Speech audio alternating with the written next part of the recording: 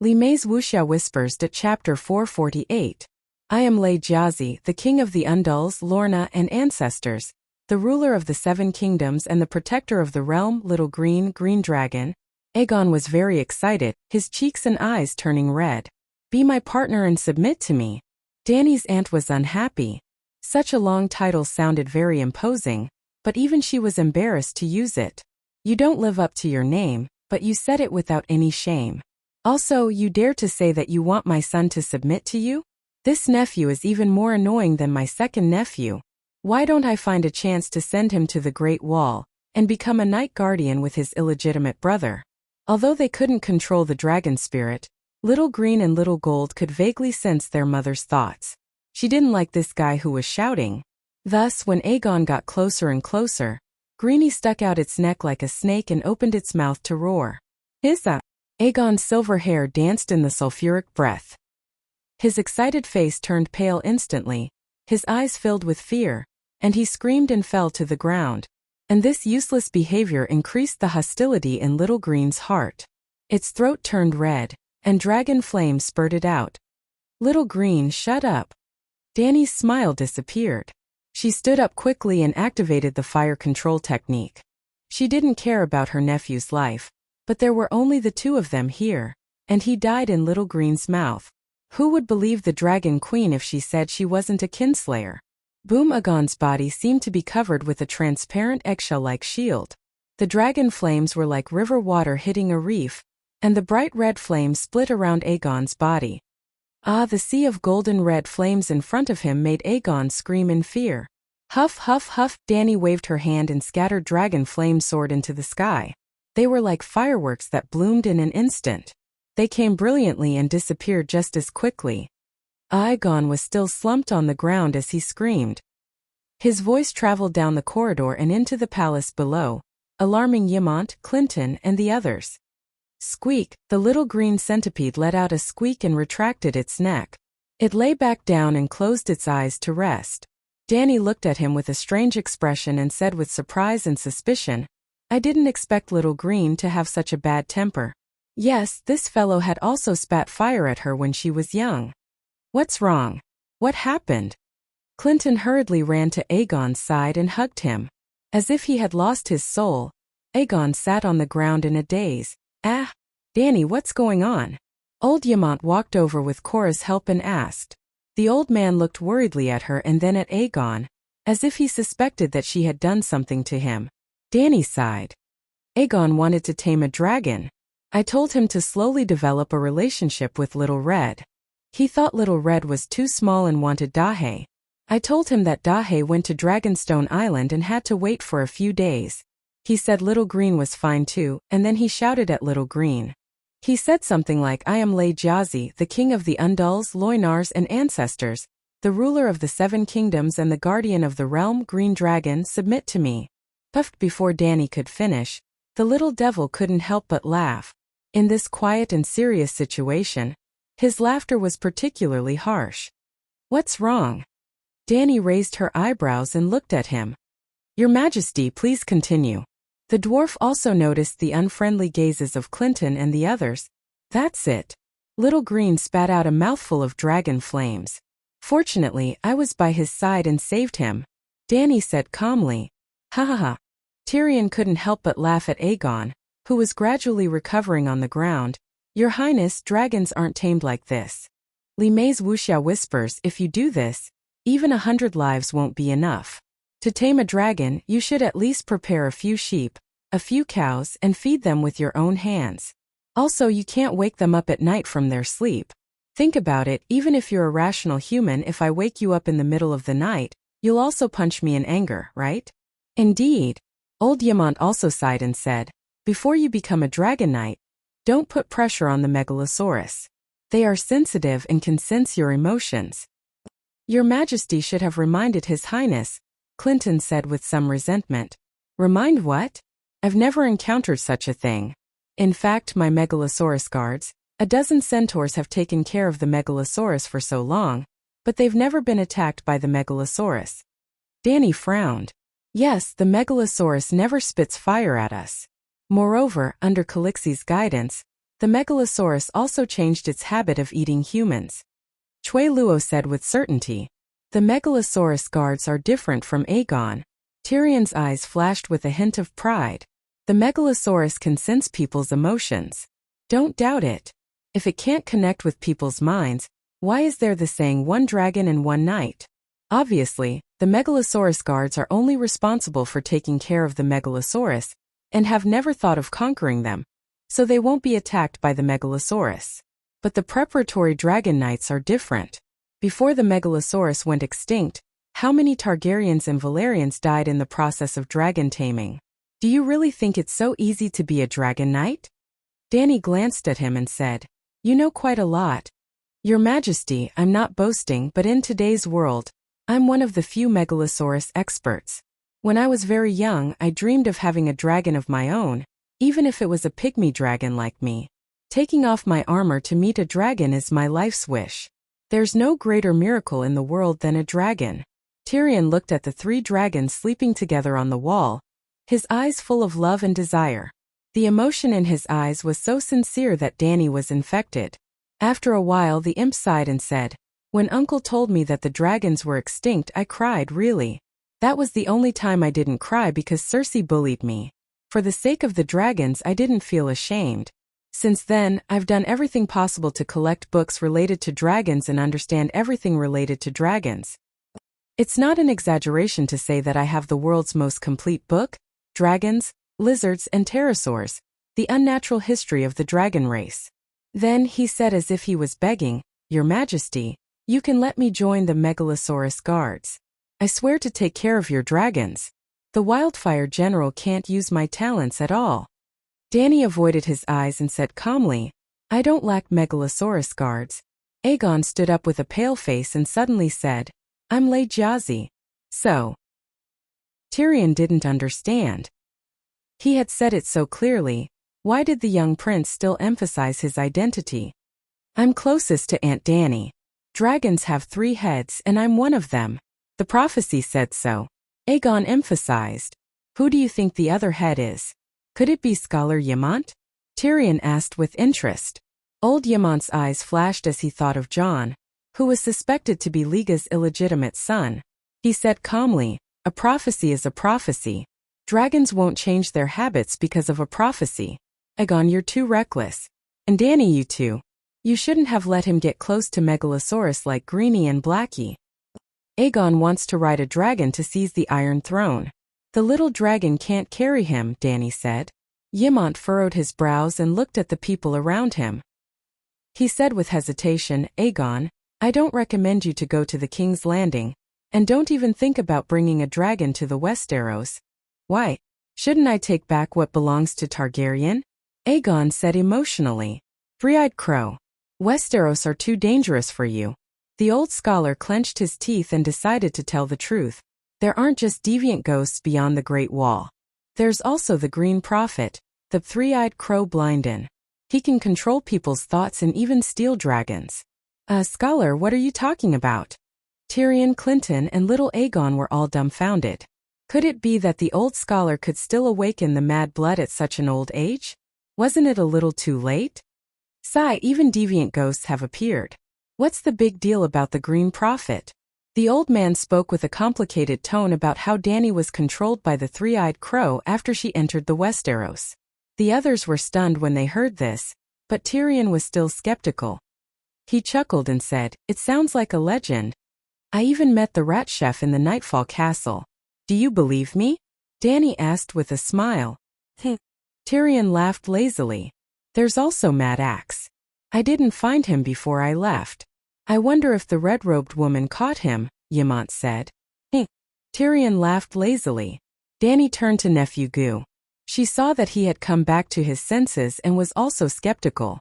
She couldn't help but suggest, Aegon, since you're in a hurry to seize the Iron Throne, why don't you go to the Great Wall for an internship? Internship for what? Aegon was puzzled. Internship to become a child of prophecy. Dany's aunt said seriously.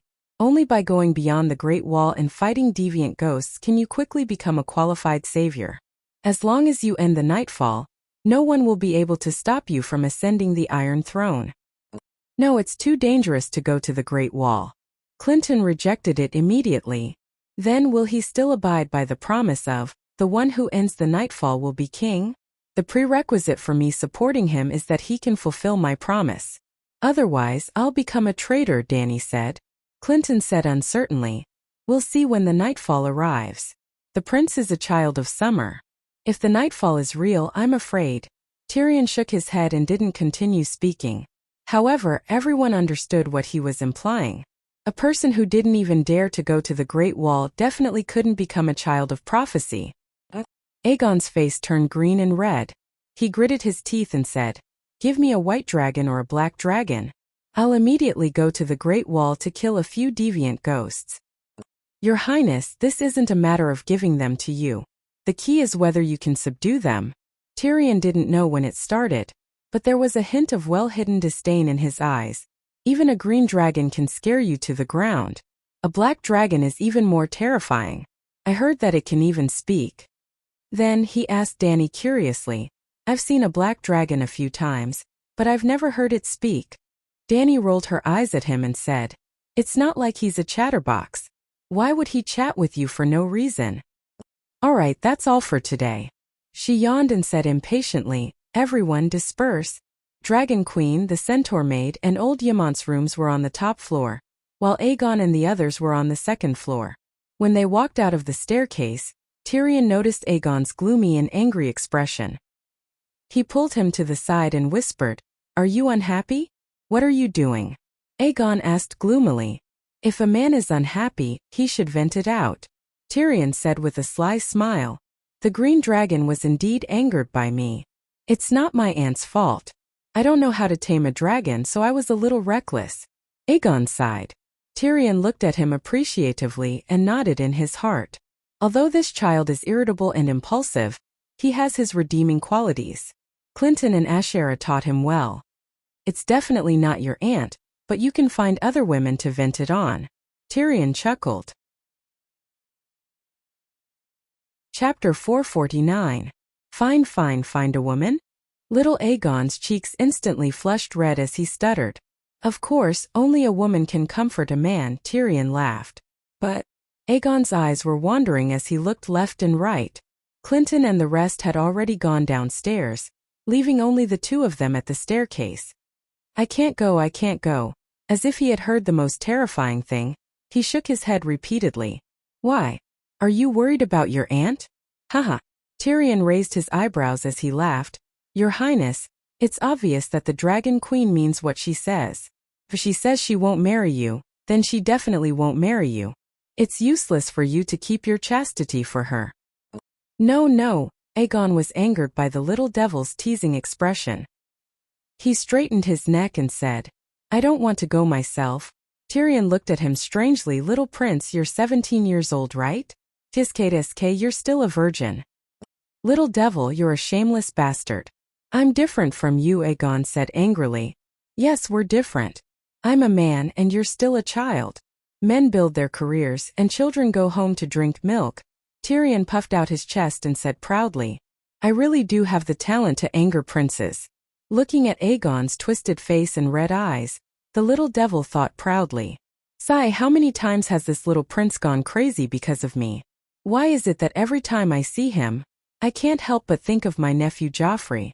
Why am I inexplicably happy when I see him jumping around in anger because of me? Even if I get slapped, I'll be happy." Slap. Aegon raised his right hand and slapped him. Tyrion took a step back and raised his hand to block the slap. "Shoo." He put his right index finger to his lips and said softly, "Little prince, do you want your Aunt Queen to see how you lose your composure and beat up her minister?" He pointed at his green leather armor that had a picture of a roaring black dragon printed on it and said, "I'm a third-rank wildfire general, not Hugu Caesar." Well, when he was still Hugu, on the way from Pentos to Slave Bay, when he was beaten up after angering little Aegon, he would not dodge. Aegon was stronger than him, so he couldn't resist. "If I hit you, my aunt would only clap her hands and cheer," little Aegon said hatefully. Even though he said that, he raised his head and carefully glanced in the direction of the top floor, giving up on the idea of slapping the dwarf again. Sooner or later, The wildfire will burn you to ashes, he cursed. Yeah, there's the possibility of being blown up into the sky by the wildfire every day. I have to get drunk today. Tyrion sighed and walked directly towards the red brick door, saying as he walked, the red nun of the Church of the Seven Gods is one of a kind in the world. It's up to you whether you want to go or not. The Seven Gods nun? Aegon exclaimed. There's hope. Tyrion's eyes flashed and he stopped in his tracks. A devout nun in the day and incomparably lewd at night. By the way, do you believe in the Seven Gods? Of course, Sister Ashera is my spiritual mentor, little Aegon said. Then have you ever dreamed of your spiritual mentor at night, and then secretly changed your underwear the next morning? Tyrion chuckled. Aegon pointed at him, his face flushed red. Looks like I have. Tyrion smiled in understanding. Don't be shy, I even dreamed of my sister when I was young, do you believe it? You beast. Aegon said agitatedly. Aren't your grandfather and grandmother also brother and sister? You Targaryens have so many examples of brother and sister unions, and you even want to marry your own aunt. Are they all beasts? Tyrion retorted. This is a Targaryen tradition, Aegon argued. Lannister can learn the traditions of Targaryen as well. Now he's even learning from you, sitting on the Iron Throne, being a king, being a mad king. Lannister's throne won't be stable, I swear, Aegon said coldly. You don't even have a dragon, what's the use of swearing? Only your aunt can do that. I will have one, a dragon has 3 heads, and I'm one of them. Words are like the wind. Prophecies are also words. Tyrion glanced at the peer and said anxiously, Red Nun can choose any of the Passion Garden's Red Nun. If you're late, you can only eat the leftovers. I don't have time to chat with you, just say it, do you want to be a man? How was little Aegon supposed to answer that? Of course I'm a man, he said stiffly. Then come with me, you'll be a man tomorrow morning. Saying that, the imp walked out of the door and climbed down the stairs of the great golden tower. Little Aegon hesitated for a moment, then gritted his teeth and followed. Hey little prince, you don't know how lucky you are to have an old hand like me as your mentor. Hearing the footsteps behind him, Tyrion's lips curled into a smug smile. You're not my mentor. Little Aegon shrunk his neck and looked back at the palace door from time to time. He was very conflicted, he was excited to explore a new world, but he was also hesitant to expect his foster father to come out and call him back. If you knew how my mentor dealt with me, you wouldn't have such an attitude. Tyrion's tone became very complicated, and even Aegon could hear the sadness in it. Your mentor, who are they? He asked. My brother and father, Tyrion said. What did they do?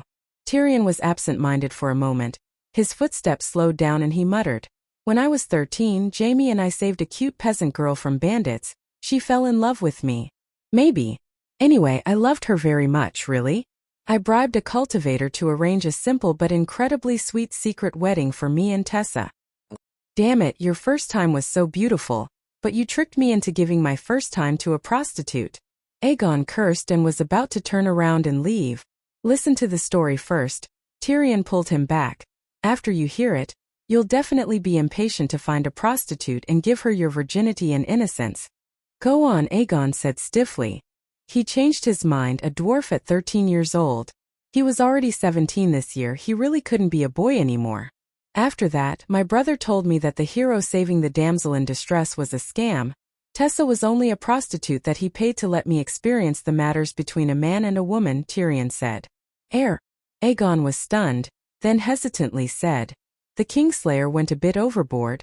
Tyrion stopped, turned around and looked at him with a complicated expression, then said, How I wish that he had the same thoughts as you back then. Aegon didn't reply, so Tyrion continued.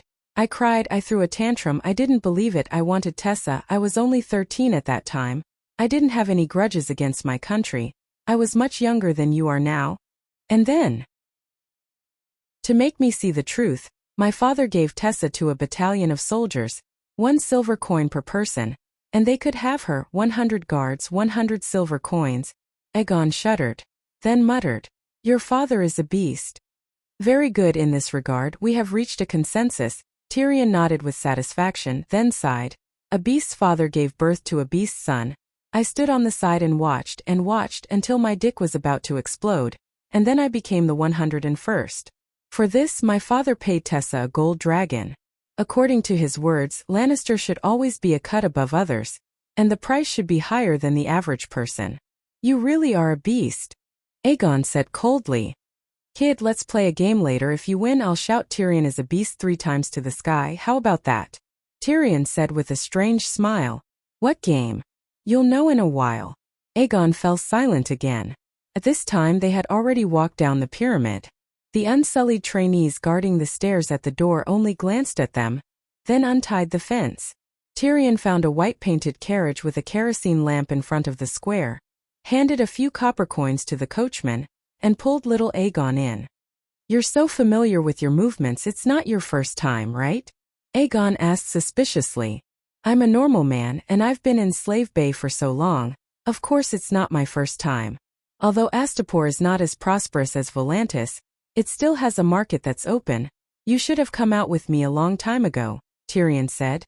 The female dwarf Finny likes you, we can all see it, Aegon suddenly said. Finny? Tyrion was stunned, then sighed. Finny is a good girl, I don't want to hurt her. Aegon looked at him strangely. Tyrion laughed bitterly, then asked, do you know the ending of the story? What story? Tessa and Tywin. Where did Tessa go? Aegon asked. I want to know too, I even asked my dad about it. We didn't come to an agreement, so. He was killed by me.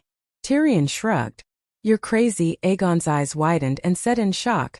You killed your father for a prostitute from more than a decade ago? After the trial, Jaime forced Jaime to save me. Maybe he thought it was the last time he said goodbye to his deformed and pitiful brother. Or maybe Jaime suddenly had a conscience, he told me something. What is it? He lied to me, he and my dad both lied to me. Tessa wasn't a prostitute, at least before she met our family of beasts. She was just a pure and kind peasant girl. Aegon was shocked and his eyes widened. Could it be Tessa really? She didn't even know my identity as Lannister at that time. Jaime and I wore casual clothes, dressed as third-rate mercenary knights. Maybe she thought I was the pet of the tall and handsome knight Jaime, a deformed little devil monkey at first. But Tessa didn't care about my dwarf size at all. She even thought that I was so small. Such a pitiful dwarf dared to fight against the fierce bandits. I was very brave. Tyrion held up 3 fingers. I've only met such a woman 3 times in my life. The first time was Tessa, the second time was Shui. It was fake. I thought Shui was the second Tessa. I also loved her like Tessa. Then she personally proved to me how rare Tessa was. The third one was Jenny. I'm not sure if she would still love me if she wasn't a dwarf. But there's no doubt that her love is as sincere as Tessa's. If that's the case, why didn't you marry her? Aegon was confused. Only a virgin like you can say such words. If you have someone in your heart at all times, you won't provoke another person who deserves the same pity. Creaked at the carriage stopped, and the decadent sounds from the temple's passion garden entered their ears. The coachman in the front row knocked on the wooden wall and said softly, Lord Wildfire, we're here. Tyrion jumped down from the carriage, holding a silver coin in his hand, and said to the coachman, remember, call me Lion King, Angry Lion, but don't call me Lord Wildfire. Okay, Lord Wildfire. The dwarf's body stiffened, and he stuffed the silver coin back into his pocket. Chapter 450. The former Temple of Divine Grace, today's Temple of Light, was a pyramid-themed building complex. The pyramid here was not as tall as Dany's Great Pyramid, but the platform at the top was wider. There was a clear swimming pool, a red rose garden, a lavender vineyard, a green olive forest, a white laurel bush. Women in red tulle were flirting on the stone steps in front of the swimming pool, waiting for customers to choose. There were the sounds of men and women having fun everywhere in the garden. The sound of music, drinking, and even the low moans that made one's imagination run wild. Tyrion stood at the entrance of the garden, as high-spirited as a general returning from the battlefield. He said loudly to Aegon, who was stunned, Now do you know why I brought you here? I won't thank you, Aegon said stubbornly. You can't be taught. Tyrion shook his head and sighed.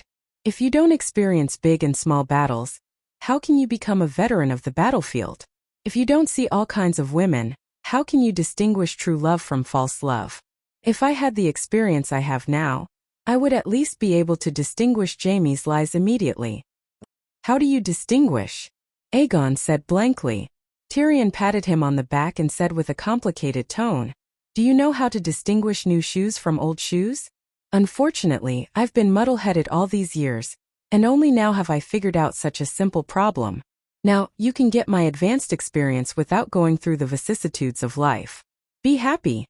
Then the dwarf strode into the Garden of Desire, opened his arms and shouted, "Devout nuns, I, Lord Wildfire, am here for evening prayers again. A Lord Wildfire, choose me, choose me. General Wildfire. Use your green flames to burn my passion." The red-clothed nuns on the steps waved and cheered. Who is this dwarf? Why is he so popular? In the garden, a sea merchant was puzzled. This is General Wildfire, the great hero who made the wildfire specially for the queen, a red-clothed nun beside him said. Great hero. The sea merchant was even more puzzled. The wildfire was prepared for the Alliance army, and if he was careless and the wildfire failed, he would immediately die. If he wasn't a great hero, then what was he? Before General Wildfire dies, we have to take good care of him. The sea merchant's face contorted. An hour later in Tyrion's minigame, Aegon suffered a crushing defeat. Not long after, a nun screamed in horror in the Passion Garden. This nun was a blue nun during the day. At night, she would put on a red veil and enter the Passion Garden. A moment later Tyrion screamed in terror. Little Aegon screamed in despair. The Passion Garden was shrouded in fear. The nuns and patrons ran around screaming. Dany was woken up from her sleep. After waking up, she ordered the Unsullied to bring everyone to the top of the pyramid. At dawn, standing on the pyramid, one could see the gray sea fog that covered the city like cotton candy, and the golden morning glow splashed vibrantly in the indigo sky in the far east. The slightly cool sea breeze stirred the sea of fog, gently caressing Dany's cheeks, making her feel refreshed. What's going on? Little Aegon and Tyrion were disheveled, slumped on chairs as if they had lost their parents. They were 4 to 5 meters away from everyone, and were still wrapped in blankets. Clinton's expression was solemn, and his eyes flickered. The sorrow on Green Saintess Grazda's face almost melted into water, dripping down her chin. Your Majesty, there's a gray plague in the city, she wailed. What gray plague? Are you kidding me? Before Dany could react, old Yamant jumped up. Yes, gray plague. Lord Wildfire has been infected. Prince Aegon is probably... The Green Saintess hesitated, her expression conflicted. Aegon suddenly wailed, miserable and sorrowful. 7 levels of hell, Aegon, you're infected too? Old Yamant's face was pale, and his body was on the verge of collapsing. I might have been infected by the little devil. Aegon's face was covered in tears as he cried in despair. 7 gods, it's my first time. And I've experienced such a tragedy. If I knew it would be like this, I wouldn't have gone with the little devil. What first time? Yamant asked curiously. Prince Aegon and General Wildfire went to the Passion Garden last night, the old Saintess said. Under the reproachful gazes of Clinton and old Yamant, Tyrion sighed. I did it out of kindness. The little prince is already 17 years old. If he were in the Westeros, you would have already experienced appropriate aristocratic education. You should know this better than me. You can find a maid, Clinton said, suppressing his anger. In the Queen's palace, find the Queen's maid? Tyrion mocked. It's not a big deal to go to the Passion Garden. Dany waved her hand and asked in confusion. First, explain how the Grey Plague came about. Of course she knew about the Grey Plague. The Grey Plague had similar symptoms to the grayscale disease, but the degree of harm was different. Strictly speaking, the grayscale disease was not terrible. It was difficult to be infected without touching the lesion on the body, but the grayscale disease could evolve into a Grey Plague with a high transmission rate. A simple analogy could be made. The grayscale disease was the common cold, and the Grey Plague was a virus mutation of the whole rice? Pandemic influenza. But Dany was not too panicked. She did not believe that there was a virus that could infect the immortals. General Wildfire was infected with the Grey Plague, but he did not know it. As a result, when he was performing the 5th move of Spring Cry with Getty noticed the black and gray spots on his inner thigh. Your Majesty. Getty is an outstanding blue nun, the old Saintess emphasized. There used to be 7 saintesses in the Temple of Divine Grace. The green saintess was the Pope, the red saintess was a holy prostitute, the white saintess was a noble virgin who went to the temple as an intern, and the blue saintess was a healer. There were also the pink saintess, the gold saintess, and the purple saintess, the saintess who served the Dragon King of Valeglia, who had lost their practical significance. Danny saw that the 7 of the 7 saintesses matched the 7 gods, so she kept the saintess system. She also redefined the pink saintess as a singing and dancing priestess, the gold saintess as a book secretary, and the purple saintess as the silent sisterhood. This Getty was skilled in medicine and had mastered the 7 spring cry techniques. She was a doctor during the day and went to the Passion Garden at night for legal and reasonable entertainment. What a talent! Are you sure it's the Gray Plague? Danny asked. The Gray Plague had similar symptoms to the grayscale disease. It was difficult to tell if it did not spread on a large scale. I've never been touched by a grayscale patient, so it must be the Gray Plague. Only the Gray Plague can spread through the air and make me infected unknowingly, Tyrion said in despair. No, not necessarily, Clinton suddenly said. Sorry, I shouldn't have hidden it from you. He sighed and took off the deerskin glove on his right hand, revealing the gray and black spots on his palm. The upper half of his middle finger was completely petrified into gray. Ah! Tyrion was stunned for a moment, then suddenly jumped up, pointed at Clinton, and roared in grief and anger. It's you're the one who infected me with the grayscale disease. The last time you tested the wildfire bullets in the brick factory, you used this hand to grab me? Old X, 7 levels of hell. John Clinton, you're too vicious. Didn't I keep asking you if you felt anything? Clinton argued with an awkward expression. Bastard, if you're sick, just say it. Tyrion shouted. Clinton was speechless. Sir, when did you get the grayscale disease?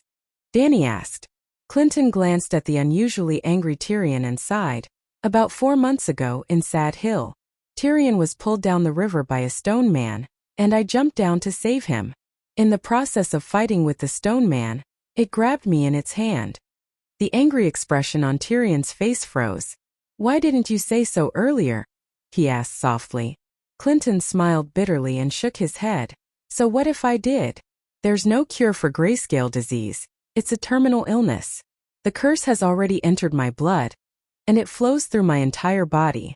Cutting off my right hand only has a small chance of curing the disease, but my right hand is my dominant hand. I still have to help Prince Aegon take down the Iron Throne.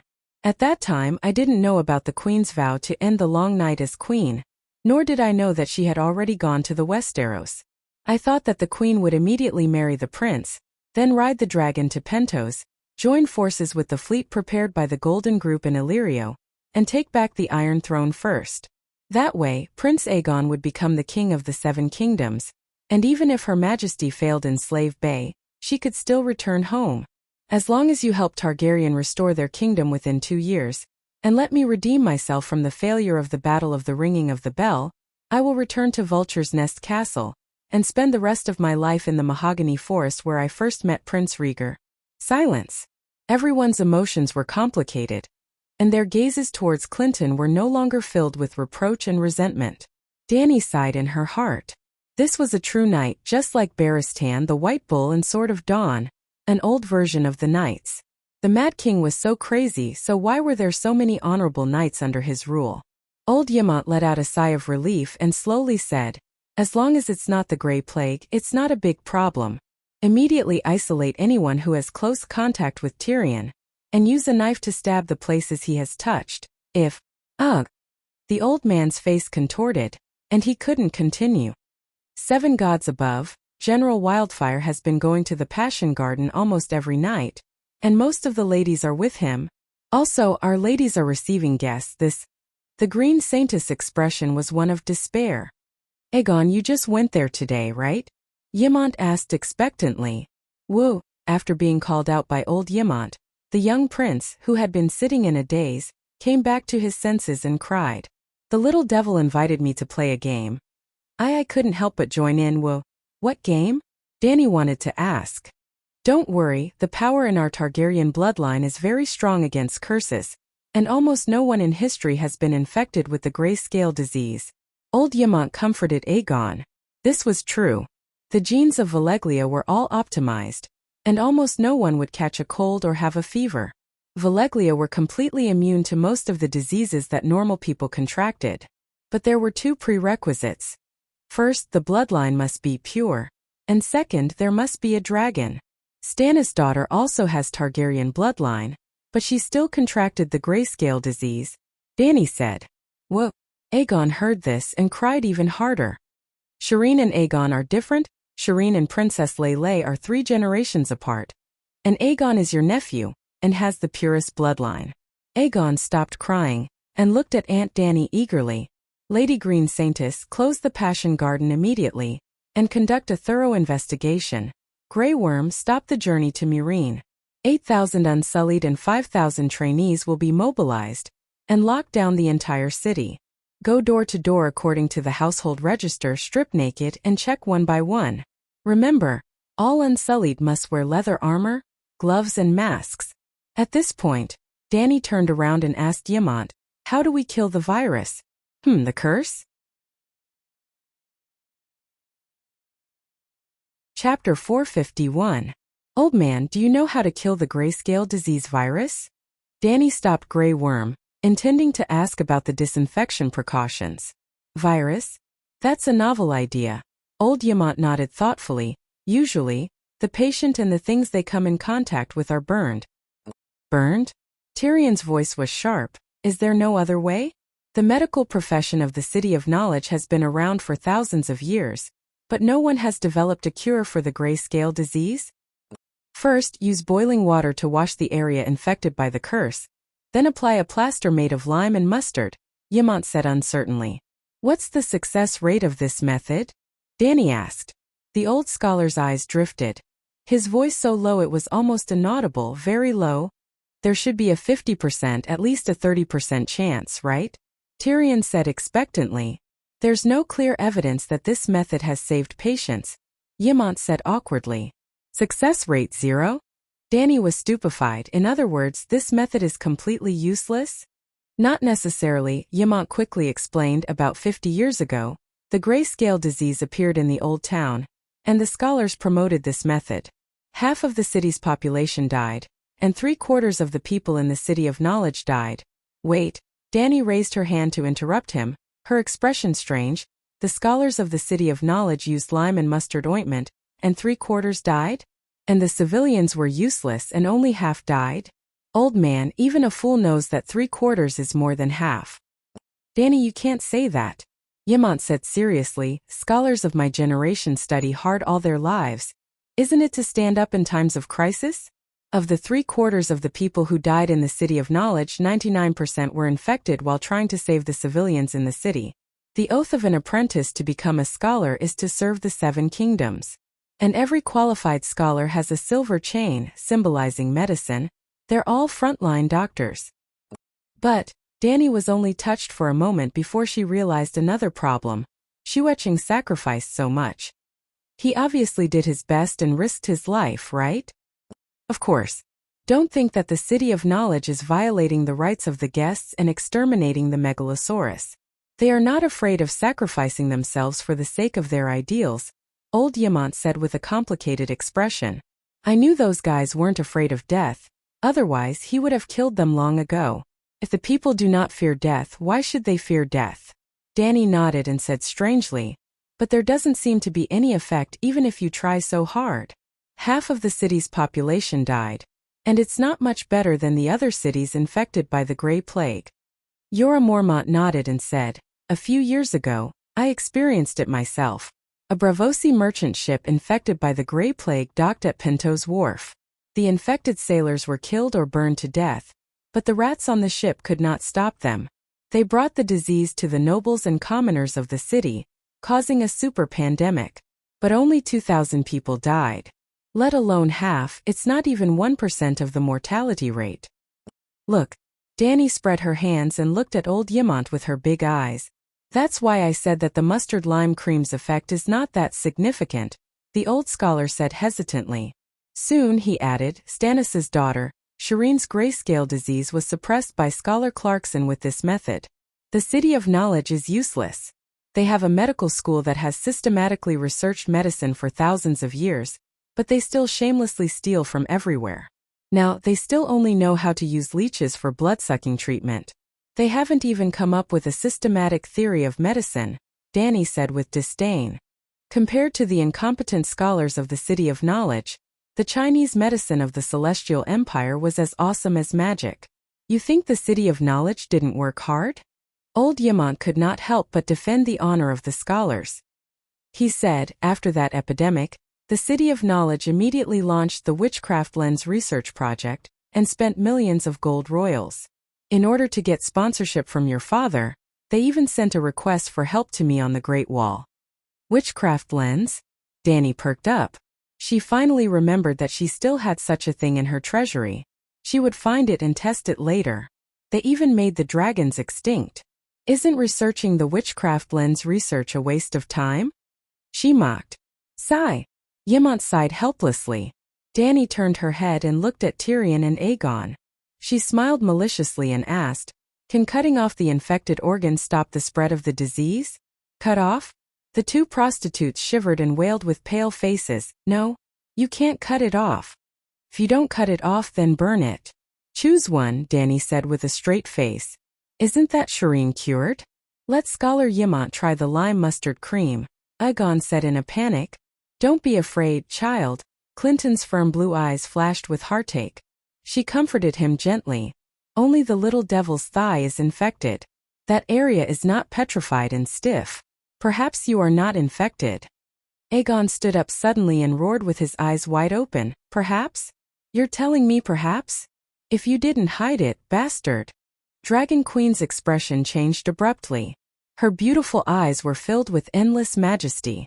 It gave everyone present the illusion that their bodies were being suppressed. Tyrion and Clinton were shocked. Aegon's face was pale. Who are you talking to? He's your foster father. Danny scolded sternly. Aegon was furious.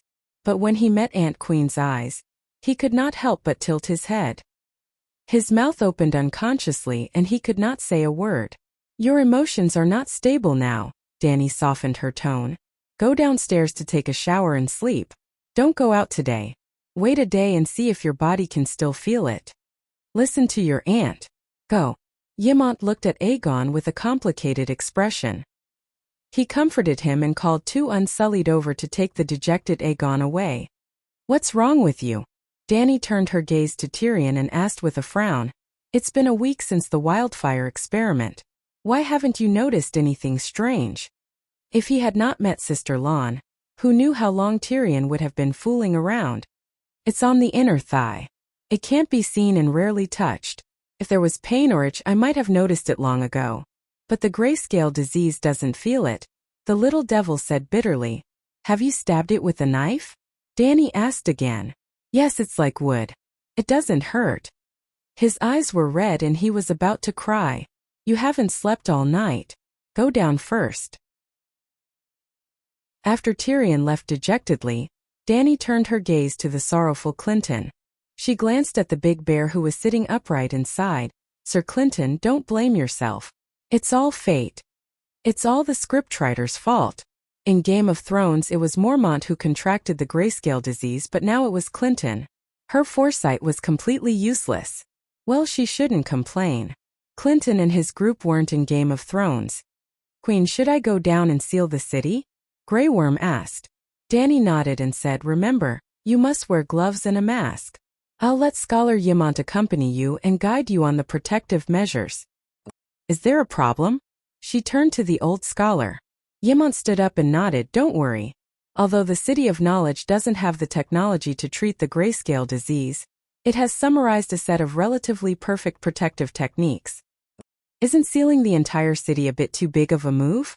It might cause panic among the citizens, Green Saintess said worriedly. Post a notice and let the people know the truth.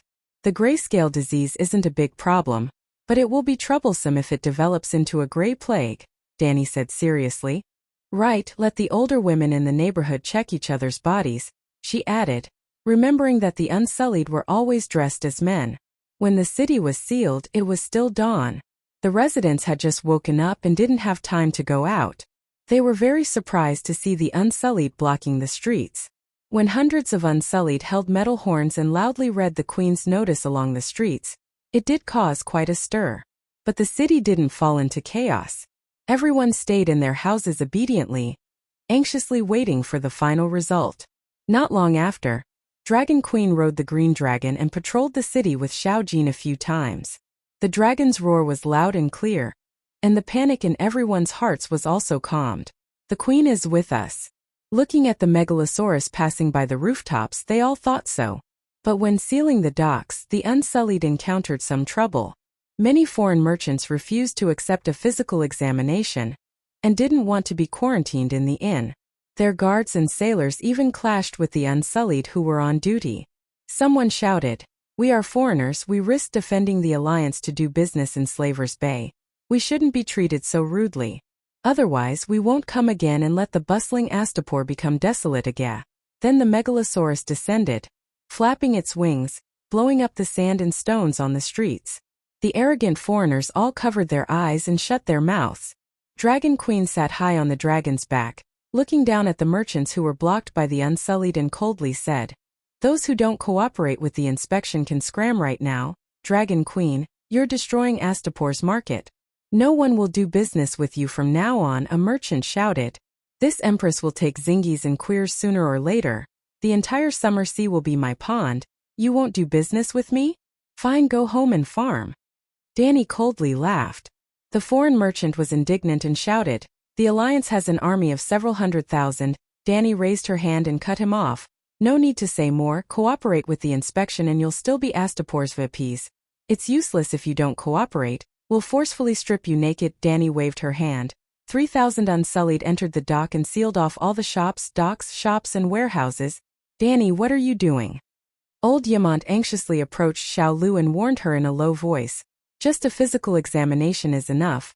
Why do you have to search the goods and warehouses? Being so strict will cause the subjects to resist. My subjects are in Astapor, they all support me. These foreign merchants are after profits, they'll come back." Danny didn't care.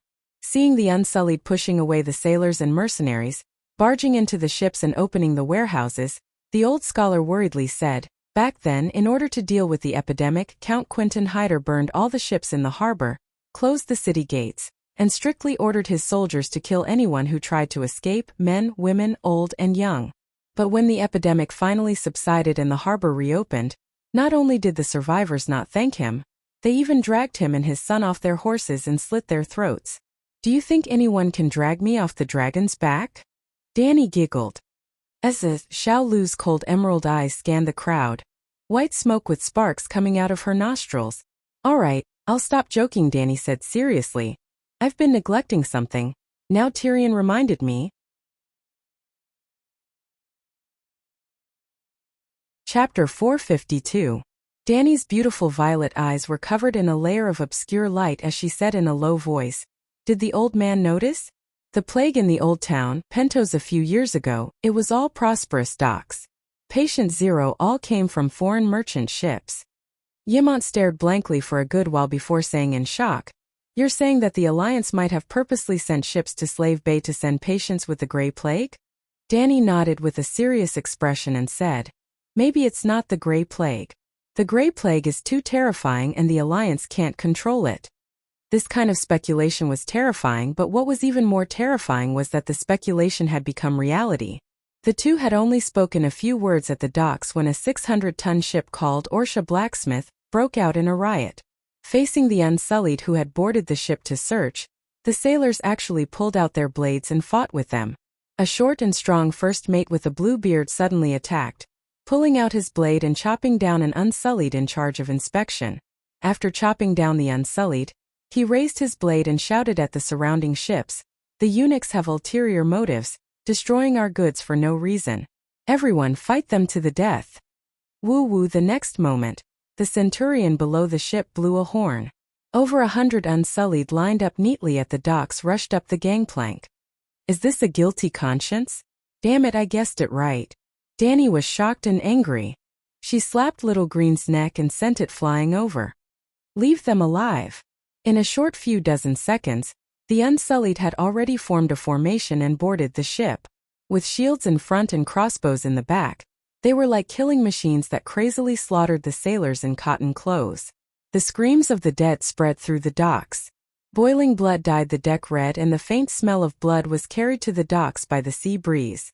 Little Green landed on the stone pier below the ship. Danny jumped down and ran up the gangplank to the deck. At this time the battle had already reached its end. 3 of the 10 Unsullied in the inspection team died due to the enemy's sudden ambush, while the rest were injured. The fully armed 100 men that came later didn't have a single death. Not even a single one was injured. The other side had more than 80 sailors. Half of them were lying in pools of blood, more than 20 were injured and captured, and the rest were hiding in a corner and crying, not participating in the battle. Yes, the efficiency was that high. The Unsullied had crossbows hanging from their waists. 2 rounds of crossbow bolts were fired, and half of the crew members who weren't even wearing leather armor fell. That first mate Bluebeard, who had suddenly launched an attack, was currently paralyzed on the ground. His left hand was covering his right arm that had been severed from the elbow. His round potato-like face was deathly pale.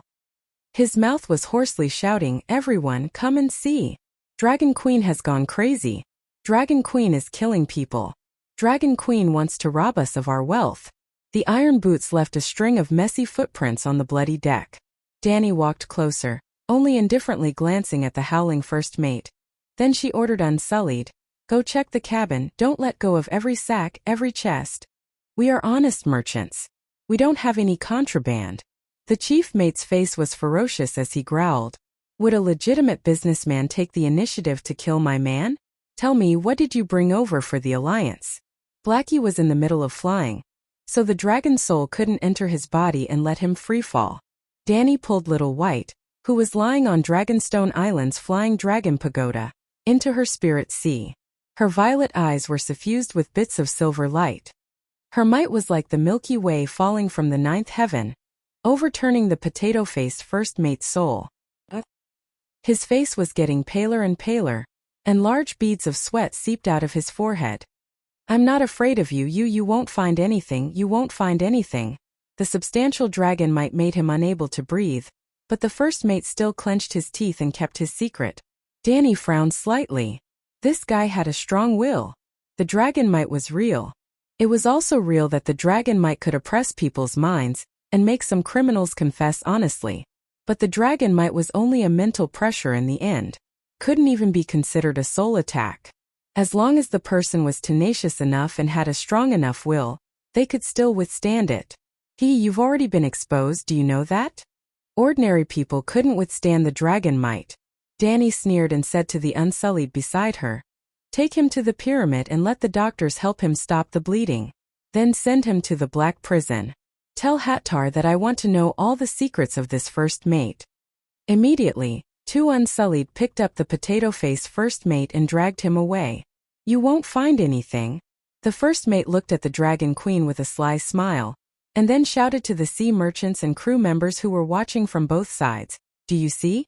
This is the descendant of the Mad King, the demon mother of dragons. This vicious woman brutally slaughtered us kind crew members. Pick up your weapons and resist. Raise your sails and leave this sinful land." Hiss! Little Green suddenly stood up, and the ferocious dragon head shot out like lightning. Its mouth almost bit the first mate's bulging potato-like face. The dragon's cry was as loud as a train whistle, but it carried the endless pressure and the smell of burnt sulfur that a train whistle didn't have. The potato-faced first mate's body stiffened, and his spine was as stiff as a bow. His mouth made a sound, but he couldn't speak a complete sentence. His lower body was drizzling with yellow rain. Plop! The Unsullied couldn't help but let go of his hands and covered his ears. The first mate's stiff body fell to the ground like a wooden stake. Little Green! Danny hurriedly ran to the side of the ship and exclaimed, "Don't scare him to death." Hiss! Little Green responded and raised its head to look around. The surrounding crew members and merchants who looked at it strangely all turned their heads to avoid the megalosaurus gaze. Half an hour later, the Unsullied came back and reported, "Your Majesty, there are only 300 barrels of paint, 500 bundles of wool, 1,000 pieces of cooked cowhide linen, and 300 tons of refined iron ingots at the bottom of the ship's hold. No contraband was found." When the ship approached the dock, there were also customs officers on board to check the cargo hold. But at that time the search was not strict. The main purpose of customs was to count the types and quantities of goods, and not to search every box and every sack in detail. That was unrealistic and a waste of time. As a matter of fact, dozens of people entered the ship's hold and took more than half an hour to complete the search. Danny frowned and said, "Are you sure every corner has been checked? Are there any caged rats or boxes, or any patients in solitary confinement?" "No, we know what you are looking for. We even specially interrogated the sailors who did not participate in the battle very quickly. They all said that they did not see any special boxes," the Unsullied said. "That doesn't make sense." Danny was puzzled. Calixi used the dragon. A general with 3 dragons imprinted on his chest walked over and reminded her. Yes, it was Danny's old subordinate, a second-ranked Navy Admiral, Blackbeard Grohl. This former captain of Illyrio had rich sailing experience, but his military accomplishments were slightly lacking. Although he helped Danny build a fleet of 100 longships, he could not control the Sea of Grief. He could only be a local tyrant in Slave Bay with the help of the Megalosaurus. "Have you forgotten? The dragon can drive the rats away. Let the green dragon drive the rats into the sea. Just now I saw a few rats running out." Seeing Danny's confusion, Blackbeard explained. Oh, Danny was enlightened. She immediately waved to the sky and called Xiaojin down. Xiaojin was small. After retracting its wings, it could enter the hold. Soon, under the protection of the Unsullied, Xiaojin entered the hold. Squeak! The dragon's might and dragon's roar filled the hold without restraint. Squeak, squeak, squeak, squeak. Hundreds of rats ran out from the hold and surged onto the deck like a tide. Even the sailors on the ship felt their scalps tingle. "Gods, have we been living with so many rats all this time?" Someone cried out in alarm. The rats were of different sizes. There were thumb-sized rats and black-furred rats the size of kittens. At first, they ran around the deck like headless flies. After a while, they all came to the side of the gangplank and prepared to escape to the dock. Squeak! Xiaolu immediately poked its head out and roared at the group of rats. Squeak, squeak, squeak. As if they were suddenly hit by soft muscle powder, almost all the rats were paralyzed on the wooden plank. Their limbs twitched a few times and they all died. No wonder everyone uses rat guts to describe cowards and cowards. "That's not wrong," Blackbeard Grohl said in surprise. 2 years ago, Blackbeard and the rest were still young and could only scare the rats. Now that the Megalosaurus had just grown up, it scared the rats to death. A group of Unsullied squatted on the deck and used chopsticks to pick up every rat. They checked it carefully before throwing it into the woven bag. Finally, the Centurion reported to the Dragon Queen. "There's no grayscale disease. All the rats are normal." "That's strange." Danny touched her chin and muttered in confusion. "They didn't bring any biochemical bombs. Why are they rebelling?" Suddenly her expression changed. Her sharp eyes scanned the ships around her. At this moment, even she was on the Orsha blacksmith. This ship was the focus of everyone's attention. Then, was it possible that the real source of the poison was on another ship? Was that potato face covering for his accomplices? "Seal off this dock immediately. I want to check every ship myself," Dragon Queen ordered loudly. This time the Unsullied were more familiar with their methods. They first gathered all the crew members in the corner of the deck before arranging for the quarantine officers to go on board to check the goods. Then it was time for the Megalosaurus to appear. Little Gold went to the bottom of the ship, and Little Green stood by the side of the ship, scaring the rats to death. "Hee, it's not bad that the Dragon Queen helped us clean up the rat problem." A certain sailor, who had been stripped naked and accepted the Unsullied's body inspection without any blind spots, shivered and groaned. What made Danny depressed was that she had been busy for the entire morning, but she had only managed to clean up the hundreds of ships at the docks once. She didn't even find a sick rat. "Danny, this is good news." On the way back to the Great Pyramid, old Yamant said happily, "There is no plague at the dock, which means that you guessed wrong. The Allies are not as crazy as you think. After all, no one has ever used the plague to deal with the enemy. If I were the Allies facing the invincible Dragon King, I would also consider sending a few bodies with the plague to the other side city. Danny said. The old man sighed and said earnestly, Danny, you are very smart. You are a natural talent. And your tactical ideas are bold and unconventional. This is very good. But you can't think of everyone as bad as you. I'm not saying that you are not good, but your strategy is specifically targeted at the weakness of human nature. It's a little not so upright. Not long after returning to the Great Pyramid, Grey Worm came over with a happy face and reported, Your Majesty, there are 65,000 households in the city, nearly 150,000 people. All of them have been checked, and no patients have been found. This means that Tyrion's grayscale disease has not spread, and Aegon may not be infected. Ymont smiled happily. Just as Danny was breathing a sigh of relief, Hattar ran in with a bloody smell and a panicked expression. Your Majesty, something bad has happened. The slave owners are treacherous.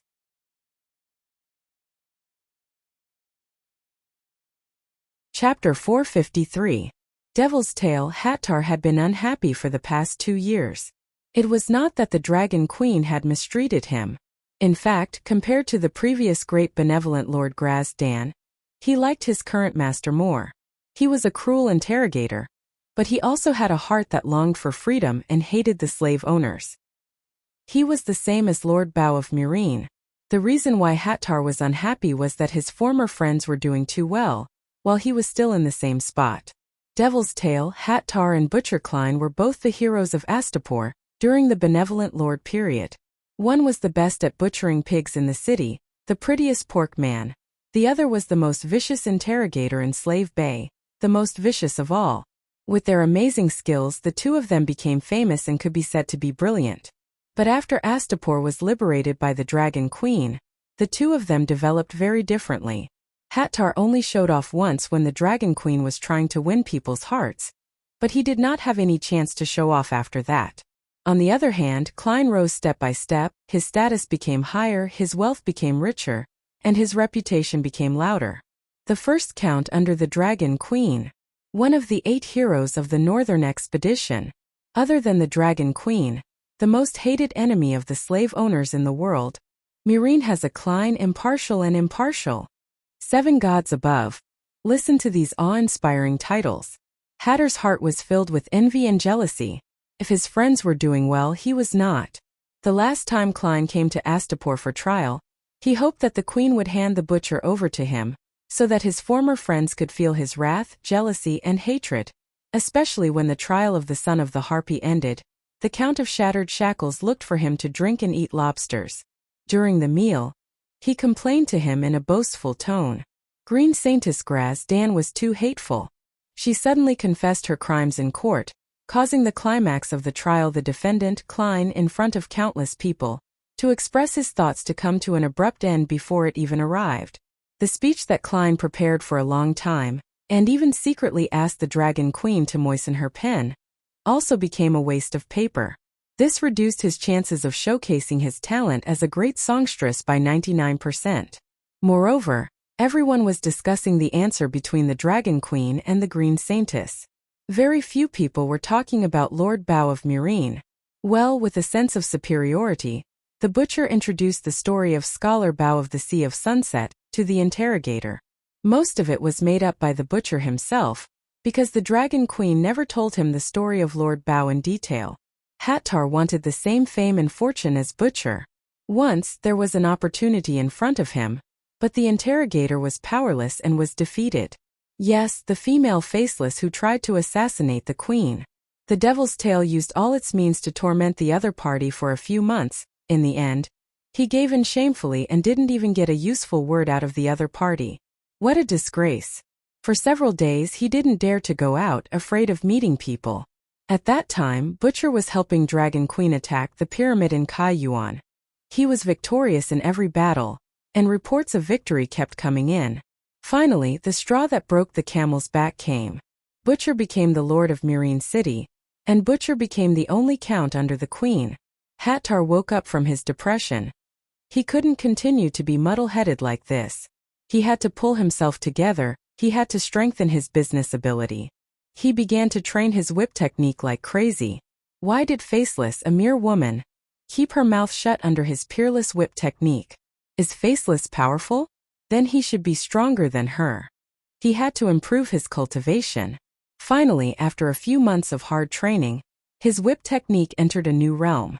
Even more fortunately, he got another chance to show off his achievements to the Dragon Queen. 100 days to weave a whip, today I whip it. Hattar, with a bloody smell, quickly walked to the front of the Dragon Queen, respectfully saluted and said, "Your Majesty, fortunately I didn't disappoint you. I have pried open the spy's mouth." Hattar was a fierce-looking man. He was 2 meters tall and had muscles all over his body, especially his 2 arms. They looked like they were made of black iron. When he bulged his biceps, it looked like 2 basketballs were strung on his arms. In terms of appearance, he was definitely the most muscular man under the Dragon Queen's command. So fast. Danny was surprised. The Dragon Queen's expression made the Devil's Tail very happy. He opened his mouth full of yellow teeth and smirked. "Your Majesty, after failing to interrogate Faceless last time, I trained hard and finally broke through to the realm of divine transcendence, so my efficiency has increased a lot." Divine transcendence? Danny was a bit confused. Just like what Sir Barristan told us about the realm of swordsmanship. Moving the finger like an arm, lifting the heavy as if it was light, lifting the light as if it was heavy, divine transcendence. You should know that I have already reached the peak of lifting the light as if it was heavy. Saying that, the Devil's Tail couldn't help but sigh. If I didn't reach the realm of lifting the light as if it was heavy, I would have already been eaten by the Dragon Queen's demon dragon after injuring her. Danny thought for a bit and nodded. If there was a realm of whip technique, then Hattar really wasn't lying. That first mate Bluebeard seemed to have a very firm will. She hesitated.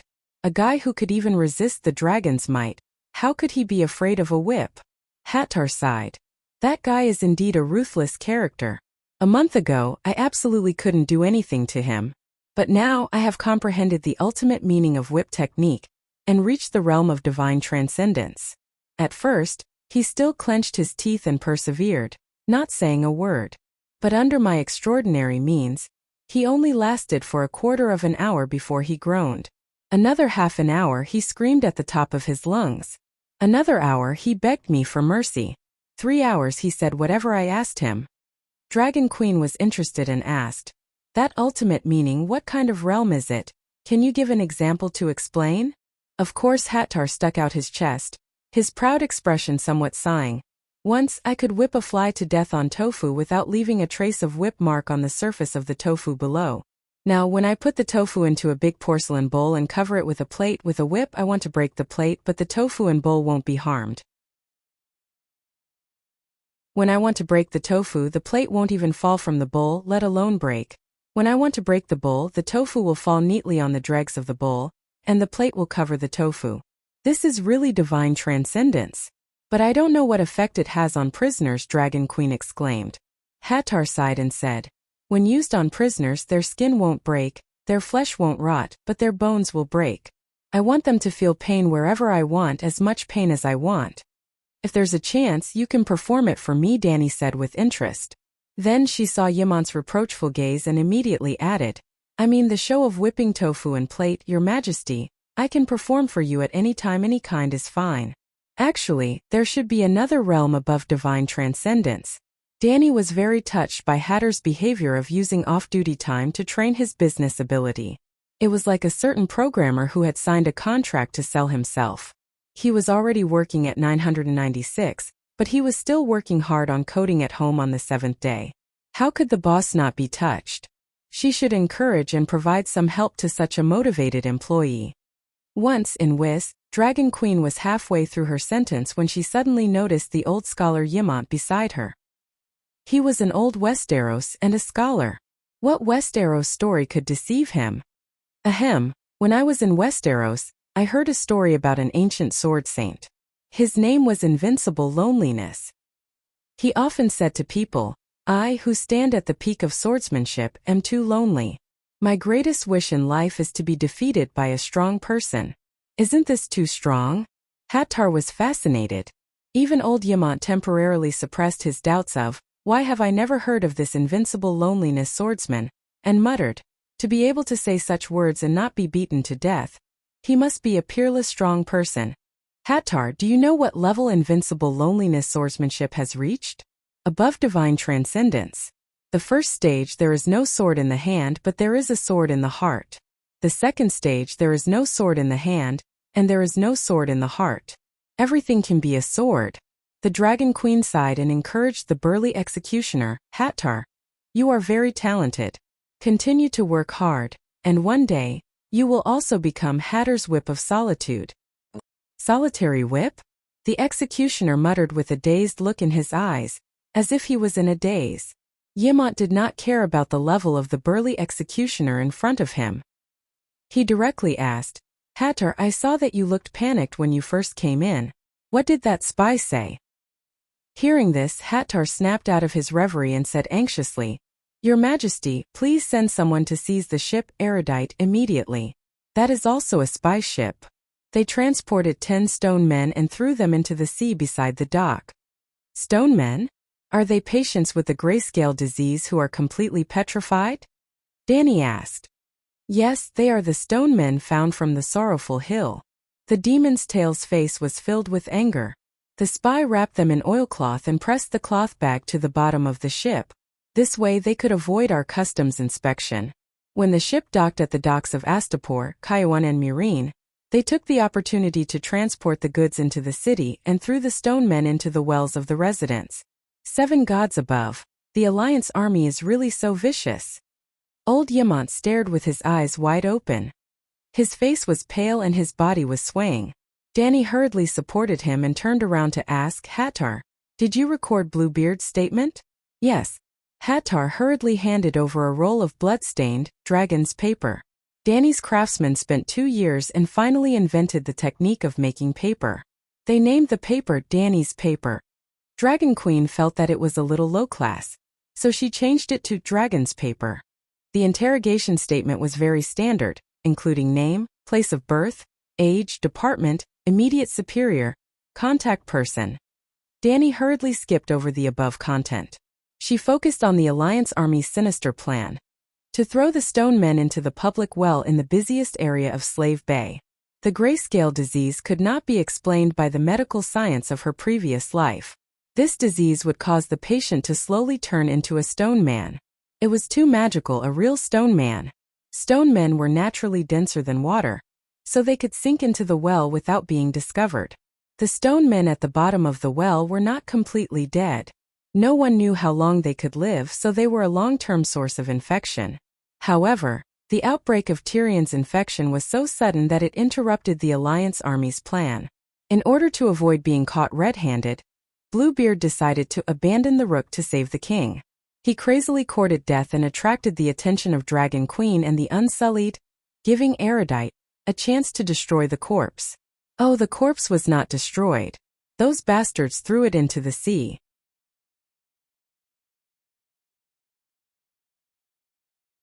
Chapter 454. If they ignored the grayscale disease stone men that sank into the bay, they might really sink into the sea. But they could also become the source of the plague, infecting the sailors and citizens on the docks, or even causing the even more terrifying grayscale disease. Therefore, it was best to deal with the corpses that sank into the sea immediately. Yes, pick them up and burn them. Thinking of this, Danny handed the document to Yimont and ordered Grey Worm, immediately detain all the sailors on Erudite. Also, seal off the sea near Erudite's berth. Old Yimont put down the document and sighed, Danny, we're in big trouble. Kaiwan and Murine also have grayscale disease stone men that were infected. Someone might have already been infected. They're courting death. A cold light flashed in Danny's eyes as she said coldly, I've changed my plan. I'm not going to wait for the night to pass. When the plague ends, Slave Bay will enter a state of war. I want to destroy New Guys first, then take down Quills. I want to seal off Quills Strait, which is also the Summer Seas route, and completely end sea trade. Old Yimont hurriedly advised, Danny, don't be rash. The key now was to stop the outbreak of the plague before it broke out. Then, store more food and weapons to deal with the night. Danny shook her head and said firmly, I didn't take the initiative to attack, not because I don't have the ability to farm and start a war at the same time. With 5 dragons, I was able to fight in a low-cost and highly efficient special battle. But considering that the night is coming, human infighting is too stupid, so I've been holding back. But now I'm being bullied. Wouldn't it be even more stupid if I don't fight back? The big picture is more important. Yimont sighed, you did very well before, trying to stall for time to develop your own strength. When the night comes, the Alliance army will naturally retreat without a fight. Now that you're angry, wouldn't it be too much of a loss if something goes wrong? Don't worry, I know what I'm doing. I won't act rashly. Danny turned her gaze to Whip of Dugu, who was standing quietly at the side with his head held high. Noticing the Dragon Queen's gaze, the interrogator took a deep breath and puffed out his chest even more. Hattar, you are very ambitious and talented, Dragon Queen praised. Hattar heard something from the Queen's words and shouted excitedly, it's my honor to serve the Queen. I will keep your Majesty's encouragement in mind. In the future, I will definitely rely on my ability to obtain the surname Solitary Tail. Just like Count Butcher, Hattar was born a slave and had a first name but no surname.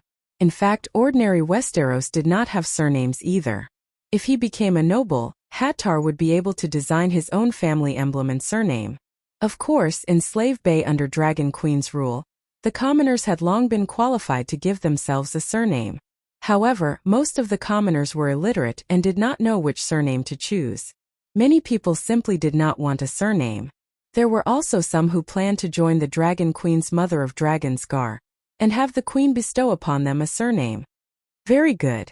Dragon Queen nodded and said, I have decided to launch the southern expedition at the last minute, but the original plan cannot be changed. Defending against the Alliance army coming from Mat Aris is my strategic focus. Therefore, the position of the Southern Expedition General is lacking. Are you interested? Southern Expedition General? 7 gods above, this was reaching the heavens in a single step. He would immediately be on the same level as Clayton's Western Expedition General. Thinking of this, Hatter's face turned red like a tomato. His voice trembled as he swore, Your Majesty, I will work harder than Clayton and be more outstanding than him. Clayton? Danny was stunned. Clayton had the bones of Scholar Lai and the skin of Lord Bao. If you are more outstanding than Clayton, then you should show off. She did not know that Hattar and Clayton were competing with each other. She also did not know that Hattar was jealous of Clayton, while setting his own life goals based on Clayton's achievements. Very good, this goal is not bad. Dragon Queen did not ask much and only nodded. Before the Southern Expedition, you have to help me get rid of those spies. I want you to find out the color of their mother's clothes. After a quick lunch, Danny brought the Unsullied to the pier.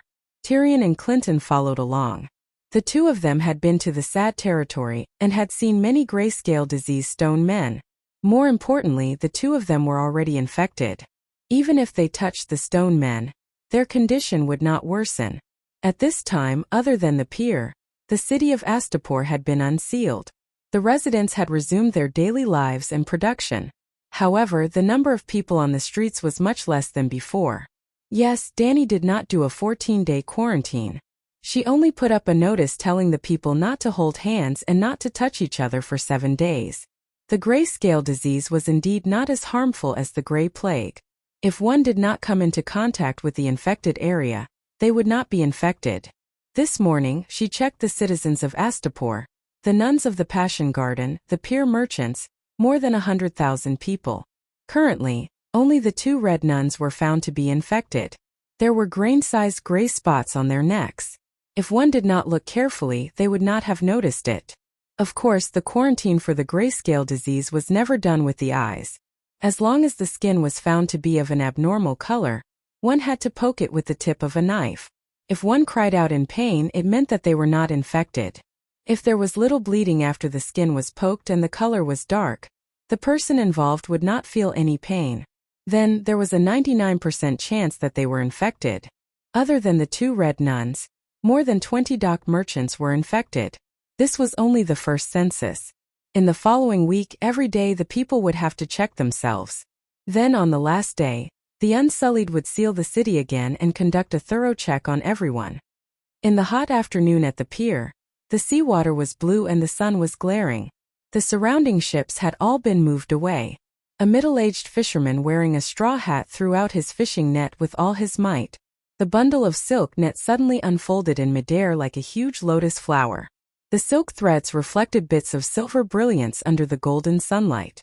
Whoosh, the fishing net that bloomed like a flower landed in the splashing seawater, covering the spot where the erudite was originally. The experienced fisherman knew what he was trying to net. He felt a little uneasy as he spat on his palm, held the rope tightly, and began to slowly pull up the net. The wet net floated to the surface of the sea, sparkling under the sunlight. Gulp! The nearby sea merchants, shop workers, and sailors all swallowed nervously. The fisherman felt his hand sink as he exclaimed, "There's something." Ah! The onlookers took a step back and craned their necks. The two emotions of horror and curiosity made them feel conflicted. Ah! Stone men! Suddenly, horrified screams sounded like a tsunami from the pier and nearby streets. The fishing net was gradually pulled ashore. Inside were three grayish-blue figures that were entangled like lobsters. They struggled slowly. Stone men! Tyrion was standing by the pier. When he saw this scene, his heart turned cold. He bared his teeth and said, "Is this a world war? Everyone is willing to go to any lengths? But my sister will probably like this style. It's simple, practical, and economical." Dany lowered her head and glanced at him. She said calmly, "The dozens of men that were infected by you kept asking me to skin you alive." Dozens of men. Tyrion's ugly face contorted. After a while, he let out a long sigh of relief. He pointed at the 3 stone men that were pulled ashore and said, "Does this count as a reward for my crimes?" Dany nodded and said, "I will announce to the public that General Wildfire saw through the Alliance's plan due to his own experience of being infected with the grayscale disease, and save the millions of people in Slave Bay. He will be rewarded with a yellow mandarin jacket and the title of Wildfire Knight." Tyrion didn't show any joy. Instead, he said worriedly, "If I say this, will the Alliance hate me? When I was in Volantis, I heard about the Butcher Count Klein's deeds. He was cursed and scolded by the Alliance just because he drove the Gith captives to break the pyramid. If it was me, when the whole city was closed for quarantine this morning, I had already told everyone the cause and effect. It was you, General Wildfire, who brought the grayscale disease to Astapor and spread the virus because of your improper behavior." Dany lowered her head and looked at his deformed head. She sneered and said, "More than 100,000 people in the city can't wait to eat your flesh and skin you. I gave you the yellow mandarin jacket to save you. Do you understand? So, I can only choose between Slave Bay and the Alliance? But I don't want to pick a side.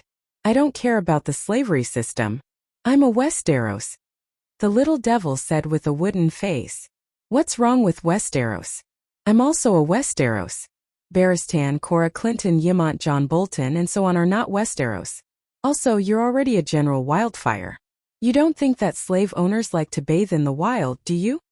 Dany said with a faint smile. The little devil held his forehead and groaned. "So, I've already boarded the pirate ship?" "No, you've already embarked on the path of glory. Look, you've also become a knight. An honorary knight personally conferred by the Archbishop. If your old man in the 7 Hells knew about this, he would definitely laugh in relief." Tyrion's face twisted. "What's the yellow mandarin jacket?" He changed the topic. "A jacket woven with golden threads.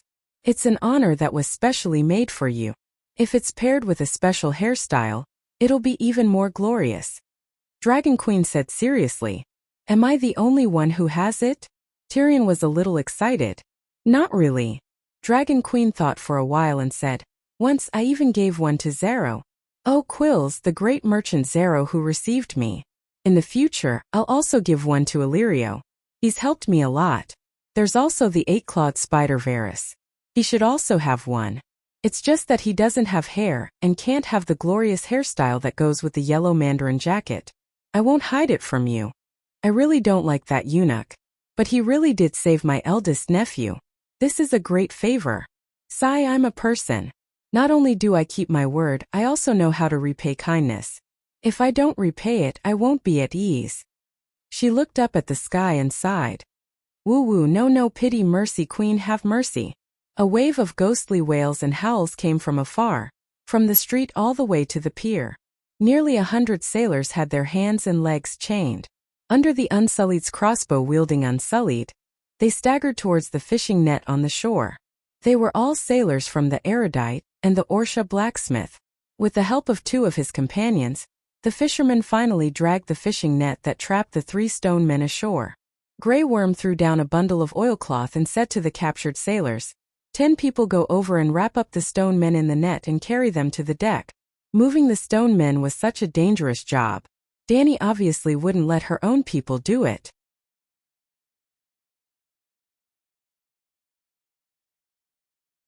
Chapter 455. The stone men were not transported into the city. The prisoners wrapped them in oiled paper and transported them to the ships. The ships immediately left the port and traveled 50 kilometers west, sending the stone men to a desolate rocky beach on the Astapor Peninsula. The Unsullied would quickly build a completely enclosed courtyard with bricks and wood, the grayscale disease quarantine area. After that, she also built a virus research center in the pyramid, and Dani herself was the researcher. But before she began her research, she had to observe the virus habits and make sure that it could be killed by high temperatures. More accurately, she had to make sure that she was not afraid of being infected.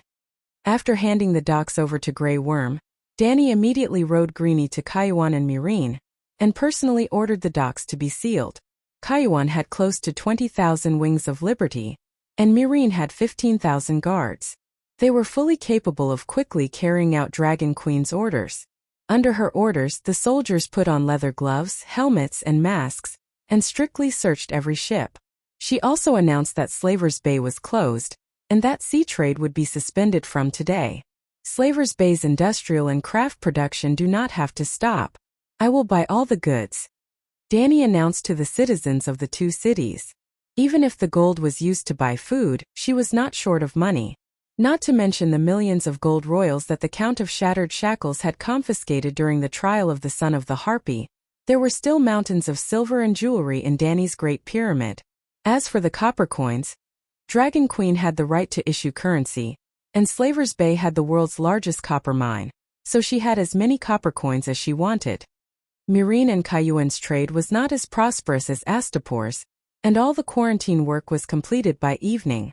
After the surprise search, no stone men were found on the docks and merchant ships. But this did not mean that Kayuan and Myrine were safe, because according to Hatter's interrogation, the spies arranged by the Alliance did not set off at the same time. The heartache of the Rhone River was the home of the stone men. It was said that the world did not have the grayscale disease. 2,000 years ago, after the battle between Valeglia's 300 Megalosaurus and Loiner's army of 150,000, Mother Loin unleashed a great flood, drowning the Loiner's most luxurious and prosperous city and drowning all Valeglia in the city. It was not certain whether the Megalosaurus had drowned or not, but Valeglia also had a large number of cavalry units, and all of them were wiped out. Since then, the city of festivals had become a sorrowful place shrouded in a layer of gray fog all day long. The forbidden magic of the Mother Stream had brought the water curse to the world grayscale disease. Grayscale disease is relatively infective. Every year, every month, or even every day, patients with the grayscale disease were discovered in the villages on the plains of the Rhone River. It was just like the deformed demons born in the land of long summer after the cataclysm. Those patients were either burned to death, or their loved ones couldn't bear it and sent the patients to the sad area. Every year, the people of Valeglia would arrange a fleet to transport large amounts of food to the sorrowful territory upstream. Well, before being completely petrified, the patient also needed to eat. For example, Tyrion and Clinton ate a lot of food every day. Because of that, it was easy for the people of Valeglia to search for 30 stone men in the sad area. If there was a need, they could find more stone men. Hundreds and thousands.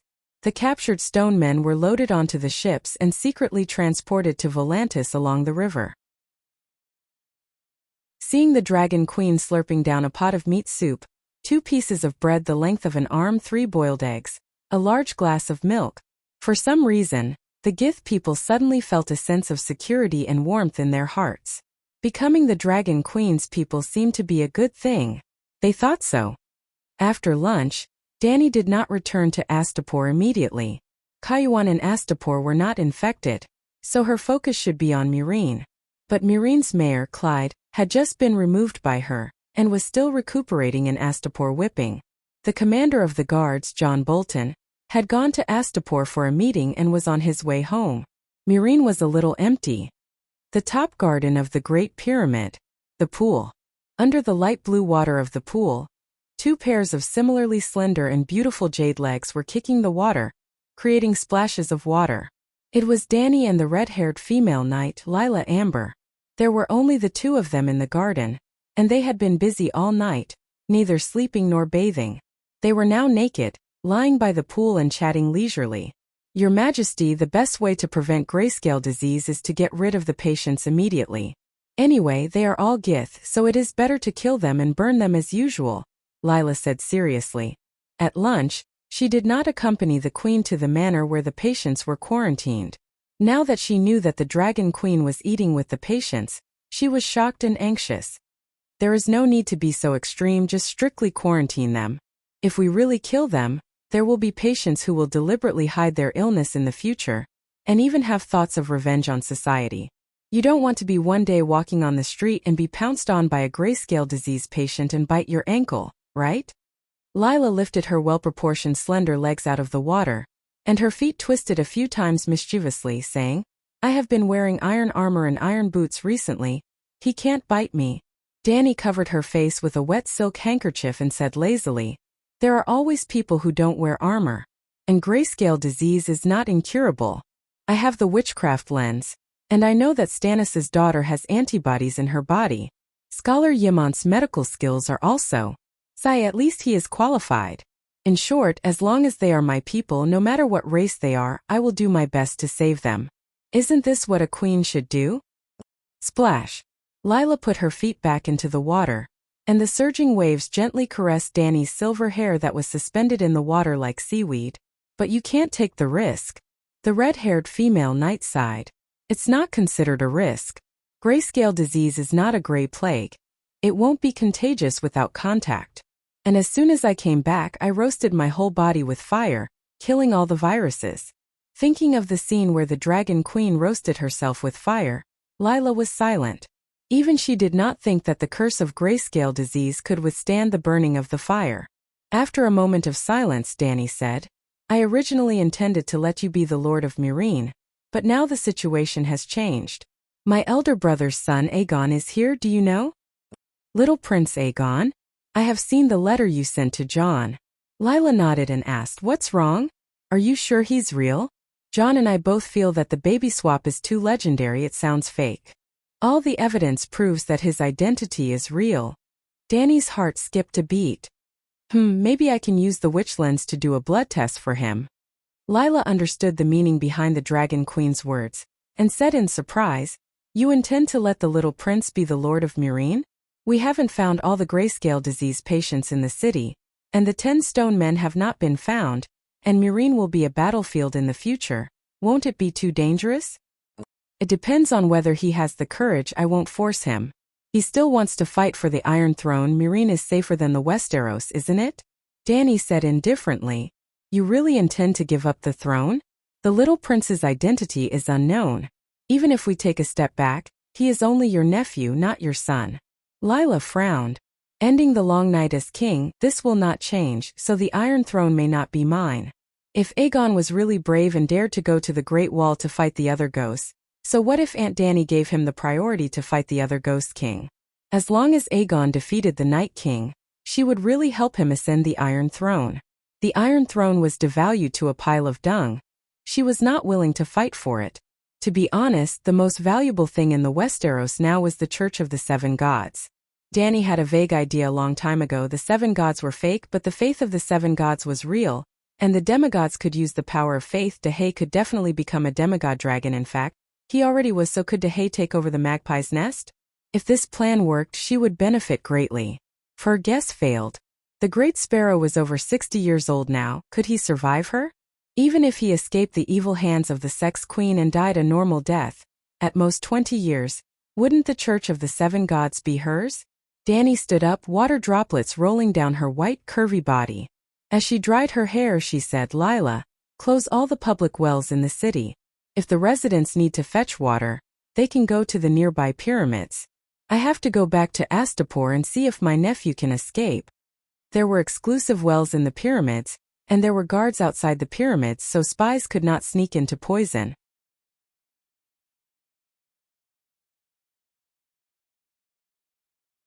Chapter 456. It was a pity. Little Aegon had fallen into a trap. Sob, sob, sob, I don't feel anything anymore. Why am I so unlucky? So many people and little demons. They're all fine. I just sob, sob, sob. I don't want to live anymore. Instead of waiting for death and humiliation, I might as well end it now. Dragon Queen rode on green and descended from the sky in the golden sunset. As soon as she jumped off the back of the Megalosaurus, she saw Nephew Gu crying and rushing to the wall, wanting to commit suicide. Old Aemon pulled at his sleeve, but was dragged forward unsteadily. The old man hurriedly persuaded, "Child, don't be rash. Your aunt is back. She knows magic, maybe. Let him jump." Dany took the towel from Ji-Chi and wiped her face while sneering. "He won't die from jumping the pyramid. At most he'll be crippled. If he wants to jump, let him jump. If he breaks his leg, he'll naturally be obedient." Old Yamont's face darkened, but after thinking about it, Dany was right. The pyramid had a total of 33 steps, and a total height of 105 meters. Each step was only 3 meters high. He wouldn't die even if he fell head first. 7 gods above, why am I so miserable? Little Aegon didn't jump anymore. He squatted on the ground and cried while covering his face. "Look at you. Where's the demeanor of the child of prophecy?" Dany's aunt mocked without sympathy. Yasuo Yahai wouldn't be able to accept this. General Wildfire, who was drinking by the side, said helplessly, "The knife is bleeding, but he doesn't feel anything. Any man would be unable to accept this." The female dwarf who was pouring wine for the little demon looked up and carefully glanced at Dragon Queen. She comforted her gently, "Don't be discouraged. The queen is omnipotent. She'll definitely be able to cure you." The female dwarf wasn't flattering. After coming to Slave Bay and seeing the noble, beautiful, amiable and domineering Dragon Queen, she became her little fangirl. "Fenny, how have you been in the literary troupe?" Dany asked casually. Fenny was a comic performer. She rode a pig and a dog with her dwarf brother. They pretended to be knights and competed with each other. They used funny actions and parody lines to win the audience's laughter. Because Cersei had placed a high bounty on Tyrion, Fenny's gnome brother was implicated. The mercenaries had taken the gnome brother's head as Tyrion's and went to the King's Landing in exchange for the bounty from Cersei. According to the original fate, Tyrion was supposed to replace the dwarf brother and form a comical pair with Fenny. But although Dragon Queen didn't like Tyrion, she didn't like the ending of Game of Thrones. She didn't want to humiliate him and make him a clown.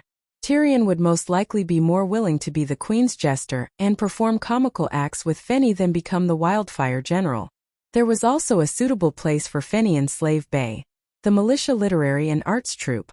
She had been adapting to her new life in the Literary and Arts Troupe. "Everyone is very kind and nice to me. I played the role of young Lady Hill in Shrike, Hill and the Bug this afternoon. After the performance, many people applauded me." Fenny's cheeks were as red as an apple. She was very cute.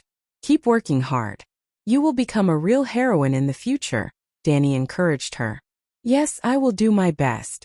The little dwarf raised her small white fist and said excitedly, "I am going to die." Tyrion saw that the female dwarf was happy from the bottom of her heart. He had mixed feelings. He was gratified, sad, and a little jealous. He was jealous of the man Fenny would marry in the future after he died. "How is the situation in Meereen and Kaiwan?" Yamont asked. Dany shook her head and sighed. "It's bad. The public well in Meereen has been poisoned by stone men.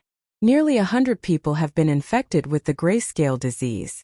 Kaiwan, on the other hand, hasn't found any patients yet." Hiss, a dragon's roar came from the west. Everyone turned their heads and saw a black shadow flying out of the red sun. The black shadow flew towards the Great Pyramid, getting bigger and bigger. Gradually, everyone could see that it was a ferocious black dragon with an imposing aura. "Big Black is back from Dragonstone Island. That was fast," Yamont exclaimed. Seeing Big Black, Tyrion's depression disappeared. He stood up and said excitedly, "7 gods above. In only 2 days, I ran back and forth between Dragonstone Island and Astapor. The megalosaurus is too fast. If I had a dragon, I wouldn't exchange it for the Iron Throne. I would ride a dragon and explore the world every day.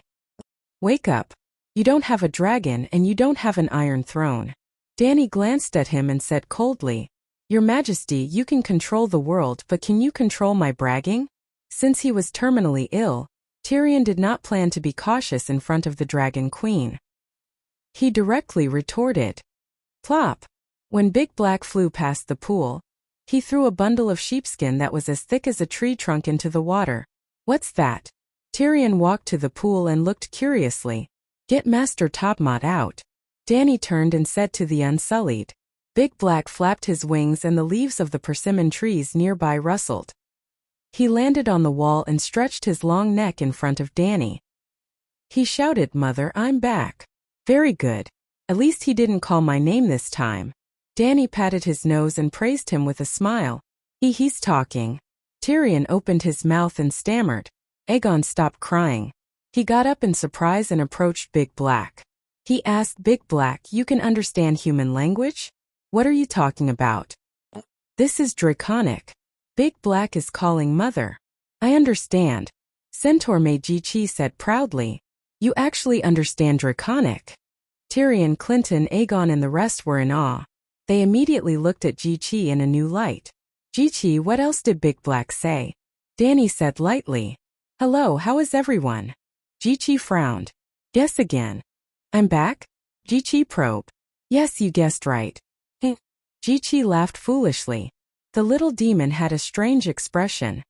In Draconic, you only know one word, Mother? No, I also know Might Force, Morning Sun Palace, and Palace of Compassionate and Peaceful. The centaur maid said seriously. The little demon was stupefied. Your Majesty, this person has been unconscious for a long time. The situation is not good. At this time, the Unsullied had already dragged the sheepskin scroll from the pool ashore. After opening it, a thin old man with a long face was revealed. Bald head, short white beard around his lips, medium stature. What made Danny feel strange was that this little old man was not burly. He did not even have the strong biceps that blacksmiths must have. At this time, the blacksmith master's eyes were closed. His thin face was green. His lips and collar were sour with vomit. His chest that was wearing a gorgeous checkered brocade robe was barely moving. It seemed like he was about to die. Let me see. Ymont quickly walked over and squatted down to check. 7 gods above. This is really Master Tobu of King's Landing Steel Street. Tyrion shouted and turned to look at Dragon Queen in shock. Why did you kidnap Master Tobu here? Dragon Queen crossed her arms and looked at Ymont squeezing the blacksmith's chest and abdomen. She casually said, in addition to his forging skills, what else is worthy of my attention? Forging. Suddenly, Tyrion remembered 2 things. Tobu had recast the tile steel sword for his dead father, and Dragon Queen had snatched dozens of tile steel swords in Volantis. You want to recast the tile steel sword? Is it necessary to tie people here for a sword? The little demon found it hard to understand. Cough, cough, cough. Under Ymont's rhythmic squeezing, the blacksmith master's thin face gradually faded, and his breathing slowly became heavier.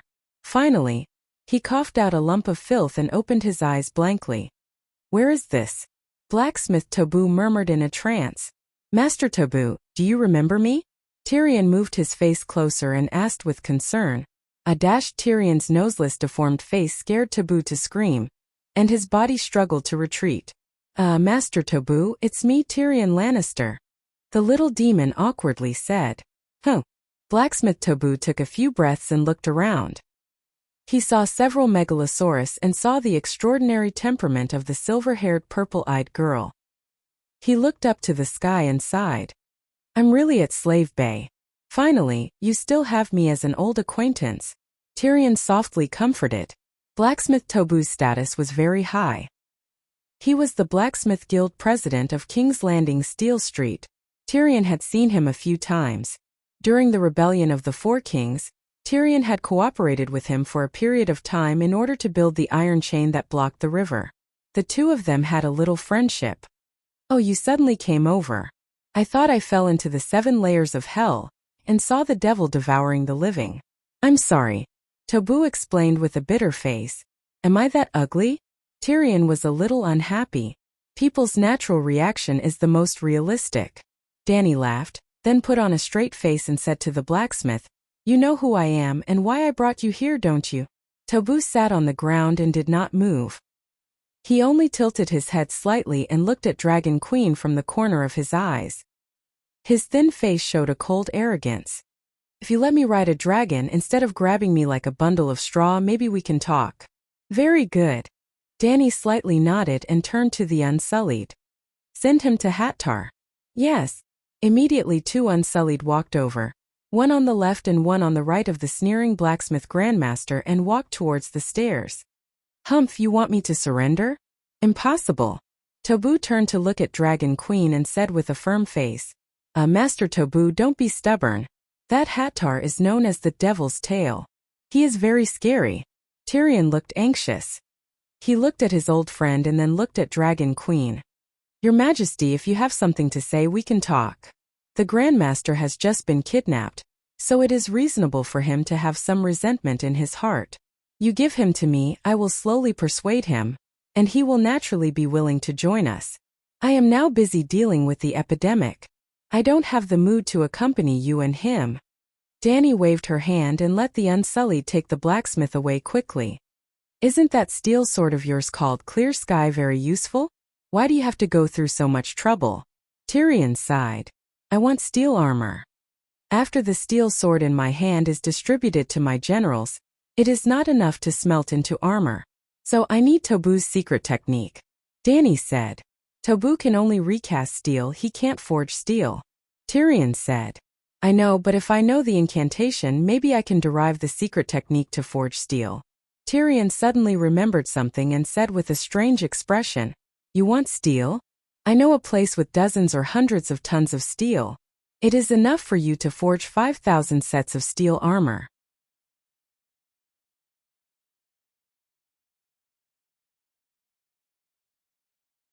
Chapter 457. 100 tons of tile steel? Where? Dany looked at the little devil suspiciously. "What, you don't believe me?" Tyrion looked smug as he raised his eyebrows and asked. "There are only 3,000 tile steel weapons in the entire world, which adds up to less than 30 tons. Now you're telling me that there's 100 tons of tile steel hidden somewhere. Can I believe it?" Dany said calmly. No. Tyrion waved his finger and smiled. "It's not hidden. It's on both sides of the road. Hundreds of people pass by it every day. At least 1 million people know of its existence." This time Dany was a little shocked. The little devil didn't seem to be lying. "Then I know." Clinton and Aegon exclaimed at the same time. "There are indeed hundreds of tons. That Valeglia statue is huge." "Statue? Where is it?" Dany asked quickly. "In Ghetto Do," Clinton said. After leaving Pentos, they walked along Valeglia Avenue towards the east for about 500 kilometers to the banks of the Little Lorne River. There were the ruins of an ancient city of Loina, the ruins of the former Ghetto Do. "Have you all seen the tile steel statue?"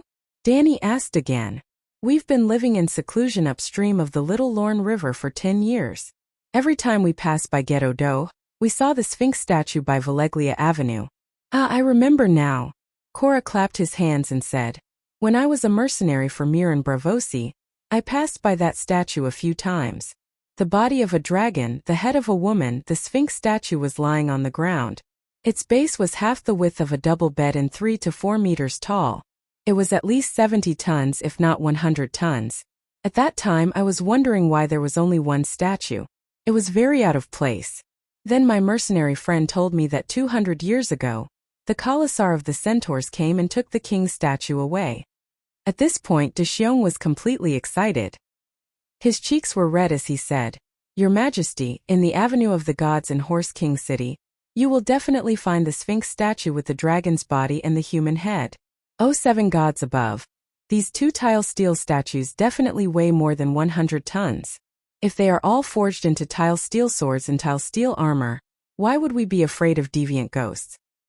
Yes, there was originally a pair of Sphinx statues standing on both sides of the road. One of them was installed on a huge wooden wheel by the centaurs and was dragged all the way back to Horse King City. Clinton nodded. Hearing what they said, Danny became a little suspicious. Are you sure that's steel and not ordinary steel? Tyrion said with absolute certainty. Thousands of years of wind and rain. Yet there's not a trace of rust. What else could it be other than steel? Moreover, with Valeglia's extravagance, would they use steel to forge a triumphal arch? Arc de Triomphe? Is that the Arc de Triomphe? Aegon asked doubtfully. Tyrion nodded slowly. Look at the map of the western continent of Ursus. Godo is the last city in the North Loiner. 2,000 years ago, the Loinans and Valeglia fought from Valeglia all the way to the capital of the festival, which is today's Sorrowful Hill. In the capital of the festival, the Rhone River suddenly flooded at night, drowning all of Valeglia's cavalry and infantry, more than 100,000 people. Yes, Valeglia also has cavalry, heavy cavalry. They are responsible for clearing the crossbow formations on the battlefield, and then the dragons swooped down and set the prairie ablaze. Danny rubbed her chin in thought and said casually, I didn't expect you to even know Valeglia's tactics. These words seemed to tickle the little demon's itch. He said proudly, I've said it before. I'm an expert on the Megalosaurus. Dragons aren't invincible. Do you know why Valeglia likes to attack with a group of dragons? In every battle there are 300 dragons, 100 dragons, it's scary. It's to scare people. Tyrion said proudly, this is Valeglia's tactic. Hundreds of dragons cover the sky, and the soldiers below are terrified. The crossbowmen are not in the mood to control the crossbows. In the era before the dragon-slaying crossbow was invented by the scholars, the crossbow could also kill the Megalosaurus. The Dornishman killed the 100-year-old dragon Muricis is an example. That's because the Dornishmen were lucky and shot the Megalosaurus in the eye. After the Megalosaurus reached adulthood, ordinary arrows and even crossbows couldn't break its scales. Do you think your ancestors didn't prepare crossbows in the Battle of Blazing Fury? Unfortunately, they couldn't even break the scales. Old Yamant frowned. Yep, the Battle of Blazing Fury was between Targaryen and Lannister of the West plus Highgarden and Gardner. It was also after that battle that Lannister submitted to Targaryen and dutifully served as a good subject for 300 years. Tyrion sighed and said, look at Blackie. His eyes are now the size of bowls. In the future, as his body grows larger, his eyes will inevitably grow larger as well. An eyeball that was bigger than a window, wasn't that a fatal flaw? Any qualified archer could hit a window 200 meters away with a ballista. Right? When the Megalosaurus spits fire, its mouth is down, its head is down, and its eyes are also staring down at the target, right? If it can stare at you, it means that its eyes are already exposed to you. As long as you're not afraid of death and have a strong will, you'll definitely be able to shoot it. After all, the attack range of a dragon's flame will never be as far as an arrow. Before the fire reaches you, you'll definitely be able to shoot the last arrow. Old Yamant was speechless. Danny turned back to look at Blackie and Greenie's large, shining eyes. She also seemed to be deep in thought. Tyrion continued, dragons are very powerful, but they're not invincible. The people of Valeglia know this, so they formed a heavy cavalry that was second only to the Loinars. The Megalosaurus dragon might help our heavy cavalry suppress the enemy's heavy cavalry, and our heavy cavalry helped the Megalosaurus clear the archers and crossbow arrays. This cooperation is the true reason why Valeglia is invincible. How do you know all this? Aegon was shocked. Books Silvas, Tyrion said. Silvas? Aegon had a strange expression. Haha. Tyrion's black and blue eyes flashed with a bright light. He chuckled and said, do you know who invented Silvas? The Volantis, Aegon said. No, they were still Valeglia back then. Tyrion emphasized. The Valyrians set their own rules. The dragon eats the elephant eats the heavy cavalry eats the catapults, the archers, and the siege scales. Then the catapults eat the dragon, and the siege scales eat the dragon.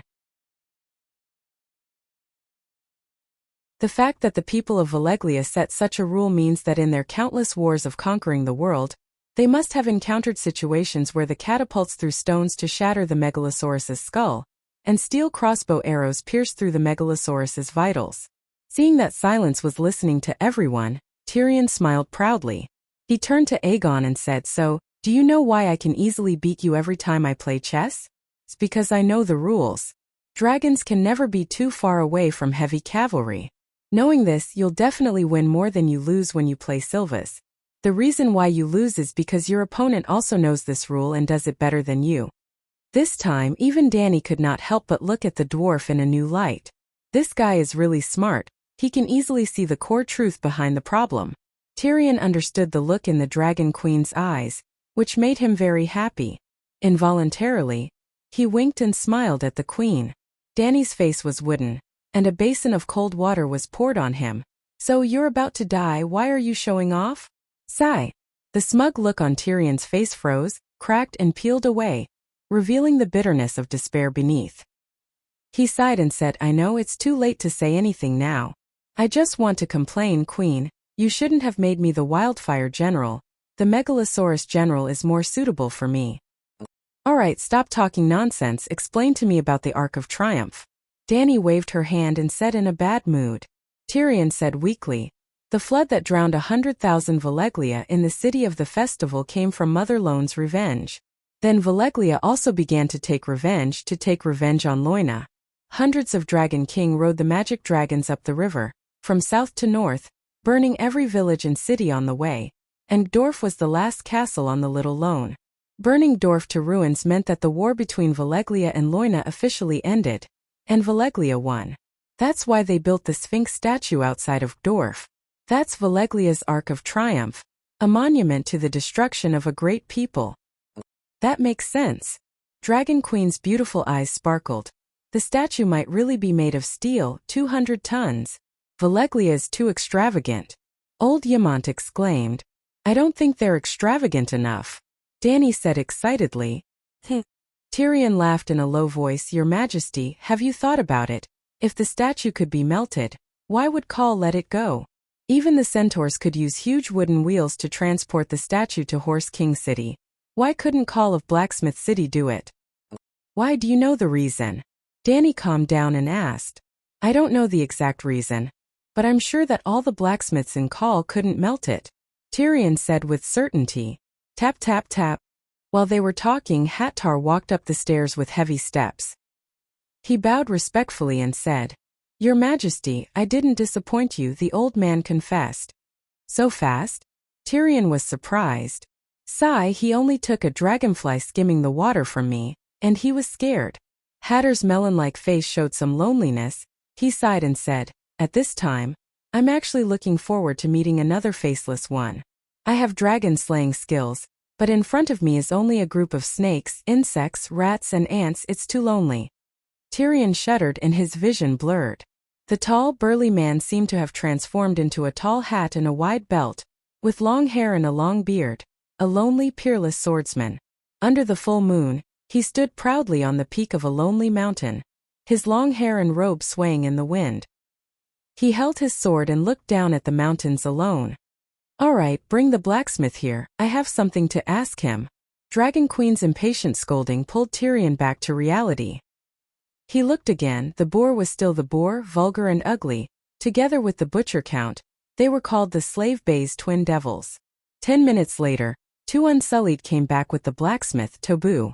The old blacksmith's face was pale, and his eyes were a little absent-minded, but there was not much change. His checkered robe was not stained with blood, and there were no traces of being whipped. Dragon Queen greeted him with a smile and said politely, Bring a chair for Master Tobu. The master is an important guest. How can we let him stand? Jichi, make a pot of black tea for the master.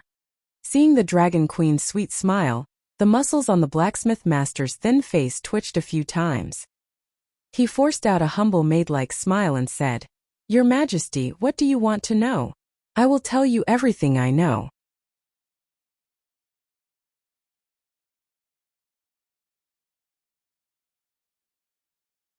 Chapter 458. Master Tobu's behavior surprised Tyrion and the others. Just an hour ago, the man was acting like a brave martyr. But in just an hour after taking a stroll around the dungeon below, he was behaving like a pug? Dragon Queen deliberately put the blacksmith's chair next to her and whispered, Master, the night is coming. In order to save the world, my means are a bit fierce and a bit rough. I hope you can understand. The blacksmith master nodded again and again. I understand, I completely understand. I am willing to contribute to the fight against the demons. I am willing to tell you all the spells to recast the steel weapons. Don't worry. Danny waved her hand and asked with a soft smile. Master, do you know Ghetto, which is 500 miles east of Pentos? I know my ancestral home is Koer. In recent decades I have settled in King's Landing. I often take the road Pentos Novoskur in Valeglia. Taboo said. Ghetto has 2 Sphinx statues made by the people of Valeglia. Are they made of steel? Danny asked again. Taboo's thin face gradually showed a look of understanding. He sighed. I understand what you mean. The statues are indeed made of steel. In fact, we Koer people had the idea of making them. But the size of the statues is too big to be put into the furnace. Can't you make a bigger furnace? Tyrion curiously asked. After a few words, Taboo gradually recovered from the fear of the demon's tail. His look and bearing revealed a bit of master's style. He said in a deep voice, "It is not an ordinary furnace. Recasting steel requires magic spells and blood sacrifice." Is the legend true? Ymont was shocked and murmured. What legend? Taboo asked. There was a scholar from the City of Knowledge who disguised himself and went to Koer to explore the secrets of steel. When he came back, he left a record. Koer blacksmiths sacrifice slaves on a large scale to forge steel through blood magic. Ymont said. Well, scholar. Taboo coldly snorted and did not hide the disdain on his face. That's right, we need a living person as a blood sacrifice, because we don't have enough magic power. He told the Dragon Queen honestly. Tyrion's eyes flashed, and he said coldly, How many people did you kill when you helped my father reforge the ice in the House of Stark? Taboo noticed that Dragon Queen's flower-like smile had been replaced by an unapproachable flower. His heart jumped as he whispered, Less than 100 people. Less than 100 people? Tyrion grinned. Looks like we'll have a chance to reunite as father and son in the 7th level of hell. Master, I don't think you're as tall and sturdy as a blacksmith, Danny said. Taboo looked at his bamboo-like arm and sighed. If a blacksmith master is 60 years old and still needs to lift the hammer to forge iron, then he must not have accepted apprentices. In other words, if I learn your spell, I can also become a grandmaster blacksmith? Danny smiled. Taboo wryly smiled. Your Majesty, you can look down on me, but please respect the profession of blacksmith. Smelting is a profound knowledge. The spell to reforge iron is just one of the most dazzling pearls on the crown. Danny was startled. After a while she solemnly said, You're right, I'm too arrogant. Taboo looked at the Dragon Queen in surprise. Seeing her serious look, he couldn't help but feel a little bit of resentment towards the Dragon Queen. His heart was filled with resentment towards the Dragon Queen. He reminded her, Your Majesty, if you need to reforge iron weapons, you can let me do it. The spell is not of much use to you, but it's the reverse scale of the Call Blacksmith Guild. If they know that I told you the spell, of course I'll die you. Speaking of this, he looked around and seemed to feel that there were too many eyes around. He raised his eyebrows, moved his chair closer to Dragon Queen, and said in a very low voice, Your Majesty, the Blacksmith Guild and the Black Goat religion are two sides of the same coin. The Black Goat priests are proficient in the blood curse technique. I'm not sure how strong the Black Goat god is, but you should know how overbearing the Red God Church is, right? Just a year ago, because your dragon brought magic to the world, the Red God priests recovered their extraordinary power. And the believers of Kal Lalo were not willing to be oppressed. Under the leadership of dozens of Red God priests, they attacked the Black Goat Temple and tried to burn the statue of the Black Goat God. In the end, Taboo stopped here, tilting his head to look at the group of people who had almost put their heads in front of him, his expression stupefied. When he whispered to Dragon Queen, Tyrion, Clinton, Old Ymont and others unconsciously leaned over. It's okay, I'm not afraid of the Black Goat. Danny waved her hand and said confidently, I'm afraid. Taboo cried. Danny gave Hattar a look. Hattar received the signal, cracked his knuckles and gave Taboo a ferocious smile. The blacksmith master shuddered and said mournfully, More than 20 Red God priests who can control fire, thousands of holy fire hands, the Red God Church's armed forces, thousands of Red God believers. Before they could even get close to the Black Goat Temple, they were all slaughtered. Now everyone has seen that Call continues to live the same life as before. Lalo and the Red God Church did not take revenge, so the matter was left unsettled. This shows how terrifying the Black Goat is. I know about this too.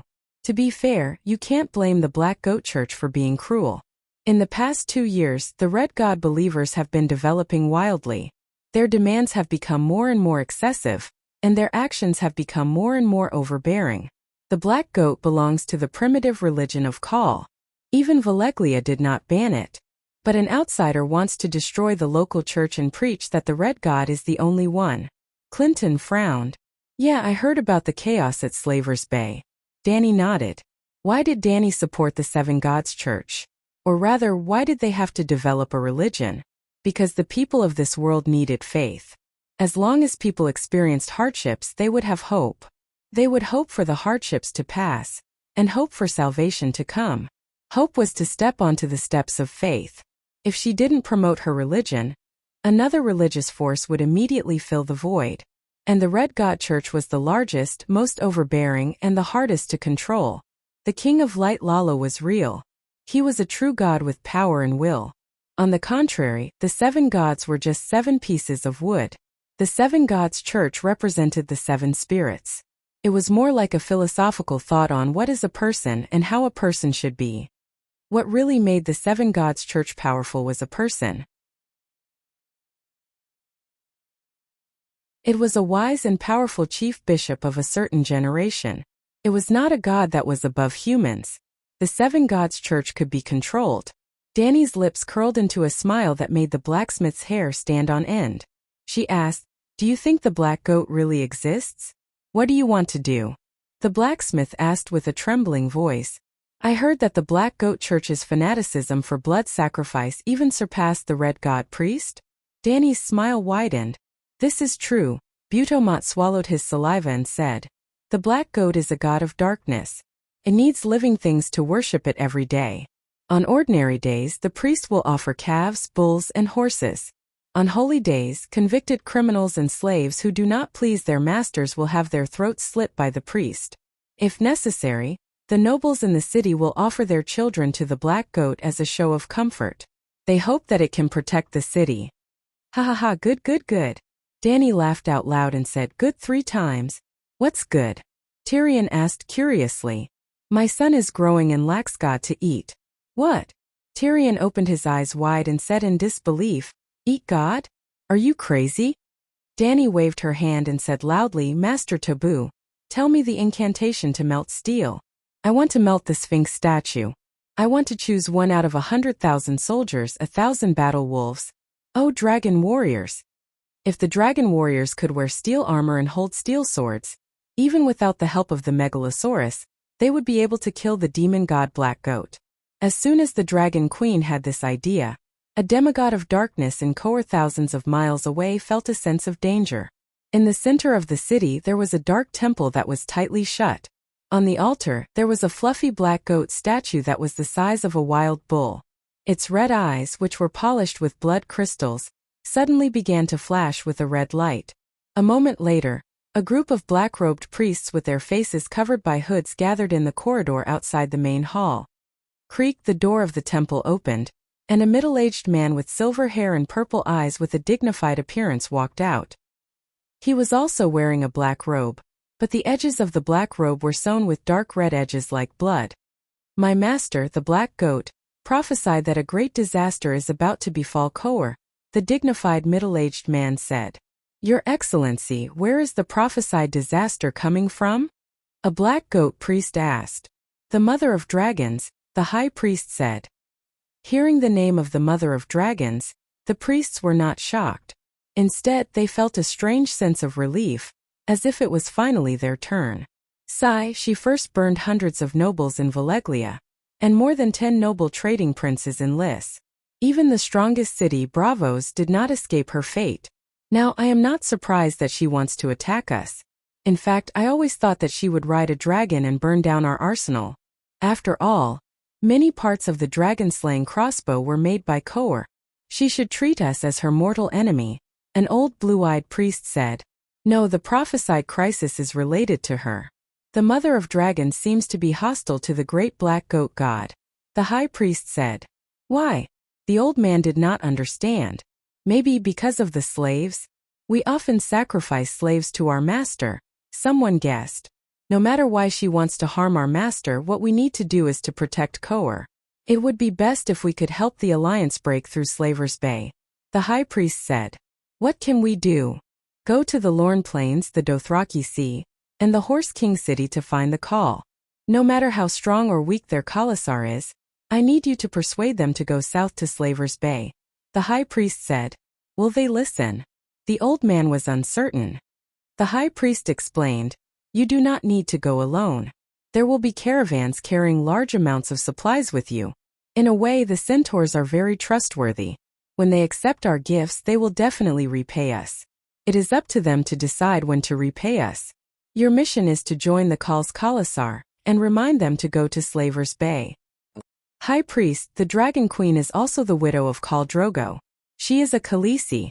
Will the centaurs be willing to be enemies with her? Khal Jocko, Khal Bono will definitely be. The High Priest laughed in a low voice. Especially Jocko. He killed her son. With the Dragon Queen's temperament, would she let Jocko go? In the first half of the year, when Jocko passed by Koer, it was the naming day of his son, Wild Horse Django. He was as strong as a wild horse. At the age of 2, he had already tamed an 8-month-old red pony. For that, I gave the young Khal a saddle, a small scimitar, and a horsewhip as a gift for his naming day. At that time, Jocko had already expressed his fear of Dany Rise.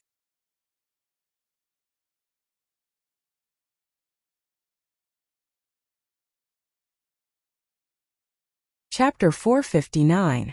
With dragons, many miraculous things could really be done. Blackie brought But-O-Mat back to Astapor in the evening, and by midnight, even Whitey from the Stone Steps archipelago had returned. Then the 5 dragons, black, white, gold, red, and yellow, went to Meereen together. Well, Dany carried Little Red and rode on Blackie's back. John Bolton and Bruce Wayne also went with them. One of them was in Meereen to participate in the war conference against the Allied forces, and the other was a juror to participate in the Great Trial of Cleon. Both of them were commanders of the guards, and Meereen was suffering from an epidemic and needed the guards to manage the city's security. They had already boarded the ship and were ready to set off. Dany happened to meet them and gave them a ride. Early the next morning, the new freedmen and the freedmen of Gith in Meereen saw 5 megalosaurus of different sizes under the golden red sun. 5 dragons. Such a shocking scene immediately boosted the morale of the people who were affected by the grayscale disease epidemic. In particular, the black dragon could actually speak. While they were stunned, they were suddenly filled with confidence for the future. The Holy Light Megalosaurus had said that the epidemic was under control, and that a miracle cure for the grayscale disease would soon be developed. Most of the people believed what the Dragon Queen said. It was just that the grayscale disease had almost no possibility of being cured. Now, with the Megalosaurus endorsement, everyone was completely convinced. Who could not believe what the Megalosaurus said? Then, an even more fantastical scene appeared. Under the premise of reminding every household to keep their dogs, cats, pigs, sheep, horses and cows tied up. With the cooperation of the guards, the 5 dragons, starting from the east of the city, flew close to the ground. The 5 Megalosaurus draconic aura was fully unleashed, and the dragon's roar was endless. Squeak, squeak, squeak, countless rats, weasels, hedgehogs, cockroaches, and other small animals and insects came out from the corners. They ran out of the houses onto the wide streets, and ran mindlessly towards the west of the city. Fishing nets had been set up to prevent the corpses from being washed to other places in the West City docks. The sea-like rats jumped into the fishing net.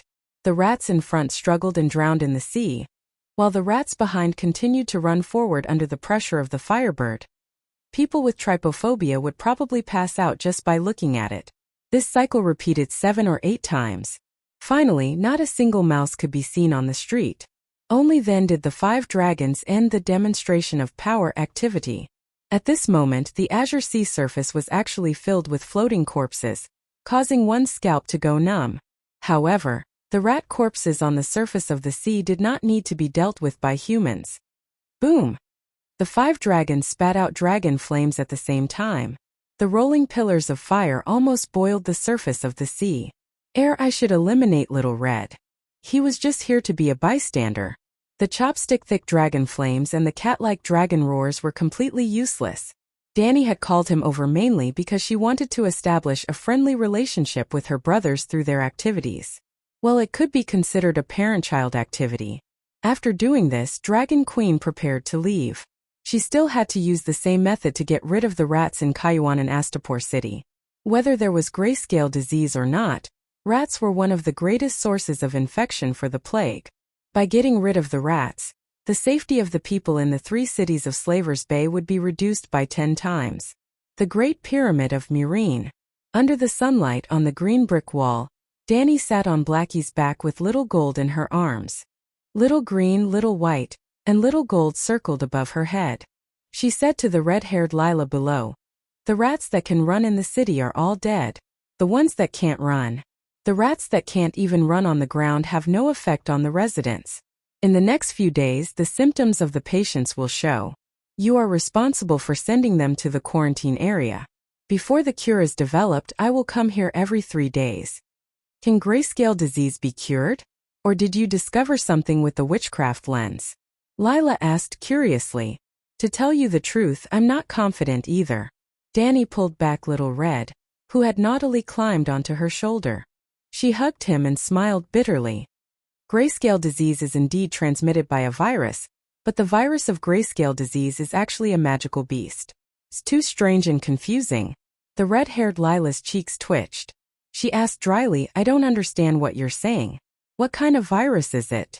And magical beasts, what are they?" Danny opened her mouth, but she didn't know where to start. She sighed and said, "Wait here. I'll go back and write a grayscale disease prevention manual. I'll bring it to you and John the next time I come." The night before, Danny found the witchcraft lens in the Queen's treasury. It was a strange metal lump with many lens tubes extending out. It looked a little like a certain coronavirus. Danny originally didn't want to use it. At first, she wanted to melt it as scrap metal to forge armor. However, the City of Knowledge had been researching the witchcraft lens for thousands of years. In recent decades, they had even spent a lot of money trying to imitate it. Because of this, there was a lot of information related to the witchcraft lens in the City of Knowledge's library. Not to mention the usage instructions, even the structural principles were piled up in detail there. Activating and continuously using the witchcraft lens required magic power. Danny's Grand Wizard power was able to activate it easily. In the field of science, the witchcraft lens had all the functions of an optical microscope. But it was limited to that. It couldn't see human DNA clearly as Danny had guessed before. Well, Danny tried it. The witchcraft lens had a maximum effective magnification of about 3,000 times. It was much stronger than the 1,000-fold optical microscope on Earth, but it was several orders of magnitude weaker than the electron microscope that was tens of thousands or hundreds of thousands of times stronger. But the witchcraft lens wasn't just scientific. It also had magical properties that even the atomic force microscope didn't have. It could see magic power, spirituality, and genes in Valeglia's language, not DNA fragments. It wasn't until last night that she had time to study the gray spot tissue cut off from Clinton's body. The results of her observation shocked her. She couldn't see the virus. Of course, the virus was too small. It was a nano-level organism. No matter how awesome the optical microscope was, it couldn't see it. But she still saw the virus with magic power. It was a grayish-blue light spot that was constantly moving. Well, in the optical eyepiece, she couldn't see the virus clearly. But when she adjusted the magic eyepiece, she could capture the bright magic radiance emitted by the virus. This was the strange thing about the witchcraft lens. Things that couldn't be seen with the naked eye could be perceived with magic power and mental power. That's right. When using the magic eyepiece, she didn't use her eyes to see. Instead, she used her magic power to resonate with it, using her own magic power as another organ. This magic organ could see the magic nature, shape, and other attributes of the sample on the glass slide. This was very buggy. It also made Danny feel that Valeglia was the Atlantis of this world. The development of their civilization was too advanced. Well, it could also be said that the development of other civilizations was too slow. For example, the Westeros, with tens of thousands of years of history, the level of technology had been stagnant. But the grayscale virus had magic power. What did that mean? Although the virus was small, it was still a single organism.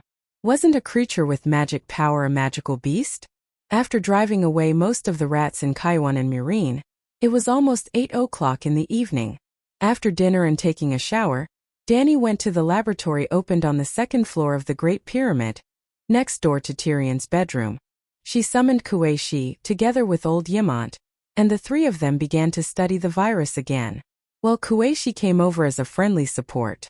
After discovering the grayscale disease, Dany contacted her. After all, Kuei Shi was a rare big shot in the magic world. In terms of knowledge and experience, Dany was far inferior to her. But in the face of Dany's request for help, Kuei Shi was helpless. Asia and Edie didn't have a good way to deal with the grayscale disease. In the major cities of the Jade Sea, quarantine and incineration were still the best ways to deal with the grayscale disease patients. But Kuei Shi promised to come over and study the magic medicine together. If it could cure the grayscale disease, then it must be a magic medicine. The two sides agreed that as long as Dany gave her a true dragon roar, Kuei Shi would project her image. The wizard lens is worthy of its reputation. There are 15 kinds of lenses that can observe spiritual quality. The Edie's imitations only have 2 sets of spiritual quality lenses, no magic lenses or optical lenses. After seeing the dim spiritual quality of the grayscale disease with her own eyes, Kuei Shi was filled with emotion and gently stroked the wizard lens with a look of awe. They actually let you use the ED lens? It seems that the title of number 1 of the young generation in the East is really famous. Dany said in surprise. I told you don't mention number 1 to me. Kuei Shi's face darkened. Well, this time Kuei Shi didn't wear a mask. She had a small and delicate oval face, long brown hair tied behind her head, big blue eyes under her willowy eyebrows, and a tall nose. She was very beautiful. But Dany also had to admit that ordinary people wouldn't think that Kuei Shi was beautiful. Her skin was as pale as a dead person's, and her thin and transparent lips made her less lively and less lively. She didn't have the sickly beauty of the Lollydragon. Instead, Kuei Shi looked a bit like a zombie.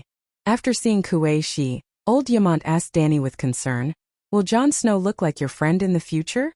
There was no need to think about the future. At this moment, Jon on the Great Wall was as pale as a dead person, and because he was afraid of the light, he was wearing a helmet. Jon didn't wear a wooden mask, as that would make him look too different. But he also had a way. The Westeros knights were used to wearing iron armor and helmets all day long. Jon only took off his leather armor and put on a set of stainless steel armor. He also asked the blacksmith, Tanner, to help him make a Babuta helmet with a visor. It was also a T-shaped iron helmet. Only his nose, mouth, and eyes were exposed. He pulled down the visor with breathing holes, and even his nose and mouth were tightly covered. Also, Jon had an advantage that Kuei Shi didn't have. He was a man and he had a long beard. He was born with a lush beard. Now he didn't shave anymore. When the hairy beard covered his entire face, he wouldn't have to worry about the light even if he took off his iron helmet. Does Asia have potions? Dany asked. Kuei Shi said, many wizards can concoct herbs, such as aphrodisiac, hallucinogenic, moon tea, and so on. What kind of potion is that? Only the knowledge of quantitative and qualitative analysis of substances and forming a theory can be considered proper potion, Dany said with disdain. What theory do you want? Isn't it enough to treat patients and effectively achieve the goal? Kuei Shi said calmly.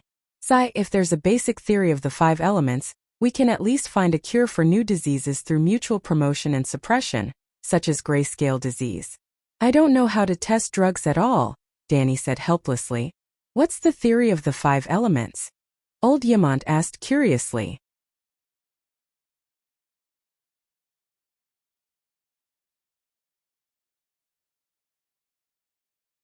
Chapter 460.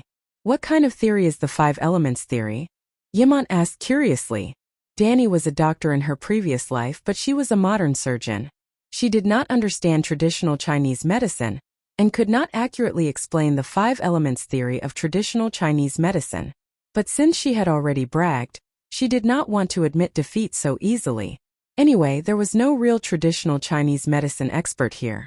Yimont and Kuei were from another world and had never heard of the 5 elements theory of traditional Chinese medicine, so it did not matter if she spoke nonsense. It's probably to classify everything in the world into the 5 elements of metal, wood, water, fire and earth, and the 5 elements reinforce and counteract each other. So Danny stumbled, combining her understanding of the 5 elements theory that she had read in novels with her own professional knowledge. She made a mess and served it to the 2 people opposite her.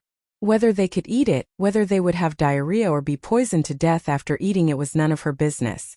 At first, Kuei was calm and did not care about a certain person's fallacious theory. But as she listened, she was shocked to find that regardless of whether the Dragon Queen's theory was true or false, it was indeed a very systematic, very reasonable, and very magical medical theory. This is indeed a very advanced way of thinking, Yimont said thoughtfully. Our current medicine only has medicine and no theory. As for the potions, they were all improved from folk recipes. Scholars can't develop new medicine out of thin air, and can't develop corresponding medicine for a certain disease. We have no theory and don't know how to start. We can only test a variety of herbs. But the patient is weak, how can they withstand the experiment? So the bloodletting therapy, which may be useless but is absolutely harmless, has become a panacea in the hands of doctors. This 5 elements theory of yin and yang is worth a try. Kuei nodded in agreement. Then she sighed. The problem is, this kind of medical theory also requires a lot of time to experiment, verify, and accumulate experience. For the current grayscale disease, speaking of this, Kuei suddenly froze and was stunned. Danny saw that her expression was not right and could not help but ask with concern, "What's wrong?" The 5 elements reinforce and counteract each other. Water counters fire and water and fire do not mix, right? Kuei asked. Isn't it obvious? If your house is on fire, just put it out with water. Dead wood can't be lit, Danny said casually. No, your understanding is too shallow. Kuei shook her head and said seriously, the 5 elements reinforce and counteract each other. It should be related to the cycle of the laws. With the 5 laws as the foundation, a complete world can be built. It was Danny's turn to be dumbfounded. She asked blankly, "What are you trying to say?" Kuei opened her mouth and wanted to explain, but she had just come into contact with the theory of the 5 elements, and it was Dragon Queen's second hand that was full of mistakes. She had some understanding in her heart, but she could not form a complete idea. Sighing, she directly suggested, the grayscale disease was born from Leona. Theoretically, it belongs to the water element, and your dragon belongs to the fire element. Perhaps you can try to see if your dragon blood can kill the grayscale disease virus. That's not a problem. Danny frowned and thought for a moment before reluctantly nodding in agreement. Taking blood was very simple. At the top of the Great Pyramid, the 5 dragons were sleeping on the huge stone wall. She woke Blackie up and poked a small hole in his fleshy wing. Hot dragon blood with smoke dripped into the test tube. It was not much, about 3 milliliters. The wound on the dragon's wing stopped bleeding and slowly healed. Then, Danny quickly returned to the laboratory and smeared a layer of dragon blood on the grayscale disease sample. 7 levels of hell. What is going on? Danny turned pale with fright when she used the wizard lens to observe the blood sample. The grayscale disease virus is multiplying rapidly in the dragon blood. And even mutating? She said in disbelief. Kuei leaned over and looked for a while. Her pale face became even paler. She muttered, This doesn't make sense. It doesn't conform to your theory of the 5 elements. Let the theory of the 5 elements go to hell. Danny immediately took out the sample and used the fire wizard power to burn the sample stained with dragon blood into ashes. Kuei looked at the burning sample in the dry pot and wondered, it doesn't make sense. The fire wizard power can burn the virus. How can dragon blood have the opposite effect? Water restrains fire. That's normal. Old Yimont thought it was natural. No, water restrains fire, but fire can't create water, Kuei said. Oh, Danny slapped her forehead and groaned. I was just kidding. The theory of the 5 elements is not suitable for this world. Why is it not suitable? I think it makes sense, Kuei said. Old Yimont nodded and sighed. Human medicine has been developed for tens of thousands of years, but there has never been a theory. Now that you, Danny, have developed such a scientific and magical theory, we can't just abandon it. Danny was stupefied. The old man's words were, "I've never even seen a woman before. Now that my wife is beautiful and seems to be able to give birth, it doesn't matter if she's crazy or not." Kueishi continued, "Not only can we not give up, but we should also invest a lot of manpower and resources to research it and perfect it. One day when this theory is perfect, we should write it into a book and let all the doctors in the world see it." "Up to you," Danny sighed. Yamant was worried. If the dragon's blood promotes the growth of the virus, will the megalosaurus be infected with the grayscale disease? No, the high temperature will kill it. At this point, Danny suddenly froze. After experiments, burning with fire could indeed prevent the grayscale disease. Fire could kill the virus. Then, with her non-burning physique, she was immune to the grayscale disease. Blackie could also withstand the burning of ordinary flames, so it should also be immune to the grayscale disease. But the problem now was that Blackie's blood was conducive to the growth of the virus. Try it with my blood," Danny said. "What? I want to see if my blood has antibodies. Well, let's see if the blood can kill the virus." As she spoke, Danny took out a dagger and cut her little finger. A drop of blood fell on the sample 3 minutes later.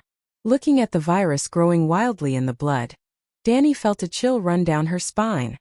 "This doesn't make sense," she said hoarsely. Kueishi leaned over and looked for a while.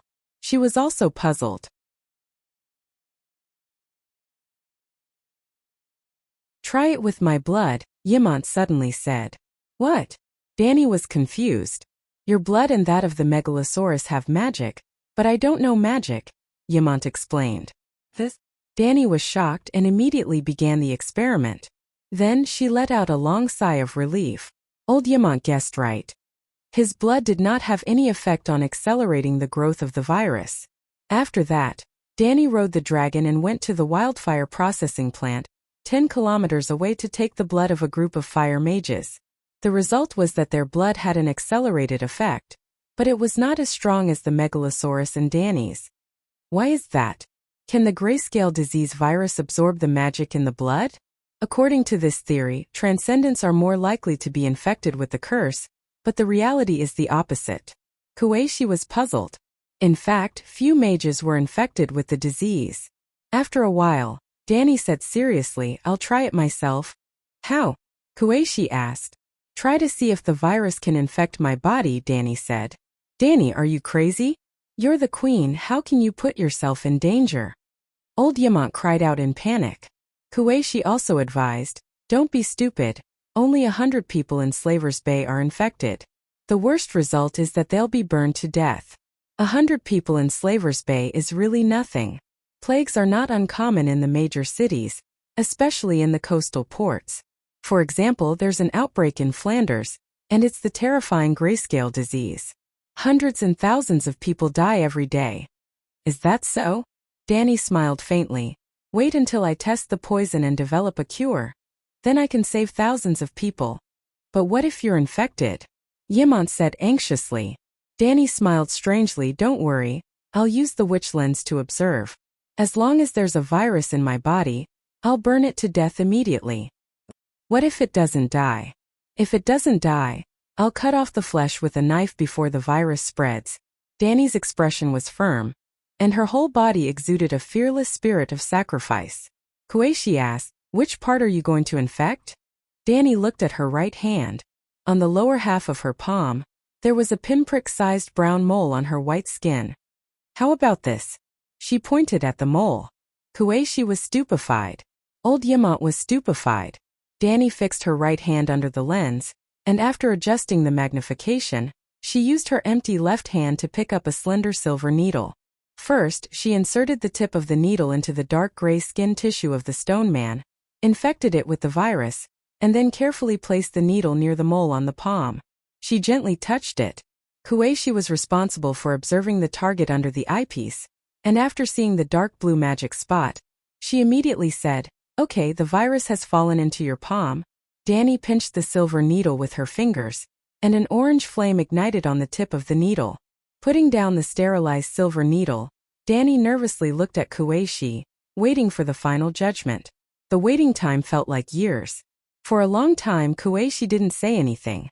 Danny couldn't help but ask anxiously, "How is it? Am I infected?"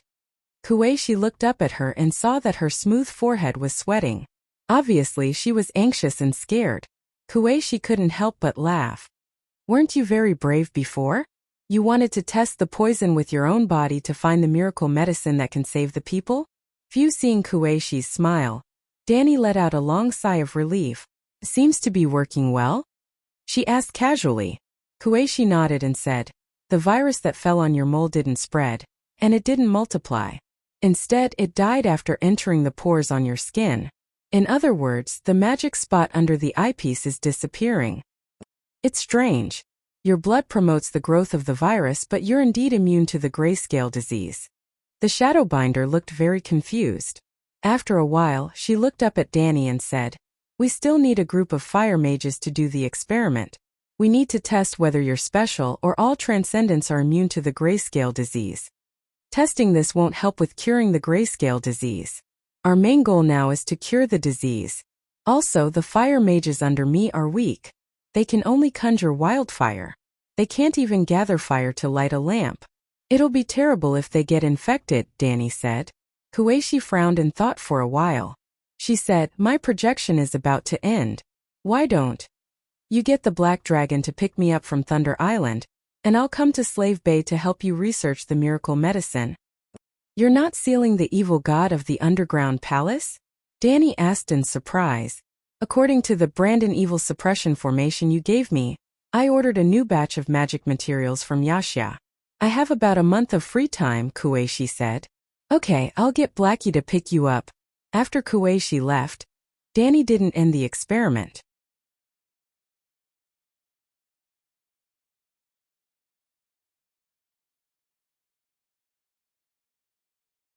Chapter 461. After that, Danny and Yimont tested high-concentration alcohol, vinegar, mustard, lime paste, and other common disinfectants. How should she put it?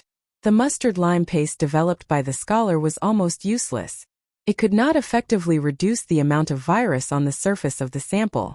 Lime could indeed suppress the virus, but to achieve this effect, the concentration of lime was too high, so high that it could harm human skin. On the other hand, high-concentration alcohol was still effective against the magical, demon beast virus in the other world. It could not kill the grayscale virus, but it could effectively suppress the spread of the virus. The key was that alcohol was harmless to the human body. This result made old Yimont extremely embarrassed. "I didn't expect that the ointment that the City of Knowledge spent several generations and hundreds of years to develop would not be as effective as the cheapest wine on the street." Sigh. The old scholar seemed to have suddenly been drained of his energy. He rubbed his temples tiredly and left the laboratory dejectedly. He had suffered a huge blow. He had to go back and sleep to adjust his mood. Danny was still in high spirits. After testing the grayscale virus, she began to study the genes again. Valeglia's gene test did not focus on base pairs. The witch lens could not even see DNA, let alone the bases that made up the DNA chain. But this world was magical. Different genes would trigger different amounts of extraordinary power. Simply put, the Muggle's genes were different from the Wizard's genes. The brightness, density, and color of the soul contained in the genes were also different. They could be clearly distinguished through the witch lens. Danny used her spiritual power to connect to the witch lens and could see her own genes. It was like a wheat field at noon in autumn, a large patch of gold. Then, she used her own genes as a comparison and observed little Aegon's genes. There was a thin layer of gold among the colorful spots of light. Every spot of light, no matter if it was gold, green, red, or blue, they all had a kind of fluctuation that could be sensed through the witch lens. Through the witch lens, she carefully sensed the fluctuations from the golden spots of light. Danny had a strange realization. The golden spots of light represented a mysterious power, representing the purity of the Targaryen Valeglia, true dragon bloodline. Danny began to compare the extremely thin golden spots of light on Aegon's genes with her own. Firstly, the two of them had the same golden light spots. This meant that the two of them were indeed connected by blood. Secondly, she had all the golden light spots that Aegon had, but she lacked a lot of the golden light spots in her genes. This meant that Aegon's transcendent genes were far inferior to Danny's, and Aegon's true dragon bloodline was not as pure as Dany's. To prove that the fluctuating golden light belonged to the Targaryens, Dany also used the remaining blood samples Old Ymont and the pyromancer's blood to observe the genes of the others. Everyone had the golden spiritual substance that appeared in their genes. It was just that everyone's fluctuation information was different. Only Old Ymont and Aegon's golden light spots had the same fluctuations as Dany's. It was certain that Aegon was 100% a relative of Dany's. But Old Ymont's golden light spot was several times higher than Aegon's. Even if Aegon's mother was the Dornish princess, Ymont's mother was not a Targaryen. Well, Ymont and Ashera were relatives. His mother came from Starfall City and was the first daughter of the Dane family. Considering that the Long family was almost wiped out, considering Varys's plan, and considering Clinton and Ashera, Dany reluctantly acknowledged Aegon's identity as Rhaega's son. If Aegon was not Rhaega's son, then who could he be? That was what Dany thought after seeing the comparison data. But soon her thoughts changed again. Because she observed Tyrion's blood. Tyrion was the Poison King, who infected dozens of people in Astapor. Of course there was a sample of his blood in the laboratory. But Tyrion's blood was also golden, and it was even richer than Ymont's. What made Dany even more dumbfounded was that Tyrion's golden light spot had the same fluctuations as hers. This, knock knock knock, in the middle of the night Old Ymont's bedroom door was knocked loudly. Who is it? After a while, Ymont's voice could be heard waking up. It's me. Dany suppressed her excitement and said softly, something big has happened. Creak, the door opened, and the sleepy Ymont yawned and said, Dany, what happened in the middle of the night? Dany turned sideways and slid into Ymont's bedroom through the gap in the door like a loach. She said to the puzzled old man, Tyrion has Targaryen's true dragon bloodline. What? Ymont was a little confused. The witchcraft lens can detect genes. Old master, you know that, right? Yes. Unfortunately, I don't have magic power, so I can't release my spirit power. I can't sense the fluctuations in the genes. Old Ymont said regretfully. Aegon has true dragon bloodline, but it's very thin, even thinner than yours. Dany said. This? Ymont looked surprised and said hesitantly. His bloodline should be purer than mine. I don't have the typical silver hair of Targaryen. Yes, Ymont had black hair. But he was old and his black hair had turned silver. You mean he could be a fake? Then, does Targaryen have other collateral relatives? Dany was shocked. Your great-grandfather and I have two younger sisters, Dany and Laer. Their bloodline still exists, but it's 5 or 6 generations away. So they can't be considered collateral relatives. Also, Varys doesn't need to use collateral relatives to exchange for direct relatives. It's meaningless. Ymont said. Dany had thought the same before. Maybe Aegon has poor talent. Just like how your talent is stronger than your ancestors. But he's unlucky and his bloodline density is lower. Ymont guessed. Sigh, the point isn't Aegon. Dany waved her hand, her face full of disbelief. Old master, Tyrion also has true dragon bloodline. You must be mistaken. Our Targaryen doesn't have a princess to marry Lannister. And Tyrion's parents are cousins. Ymont shook his head. I'm not mistaken. Genes don't lie. His bloodline density is very high. In terms of bloodline, he seems to be closer to me than you or Aegon. Dany said with certainty. This? Ymont was completely stunned. He hugged his head and paced back and forth in the spacious bedroom a few times. Suddenly, the old man paused and said, Dany, quickly contact Sir Barris. He's your father's Kingsguard, so he must know about Aerys and Joanna. Dany didn't act immediately. Instead, she asked in surprise, Joanna is Tyrion's mother? She had an affair with Aerys.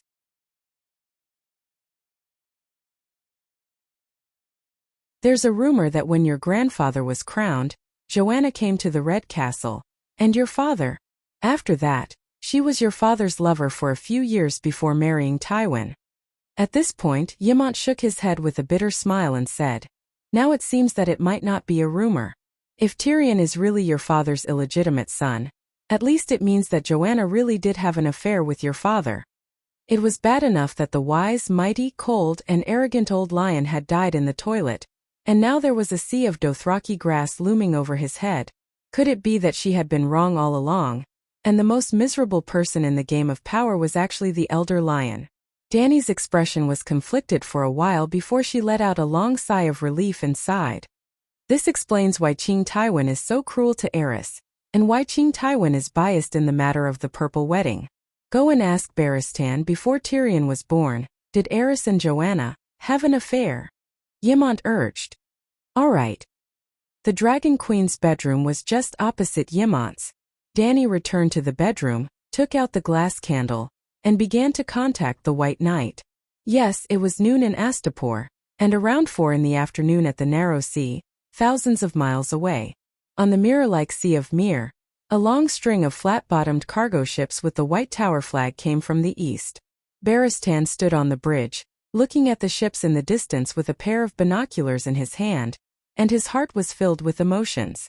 After today, the story of him leading the royal fleet to rob merchant ships would spread across the Narrow Sea, and he wondered if anyone would call him a pirate. Thinking of this, he quickly turned around and looked at the flag on the main mast. Then the old knight flew into a rage. Sweet potato Kent, I told you to hang the 3-headed dragon flag of the Targaryen. What is wrong with you? The White Knight pointed at the skeleton pirate flag on the mast and roared at the first mate on the deck. The short man who looked like a sweet potato shouted, Sir, we are now the Targaryen Royal Navy. You said that we have to cherish the honor of the Royal Navy. Isn't hanging the true dragon flag during a robbery a disgrace to the Queen and the Royal Navy? Kent was originally a pirate captain under the command of the Lord of Dimensional Waters, and also the captain of Cersei's Royal Navy. In other words, Sweet Potato Kent was born in the royal territory, and came from the King's Landing. Therefore, Kent was no stranger to Sir Barristan and the Dragon Queen. In fact, the thousands of pirate lackeys of Orodwake were mostly from the royal territory, and the Targaryens were to them what Stark was to the people of the Northern Territory. Perhaps both were eliminated. They were more loyal to the Dragon Queen than to Cersei. The people of the royal territory were not loyal to Lannister, or else they would not have been instigated by the Lord of Dimensional Waters to betray the Iron Throne. There is more to this matter. We need to spread the news of the Queen robbing the Hyder family's food. Barristan pulled Kent to his side and whispered into his ear, Hyder has joined the Queen. This is just a show. Oh. Sweet Potato Kent was enlightened. Keep your mouth shut, and don't tell anyone else, Barristan warned. I understand. Kent nodded and left the bridge, instructing his men to change the flag. You can't hide it. Suddenly, a clear female voice rang in Barristan's ears. The old knight was shocked and turned to look. It was indeed the Queen. She was holding her hand in front of her forehead, her figure twisting and changing under the sun, as if smoke was coming out of it. The sun is scorching, go inside the ship. After saying this, Dany's figure disappeared again. Barristan looked around, and seeing that no one was looking at the bridge, he heaved a sigh of relief and quickly retreated into the cabin. He ran all the way to the captain's room and closed the door. Only then did he see the Dragon Queen suddenly appear again. Your Majesty, is there an urgent matter? Barristan asked. What is the relationship between my father and Joanna Lannister? Dany asked directly. Why are you asking this? The old knight looked hesitant. Did you hear some bad rumors? Words are like the wind, they have been dead for so many years. There is no need to be too concerned about any rumors. If there were only rumors, I would not be in such a hurry to find you. Dany's lips curled into a mocking smile. Unfortunately, the things they left behind will not disappear with the wind. Barristan's blue pupils shrank, and he said with a trembling voice, What do you mean?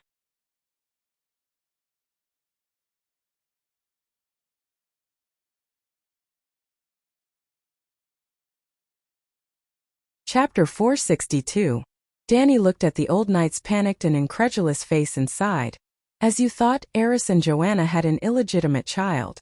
Have you guessed who it is? His pupils contracted and he muttered, Tyrion?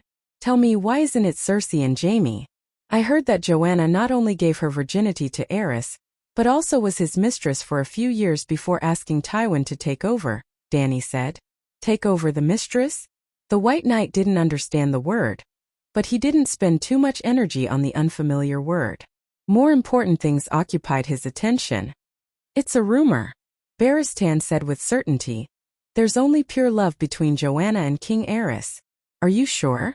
Dany looked at the old knight suspiciously and reminded him, in front of me, you don't have to worry about damaging Aerys' reputation. We all know that he doesn't have that at all.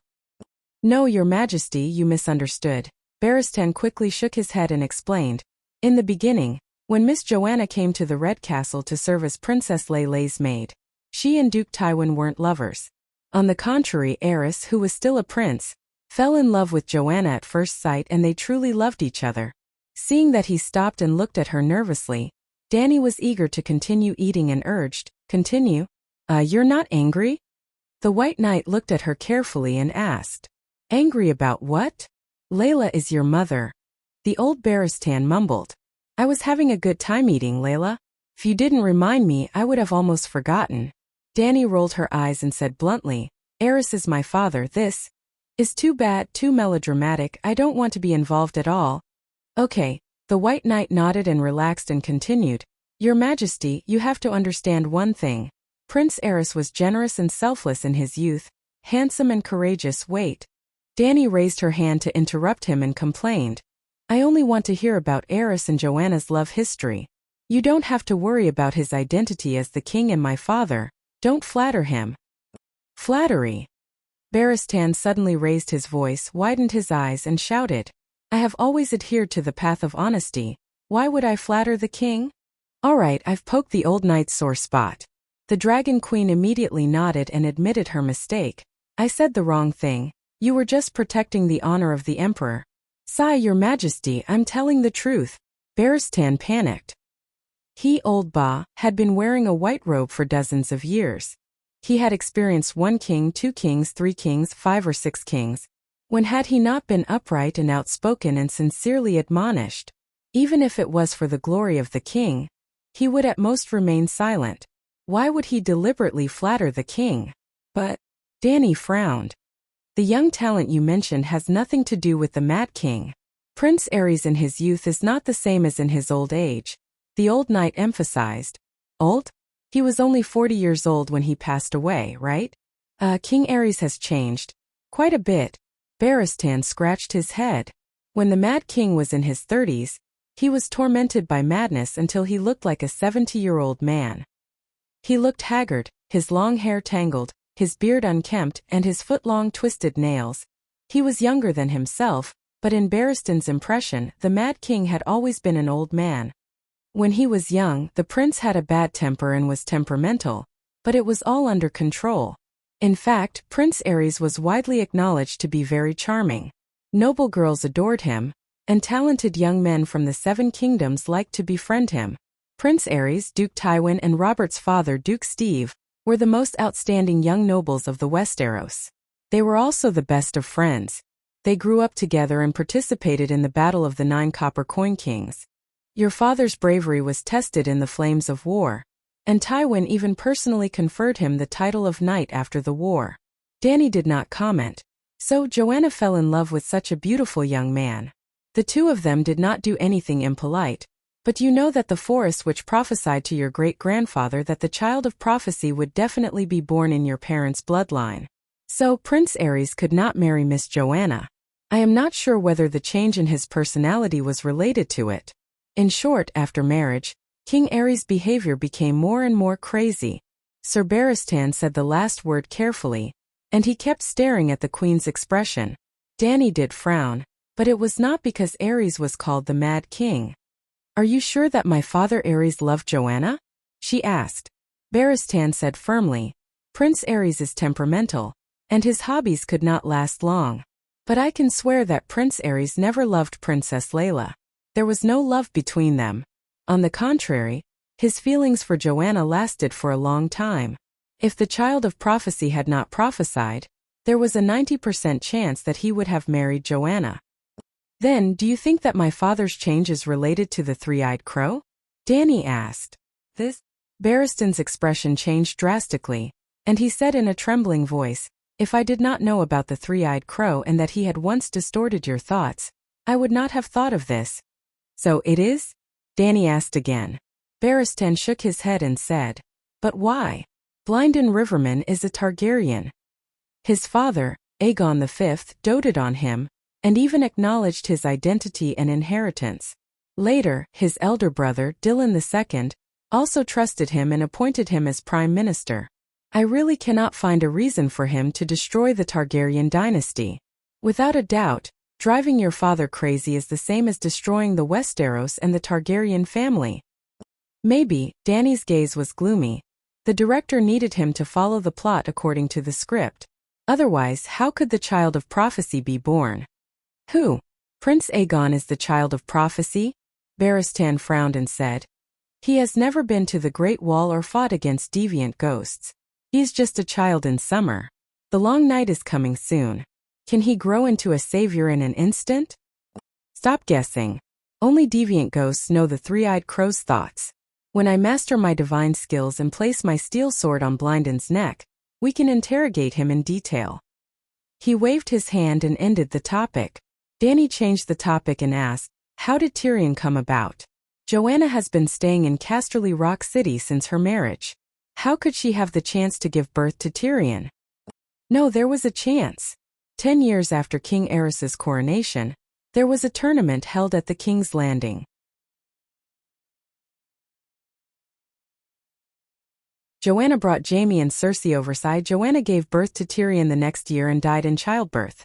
I only know that they had one time, but I didn't know that Tyrion was an illegitimate child. Barristan stuttered and spoke with great difficulty. Does Tywin know? Dany asked strangely. I don't know. Barristan shook his head repeatedly. It was very likely that the Elder Lion knew about this. As expected, everyone in Game of Thrones lived in hell. At this moment, the sound of a sailor calling for Barristan came from outside the door. It seemed that the Royal Megalosaurus fleet had encountered the Hathor family's grain transport fleet. Your Majesty, is there anything else? Barristan asked uneasily. The Alliance's spies secretly transported the Grayscale Stonemen to Slaver's Bay and planned to throw them into the city's well. 7 gods above, are they crazy? Barristan exclaimed. They have already succeeded in 1/3 of their plan, Dany said. Aren't the Alliance afraid that you will use the same method to take revenge on them? Do you think I should do that? Dany sized up the White Knight with a strange gaze. Could it be that she was mistaken? Did this noble and righteous White Knight have a heart made of white chocolate just like her? Fine, even she had never thought of giving him a taste of his own medicine.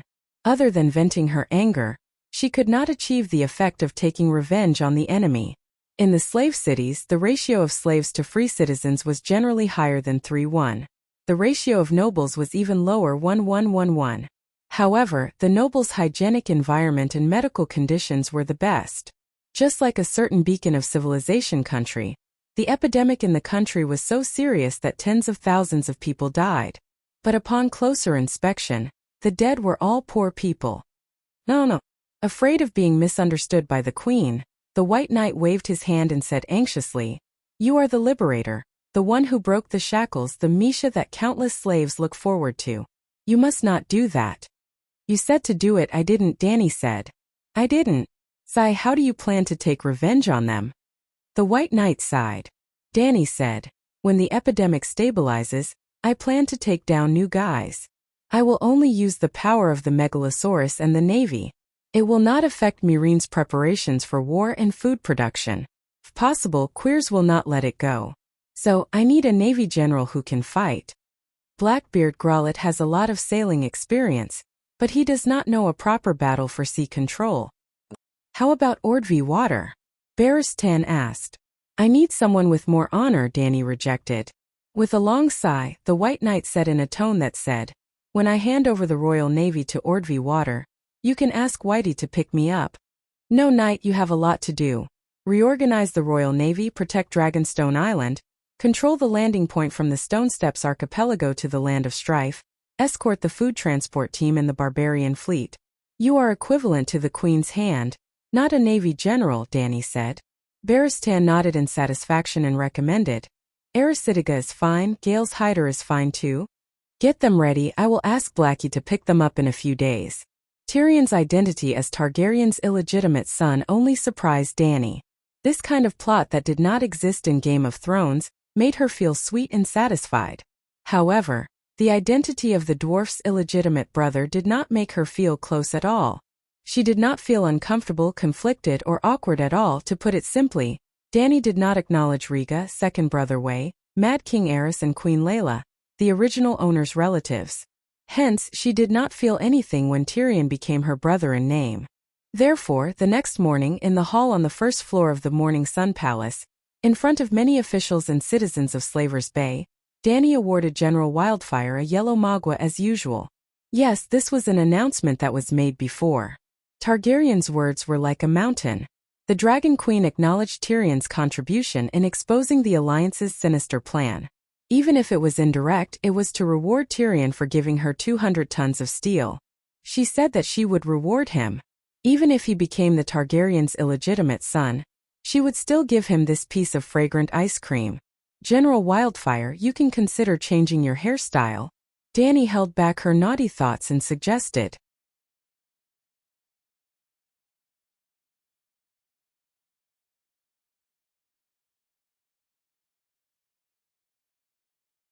Chapter 463. Your Majesty, I don't want to shave my head. A bald head with a braid hanging at the back is so ugly. Tyrion shook his head repeatedly, rejecting the Dragon Queen's good intentions. Dany was surprised. So far, Tyrion was the only one who clearly said that the braid hairstyle was ugly. This guy's aesthetic is normal.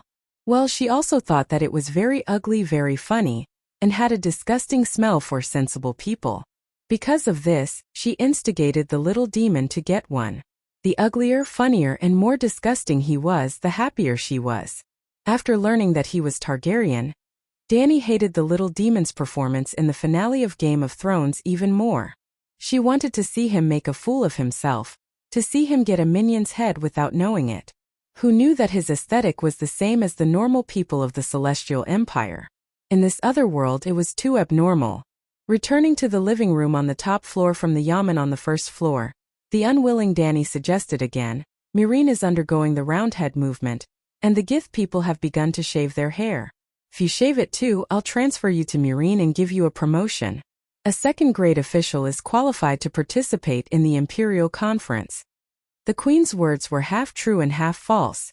The last thing Clyne did as the mayor of Meereen was to urge the Gith people to change their customs and shave off their originally stiff black and red straight hair. But it was not a minion's head. It was somewhat like a Mongolian warrior who shaved off the top of his head, leaving only a circle of hair at the temples and the back of his head. It was also ugly. Moreover, the so-called second-grade official was only a promotion, not a position. The little demon was still a Wildfire general. Tyrion waved his hand dejectedly and said, I have the grayscale disease and am about to die. There's no point in having the Iron Throne in front of me. On the side, Aegon, who was nestled in a daze on the soft couch, seemed to empathize with him. His eyes reddened and he was about to cry. Sigh. Clinton also sighed. His eyes dimmed and he looked like he had lost all interest in life. Sister Ashara's eyes were filled with pity, but there was nothing she could do. She could only silently stroke Aegon's back and whisper some words of comfort.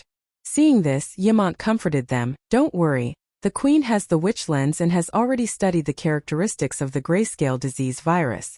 Later, Larissa will teach you the fire magic that the Queen has personally taught you. Combined with a high concentration of alcohol, you will be able to effectively stop the spread of the grayscale disease. Maybe he can be like Shireen Byra and Theon, only partially petrified. I've also attended the Queen's witchcraft lectures, and I've also tried the glass candles. I don't have the talent for witchcraft, so I can't learn it. Tyrion shook his head. Ymont thought for a while and said, Dahe went to the Thunder Island in the Jade Sea to pick up Master Kueishi. She is the most talented sorcerer in the East. Maybe she can come up with a miracle cure. Kueishi? 7 gods above, it's actually her. Tyrion facebombed and sighed. Dany asked curiously, You know Kueishi too? I heard from the fire sorcerers that she is the strongest among the young generation in the Eastern Transcendent world. Together with Lisbon, they are known as the twin heroes of the East and the West. Tyrion sighed again and again. What bullshit, strongest among the young generation? It's fine if you're just fooling others. But I know Lisbon. That bastard even used the 3 gods' return to cave to cheat me of a bag of silver coins. In the end, he was stabbed into a dead end by a mercenary. How unlucky! Instead of relying on that kind of person to save lives, it's better to fight with a wildfire. How do you fight with a wildfire? Aegon raised his head and asked. I have an idea. Tyrion stared at the Dragon Queen's face with a pair of expectant eyes. The Queen's fire control skills are unparalleled in the world. Can you accurately control the wildfire to burn off the infected skin? You can try. Try burning your entire dick to ashes. Dany complained in her heart about the little devil's rotten idea. It won't work. Ymont immediately shook his head and explained, by the time the symptoms are discovered, the virus will have already entered the bloodstream and circulated to all parts of your body. Therefore, amputation as a treatment that is widely spread among the people has never been recognized by the City of Knowledge.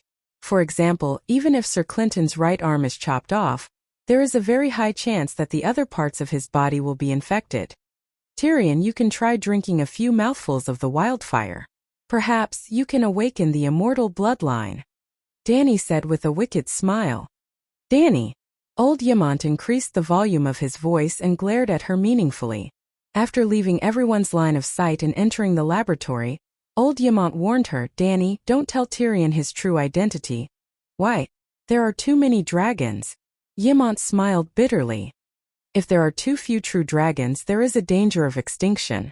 If there are too many true dragons, there will be bloody infighting. Including Jon, there are already 3 adult Targaryens. You don't care about the Iron Throne, but they might fall out over this. Jon Snow's identity is still uncertain, even if he is Rhaegar and Lyanna's son. He is also an illegitimate child like Tyrion. Illegitimate children have no right to inherit. Dany said.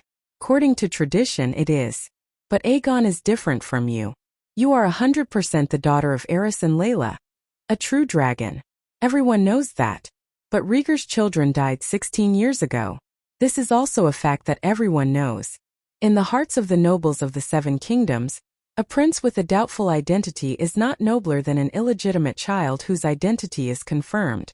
I am sure that if there is a chance to convene a great council, Jon, Tyrion, and Aegon's appeal and inheritance will be equally divided, unless you are determined to support one of them. Ymont stared at Dany's eyes with a burning gaze, as if trying to see through her inner thoughts. Unfortunately, you don't like the 3 of them, do you? Dany was a little embarrassed. Her eyes drifted and she said, Old Master, a relative suddenly popped out. Don't tell me you are so devoted to him? Old Ymont nodded seriously and said, When I was at the Great Wall, before I knew about Jon and Tyrion's identities, I already had an inexplicable good impression of them. What about Aegon? Aegon. Ymont was stunned and sighed. Maybe he appeared too suddenly, not so. Dany argued, I admit I don't like them, but I have no ill intentions.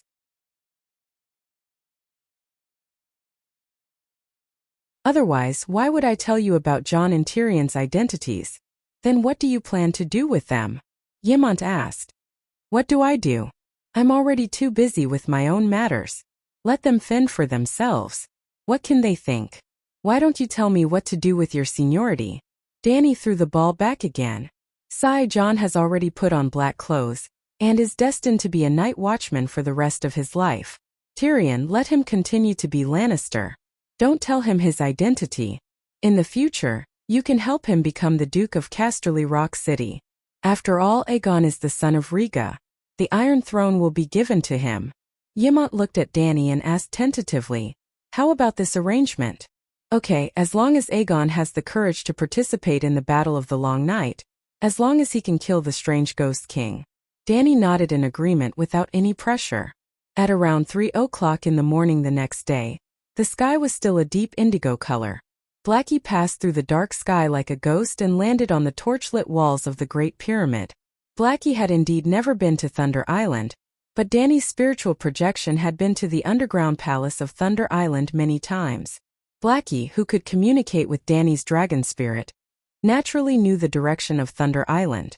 Kueishi was still dressed the same as when they first met, wearing a loose blue mage robe with a hood and a red wooden mask. She didn't come alone. There was a white-haired old man with her. In addition to the 2 of them, Blackie also carried a large canvas bag with 400 to 500 pounds of magic herbs in its claws. Blackie, Tyrion, and 4 or 5 unsullied holding torches were waiting on the pyramid. Her Majesty's apprentice, Larissa, greets President Bouillon and Mage Kuei. General Wildfire and I represent Her Majesty to welcome the two of you. When Kuei and the white-haired old man slid down from the dragon's back, Larissa said again, I have already asked people to prepare wine in guest rooms. The two of you must be tired from the journey.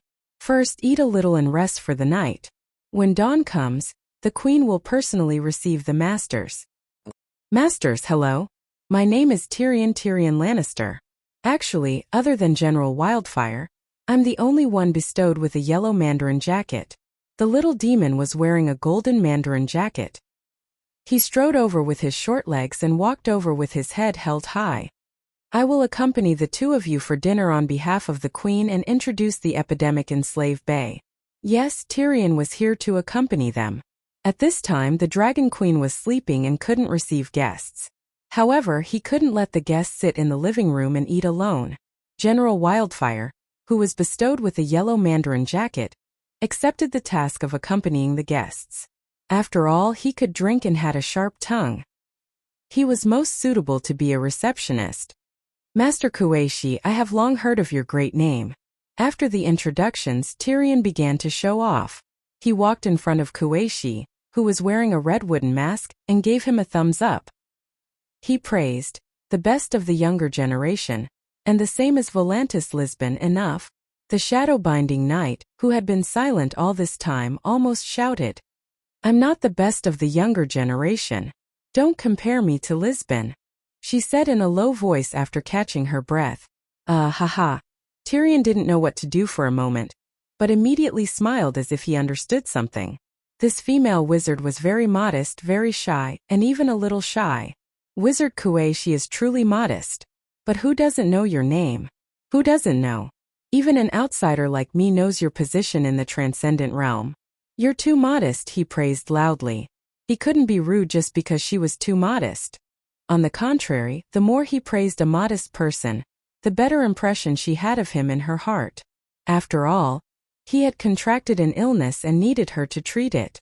Kuei-shi's gaze was deep. Several shadows flashed in her bright, mirror-like eyes, but the red wooden mask blocked her gaze.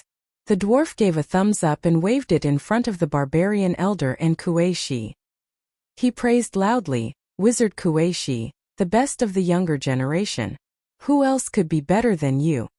Kuei-shi's body trembled slightly. She unconsciously clenched her fists. However, the night wind at the top of the tower blew at her loose wizard robe. Her hands were also hidden in her sleeves. No one could see. I'll give this dwarf retribution sooner or later, the binding knight thought. Black Sister Larissa felt that the atmosphere was a little strange, but she couldn't figure out what was wrong with Tyrion's praise. She was already the best of the younger generation. Was she not enough for this binding knight to brag about? Thus, she began to suspect that the two guests were dissatisfied with the queen for not personally coming out to greet them. Thinking of this, she smiled and explained, the queen has been staying up late recently to study the grayscale disease. Tonight is no exception. She just fell asleep not long ago. She didn't mean to be rude. The white-haired elder waved his hand and looked deeply into Blackie's human-like eyes. He said meaningfully, actually, I've already met the Dragon Queen. The great wizard's dragon spirit innate gift is both enviable and revered. The barbarian elder wore a high hat and a wide belt. He had an awe-inspiring aura and exuded a noble aura.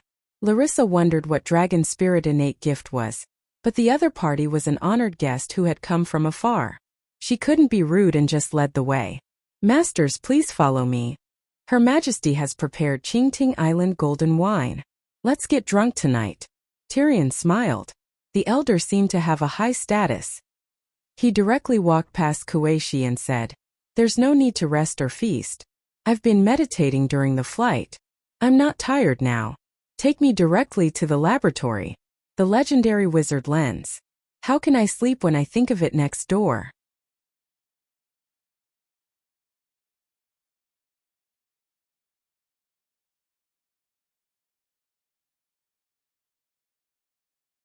Chapter 464. The next morning, when Danny met the old man in the lab, He was observing the grayscale disease virus under the liquid of the dragon excrement. Kuei and Larissa were brewing potions on the other side. President Butian, you came to the lab so early. Danny walked with vigorous steps to the side of the old man. She was wearing an exquisite dark purple skin-tight leather armor that outlined her youthful body. The old man was called Butian, the brother of the current king of barbarians and the president of the Necromancer Association. Kuei was not the only mage who sealed the underground palace of Thunder Island. Butian was also one of the people in charge. Knowing that Kuei was going to leave Thunder Island for Slave Bay, Butian was interested. First, he wanted to meet the Megalosaurus and the Dragon Hatcher Queen. Second, he was very interested in the legendary witch lens. Third, there was an outbreak of the grayscale disease in barbarians. After receiving Kuei's request, Danny immediately agreed. Other than the old president who could help her research the antidote, she also encountered many problems in necromancy in the process of creating the ghost meditation technique. She also wanted to ask for his advice. Butian stared at Danny for a while and sighed. Your Majesty, you are so young. Haha, you are still hale and hearty despite your age. You didn't sleep last night, but you are still hale and hearty. I heard that you asked for some dragon excrement as soon as you came? Danny was also observing him. From Butian's eyes, she saw a vast silver-gray sea of fog. His magic power was stronger than Kuei's. Dragon excrement can suppress the grayscale disease, Butian said. Danny was surprised, but soon she thought of something and said, You already know? I once saw a message in a book. Valeglia can obtain dragon excrement to cure the plague by feeding Megalosaurus magic herbs. Butian said. I see. Then do you know Danny, who was inquiring curiously, suddenly stopped. Her purple eyes, which were shining with divine light, suddenly became blank. She was like a robot who had been pressed to pause. She was forced to enter the dragon spirit state. Her soul entered Blackie's body. The Heavenly Father's face is firm and resolute, adjudicating error and upholding justice. The Holy Mother brings the blessings of life, guarding and looking after every woman. The Song of the Seven Gods, sung by thousands of people, appeared in Danny's ears, and an image appeared in front of her eyes. It seemed to be the great cathedral of Baylor that was filled with candles. On the day of Circe's parade, the Black Dragon's words had already shocked the world. The contents of his words announcing the prophecy of the seven gods about the long night, and acknowledging the great sparrow as the son of light spread like a whirlwind. The Iron Throne was extremely wary of the church as the Seven Kingdoms stirred up a tidal wave of fanatical faith. In theory, the rebellion of the four princes had ended long ago. Once Timin's rebellion was quelled, the Seven Kingdoms would regain their superficial unity. Thus, appeasing and roping in Crows Luan became the Iron Throne's top priority. Of course, if Crows dared to rebel, Regent Kevin wouldn't mind killing him. Because the Green Pavilion Island fleet had already crossed the Summer Sea in the south of Dorne and returned to Green Pavilion Island, the Iron Throne had the ability to say to Luan, if you don't agree, then kill me. If the negotiations between the two sides failed, Timon wouldn't return the Shield Islands at the mouth of the Mander River, and wouldn't give up on the River Bend. The Green Pavilion Island fleet would immediately head north and cooperate with Hiding's Mander River fleet to attack Timon on the Shield Islands. To a certain extent, the Lion family's old dog Kevin had already cleaned up the mess left by Cersei. He appointed Mester as the Hand of the King, the famous naval general Pixter Redwyn as the Minister of Marine Affairs, and the famous land general Randolph Tarley as the Minister of Law. At this moment, the Lion and Rose, the Western region and River Bend, were unprecedentedly close to each other. Today, when Riverside, the Stormlands, and the Northern region were crippled, this alliance was the strongest force in the Seven Kingdoms. The Arryn Valley was gradually controlled by Littlefinger, but Littlefinger was never a threat, the nobles of the Seven Kingdoms thought. Dorne was still stable, and there were no signs of rebellion. Prince Delong also promised to send his niece to the Imperial Conference. In this way, as long as the marriage between Cersei and Luan was successful, the court of the Tommen dynasty would be stable. At that time, the Iron Throne would attack the church. The Great Sparrow put Marjorie and Cersei on trial, trampling the glory of the two top families into the mud. He also usurped the power of the king. No matter who sat on the Iron Throne, they would be in conflict with the church and the Great Sparrow. And what Kevin and the others couldn't stand was that the Great Sparrow and Targaryen had joined forces. As long as the Iron Throne and Tymene's negotiations were successful, as long as Cersei married Luon, as long as Tywin swore loyalty to the Iron Throne again, the Iron Throne would immediately attack the church. The Great Sparrow wasn't stupid. He knew this. He also knew that as long as the church's armed forces were rebuilt, there would sooner or later be a conflict between theocracy and royalty. No matter what, he couldn't bridge the conflict between the church and Lannister and Tyrell. So the Great Sparrow acted viciously and showed no mercy to Cersei. So when the Keisha member proposed the bad idea of mortgaging the church's bank, he accepted it without much consideration. He needed money to arm the church. If he didn't strengthen the church's power as soon as possible, when the King's Landing regained stability, the poor gathering and the children of war who lacked weapons and food would sooner or later be killed by the Iron Throne. Just like what Targaryen did to the church. So, the Great Sparrow attached great importance to the holy Megalosaurus becoming the Great Guardian of Light. He needed to use the influence of Megalosaurus to develop the church's power. That was obvious. Ever since the Black Dragon announced that he would accept the Great Sparrow's baptism and join the church, countless knights flocked to him, taking the initiative to convert to the Seven Gods and become the children of war. There were also countless nobles and good men and women who donated money and goods to the church. The Great Sparrow deeply felt the significance of Megalosaurus in Westeros. The true dragon was equivalent to the imperial seal of the country.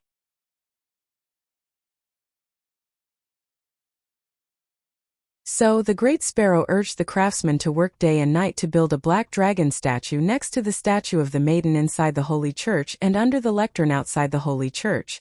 This evening, the statue was finally completed. The Great Sparrow led thousands of monks and nuns to kneel in front of the Great Guardian of Light and pray. The Great Sparrow was the spokesperson of the seven gods in the human world, so he didn't kneel.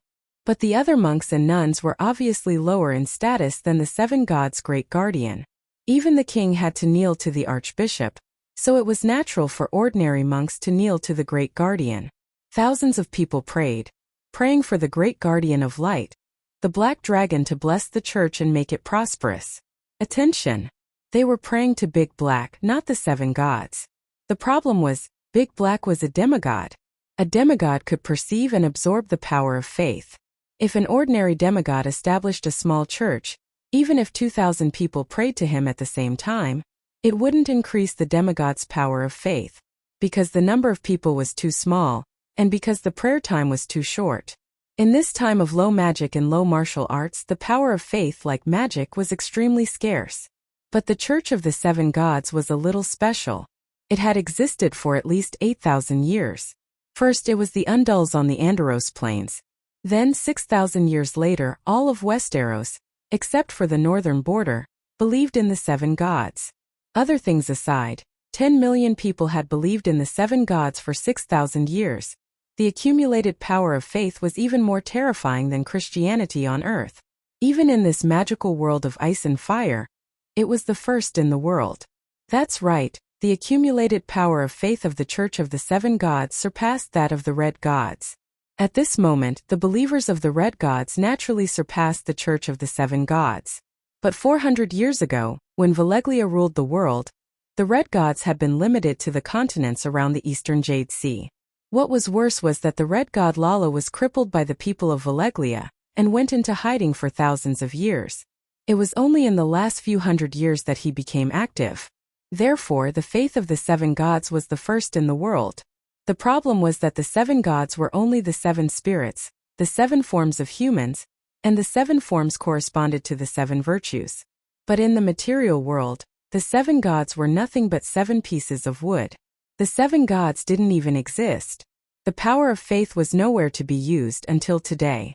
At this moment, Big Sparrow erected a statue of the Great Guardian of Light in the church, acknowledging Big Black's identity as the Great Guardian of Light below the seven gods. Big Black became the only god of the Church of the Seven Gods, and also the only master. Even if Big Sparrow and the church didn't think so, they thought that the Great Guardian of Light was just the Seven Gods' Mount Fighter pet. Previously, Big Black had divinity and magic, but it didn't have the power of faith, so it couldn't be considered a real demigod. At this moment, the power of faith was surging towards it. Subconsciously, it operated the 9-colored vortex, intending to digest this sudden, natural magic. It was just like how it absorbed the free magic factors from heaven and earth during its daily cultivation. Then Big Black realized that with its retarded intelligence, it wasn't enough to deal with this extraordinary power. Well, it was too young and it was still a baby dragon. So it found its mother. Big Black took the initiative to talk to Danny. The next moment, Danny's soul entered Big Black's spirit ocean, and she became the pilot of the Black Dragon Great Guardian of Light Gundam. The souls of a human and a dragon merged into one, and the human soul was the dragon soul. Danny replaced Big Black to deal with the complicated information and huge power.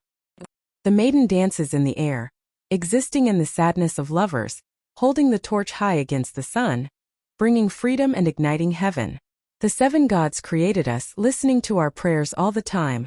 Close your eyes, no more troubles. The gods take care of you, little child. Then, Danny heard the thousands of priests led by Big Sparrow singing devoutly. They used the Song of the 7 Gods to praise the new great guardian of light. She even vaguely saw the figures of Big Sparrow and the cultivators. It was very blurry, like a TV with bad signal, and the screen was full of snowflakes. Even if she increased her power and increased the consumption of the power of faith, she couldn't see the scene on the other side clearly. She couldn't even see it clearly, let alone contact Big Sparrow. So, she couldn't respond to the prayers of the believers. This made Danny, who was in the God state, feel inexplicably irritated. She wanted to change this situation. Just like humans needed to breathe and fish needed water, the gods also needed believers and needed to establish a connection with their believers. This sudden feeling of need was very strange, like an instinct. The gods instinctively thirsted for believers. At this time, Danny entered the body of a god, and she had the instincts of a god.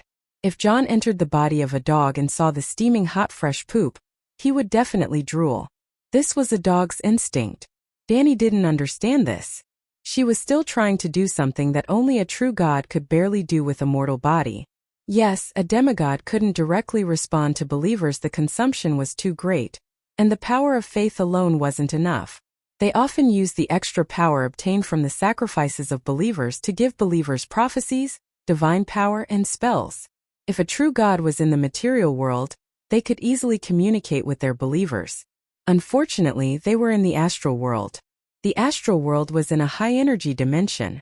To cross the energy level difference between the astral world and the material world, a true god needed to consume a lot of divine power. Megalosaurus could be used as a bridge to build a springboard between the 2 energy levels, thus reducing the consumption of power. Therefore, in the Age of Chaos, when Megalosaurus was extinct, true gods hardly responded to ordinary believers. When Danny hatched a dragon, not only Lalo immediately became active, but Anami and the storm god also began to show their miracles.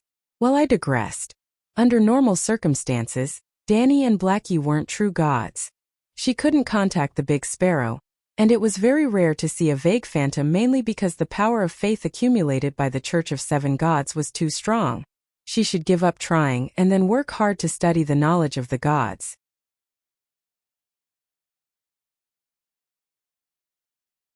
Maybe she could create a blood sacrifice technique. Let the Big Sparrow sacrifice to the Great Guardian of Light. Using the power of blood sacrifice, Blackie, like the demigods like the Black Goat, crossed the true god barrier and established a temporary connection with the Big Sparrow. Well, 99% of the demigods used blood sacrifice. This was also the reason why the blood sacrifice technique was popular in the world. Other than blood sacrifice, other sacrifices could also be used. For example, Reese's goddess of lust could offer sacrifices to the goddess by lying down in the garden of lust. Danny could end this believer response, then find Kuei-shi and ask her to help Blackie compile a sacrifice to burn sacrifices. Then, she would teach the Big Sparrow the sacrifice that was exclusive to Blackie. The next time she prayed, the Big Sparrow would burn a few people and be able to contact Blackie. But the Dragon Queen was not an ordinary person. She had heard the song of wind of the door god. The door god didn't give a man a fish, but taught a man how to fish. He didn't give his song of wind to Danny, but taught her how to sing her own song of wind. In a hurry, Danny unconsciously entered the state of epiphany of the song of wind, integrating her thoughts into the wind. The next moment her eyes and ears followed the wind, crossed thousands of miles, saw, heard, and came to the great cathedral of Baylor.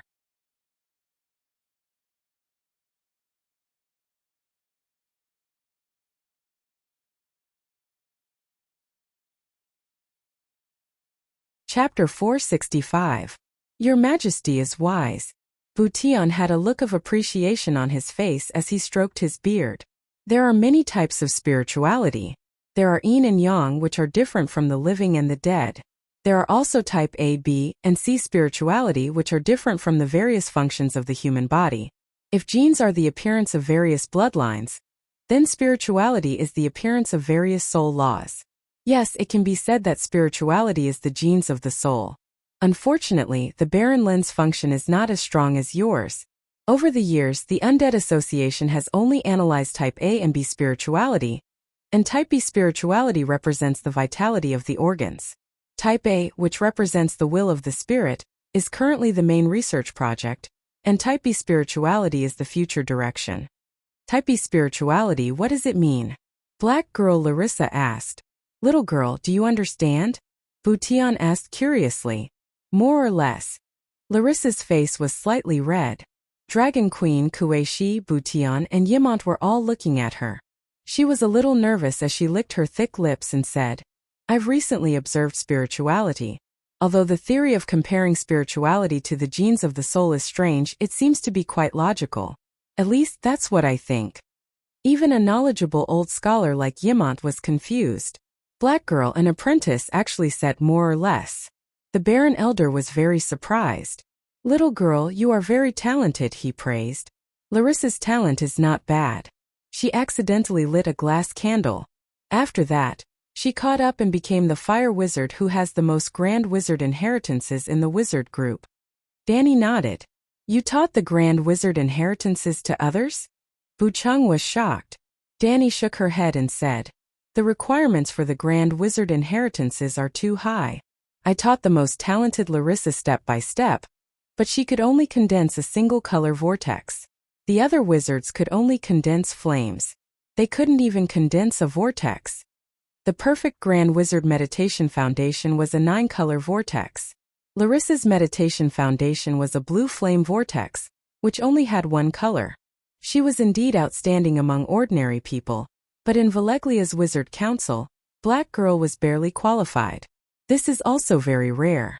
As my understanding of spells increases, my meditation technique can also evolve.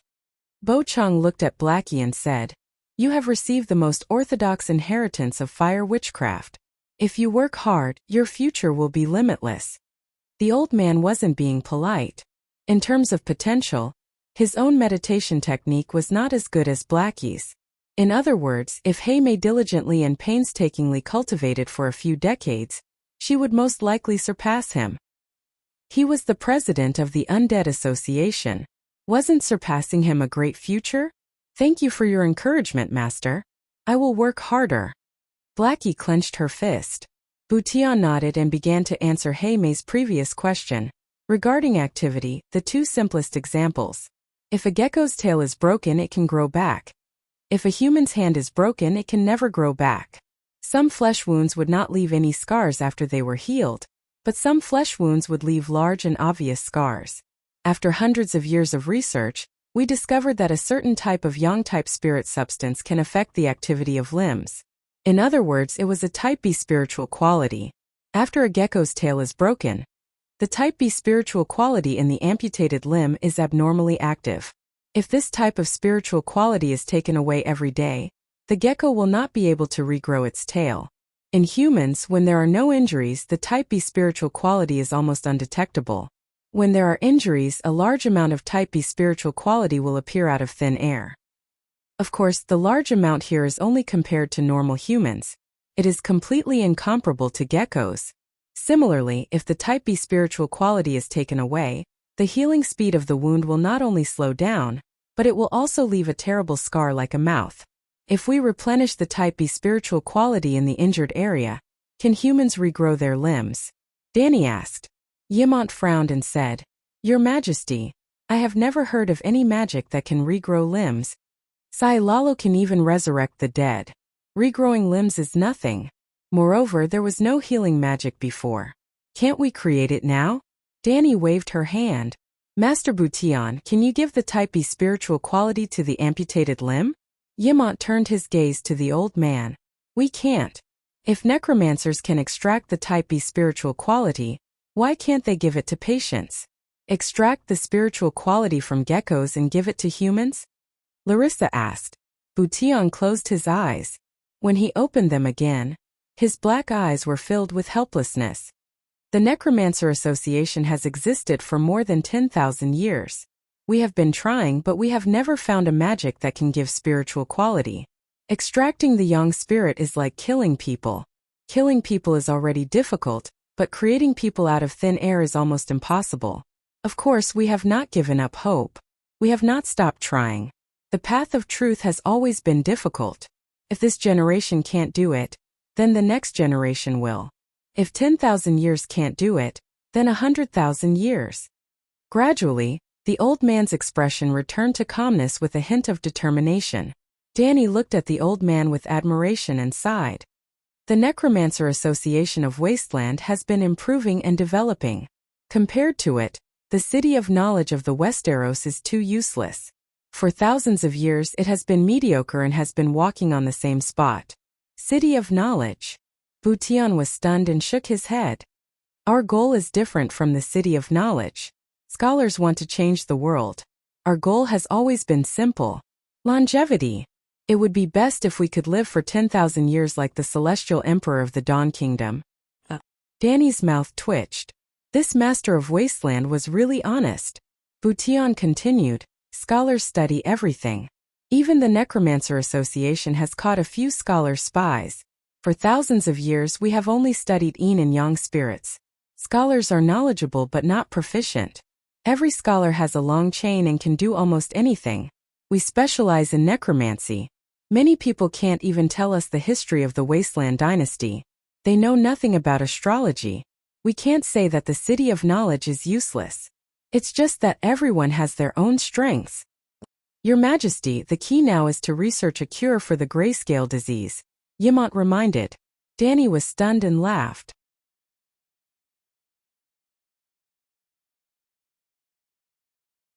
Master Butian's theory of spiritual quality fascinated me. I almost forgot about the important matter. Can we repeat the experiment from before? What experiment?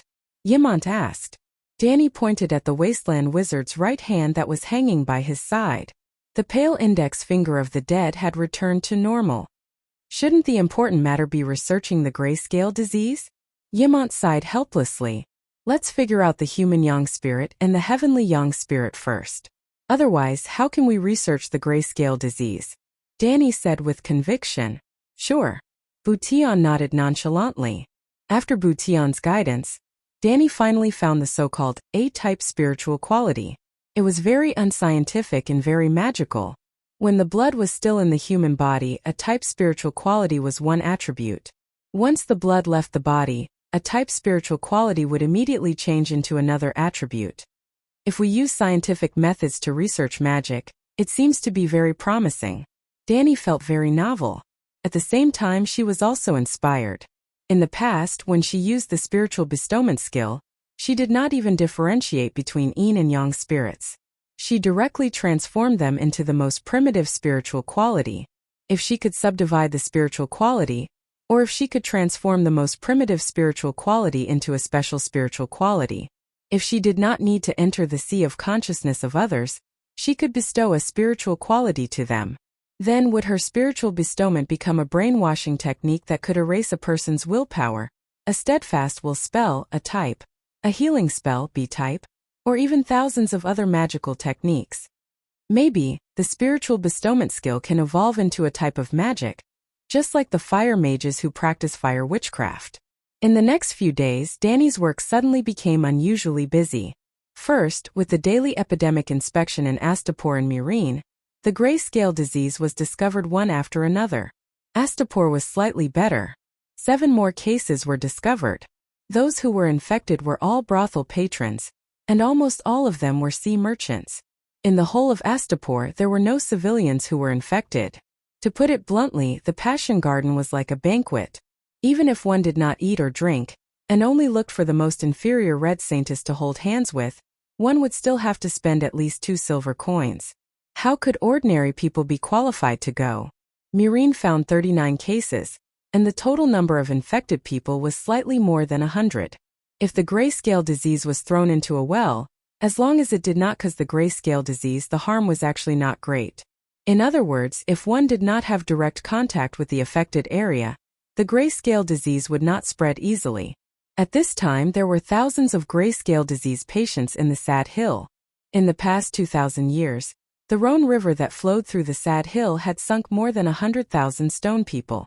There were so many villages on both sides of the river downstream that drank water from the river, and not many people were infected with the grayscale disease. The grayscale disease was similar to AIDS. It was terrible, but it did not spread without contact. The gray blight was similar to the influenza that had the effect of AIDS. It was terrible but very easily spread. The main reason to prevent the grayscale disease was to prevent it from developing into a gray blight.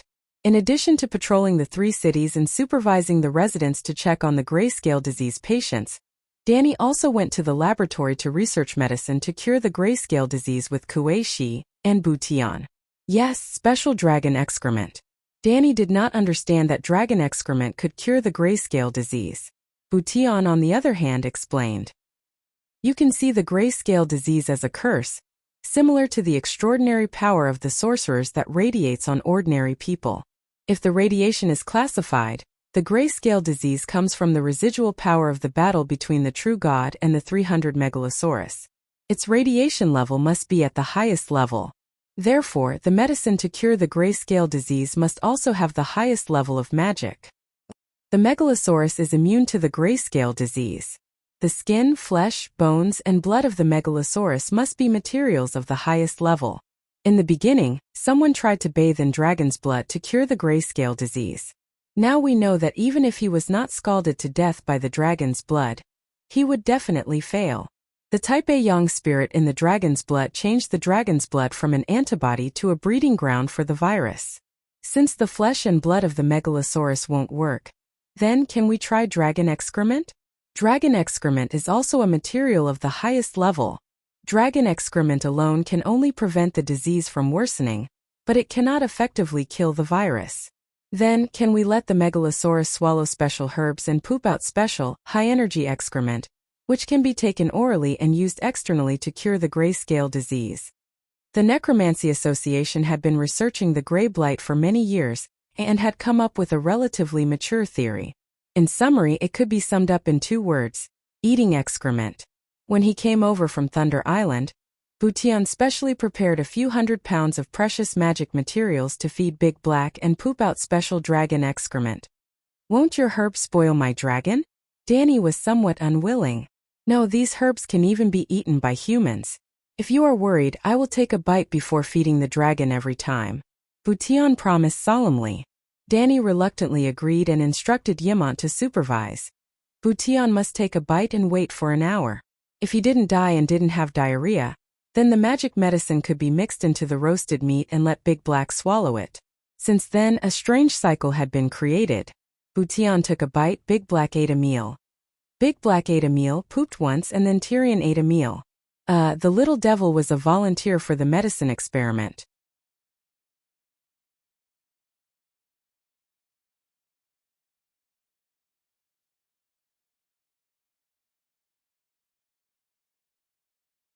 Chapter 466. Tyrion was really a volunteer. No one forced him. He had seen Shireen, Byra, and Theon before. Half of the little girl's face was covered with a layer of blue-gray grouper. It looked abnormally terrifying. If it only looked terrifying, Tyrion could barely accept it with his pants covering his thighs. However, the grayscale scar on Shireen's face also blocked his sense of touch. Simply put, although Shireen's grayscale disease was no longer spreading, half of her face was as numb as stone and had lost its sense of touch. Tyrion's infected part was more special. His inner thigh was pinched by Clinton, and then he was infected with the grayscale disease. Now the grayscale disease was spreading upward. If the virus was not contained immediately, he would end up like little Aegon. Little Aegon was extremely miserable. That part of his body was infected directly. If the grayscale disease's treatment was the same as Shireen's, and the disease was cured but left with a blue-gray stone scar that lost its sense of touch, then little Aegon had been wetting his pillow with tears at night and drowning his sorrows in alcohol during the day. So bitter. However, little Aegon was not alone. Other than Tyrion, all the infected sea merchants and the Red Saintess of the Passion Garden shared his bitter fate. As Tyrion and his guests lived on the top 2 floors of the pyramid, and 3 infected people suddenly appeared on this floor, Dany quarantined them and made a laboratory. At this moment in the laboratory, Butian and Larissa were busy in front of the witch lens. Kueishi was guarding the other end of the experiment table, watching over the steaming pot of blue-brown boiling liquid on the stove. Between the laboratory and the stairs outside the pyramid, there was a spacious hall. Little Aegon, Tyrion, and Ymont sat on a soft couch, waiting for Master Kueishi's medicine. Could it be that the dwarf's penis is really magical? He was the one who used that method to pass the virus to us. Why is his penis fine but we? Aegon stared at Tyrion's crotch with an unfriendly gaze. Tyrion clamped his legs and retracted his butt, shouting, "What are you looking at me for? Even if my second brother really has magical powers, you can't be envious." In fact, the little devil also suspected that his dick had magical powers. He was the general of Wildfire, the immediate superior of more than 50 fire mages. He had asked his subordinates, and all of them claimed that the gnome's lifeblood had a strange magic power and was most welcomed by the evil god. It was the best sacrifice for the evil god. Just 3 days ago, the skinny Pogba had secretly approached him and asked if the dwarf was selling his penis. Pogba wanted a magic amulet similar to Lisbon's. "The virus is spreading upwards and will reach you soon. Why don't you cut it off and sell it to me before it turns into stone?" This suggestion was not too rude. Patients with grayscale disease who felt that there was no hope of saving them would often cut off an intact part of their body as a souvenir. Illyrio, for instance, had sawed off the hands of his wife Sarah, who was a sufferer of the Grey Plague. Tyrion told Pogba to get lost.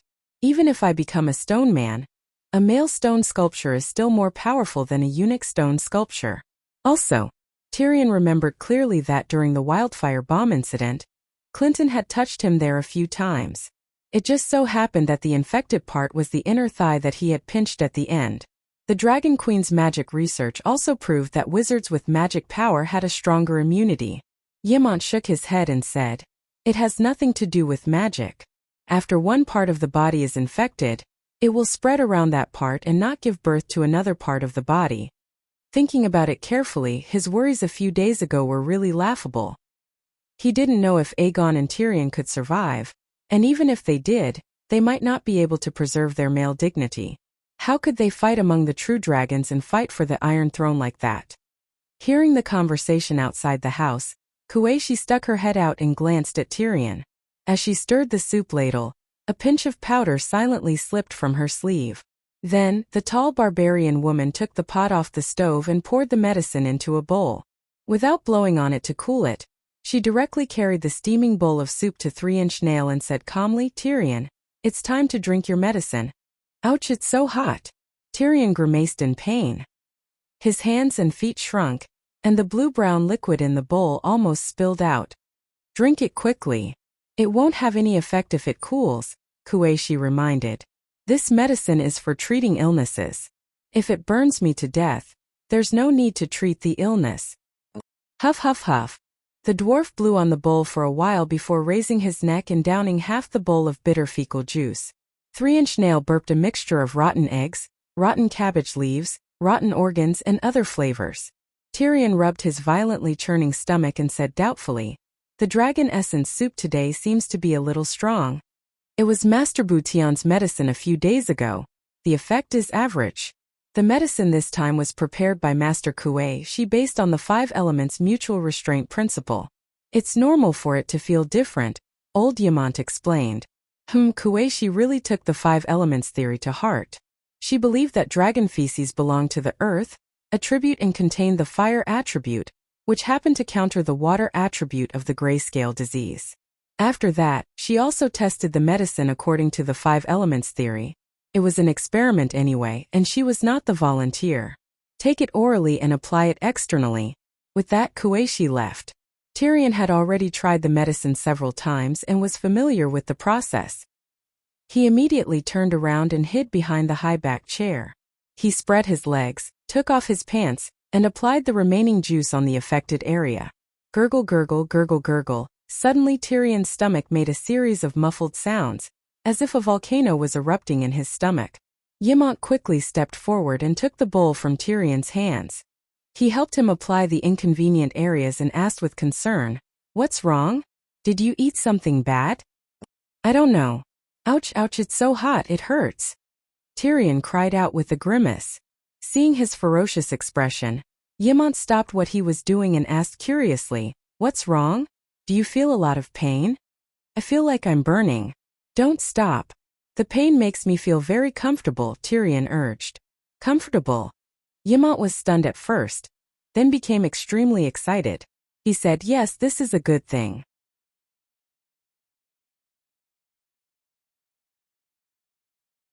If you feel pain, it means that the medicine is effective.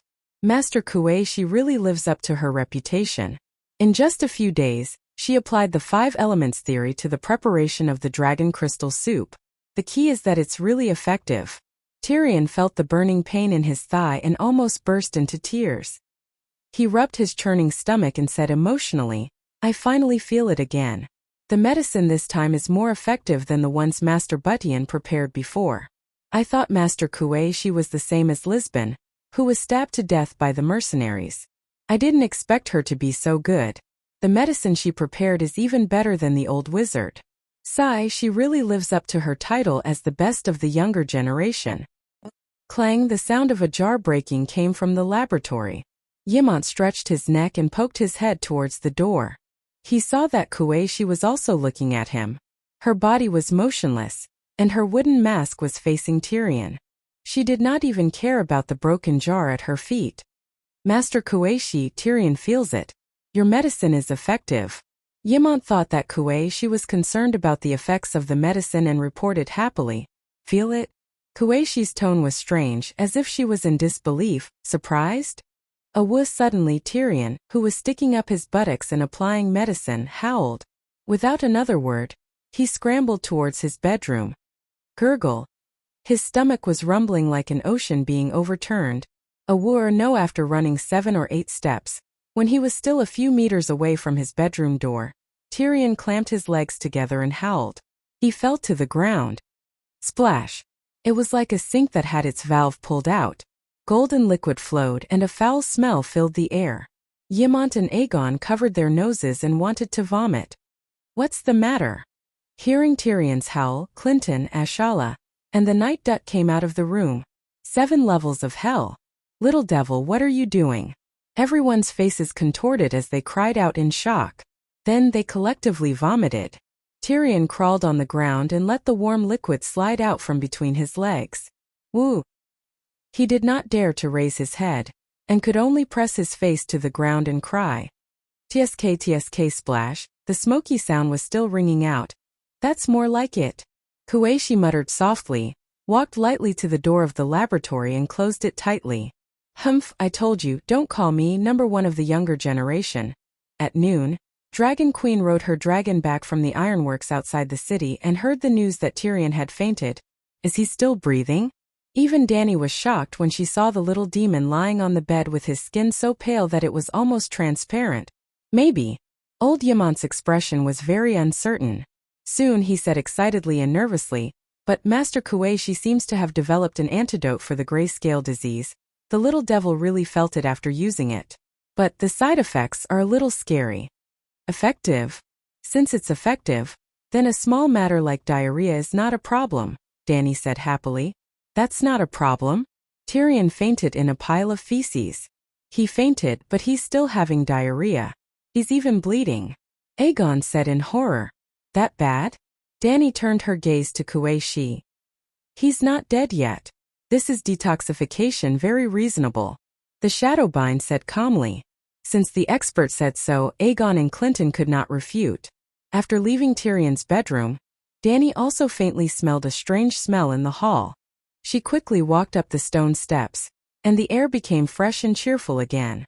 The ironworks are built. Tobumot promised me that the new ironworks can forge steel of the same grade as Korhor's fine iron. Danny did not look very happy.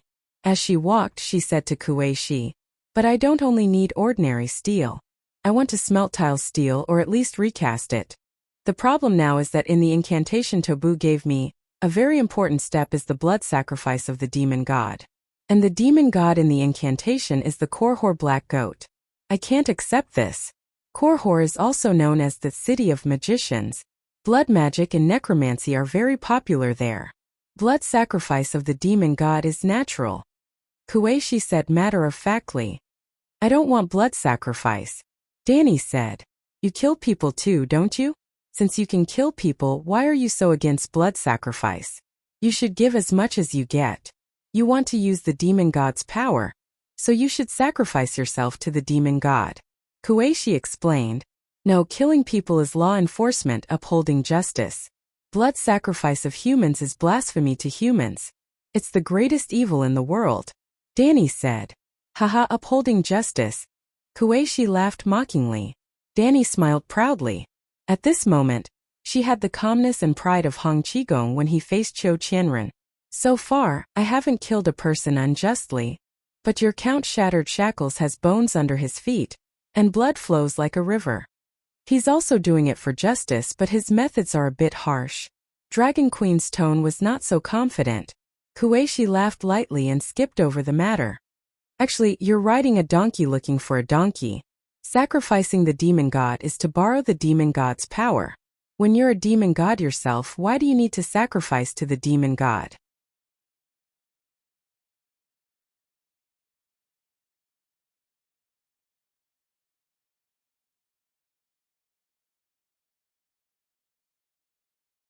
Chapter 467.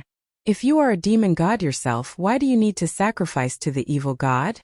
Kuei-shi looked at Dragon Queen meaningfully. Danny immediately understood what she meant.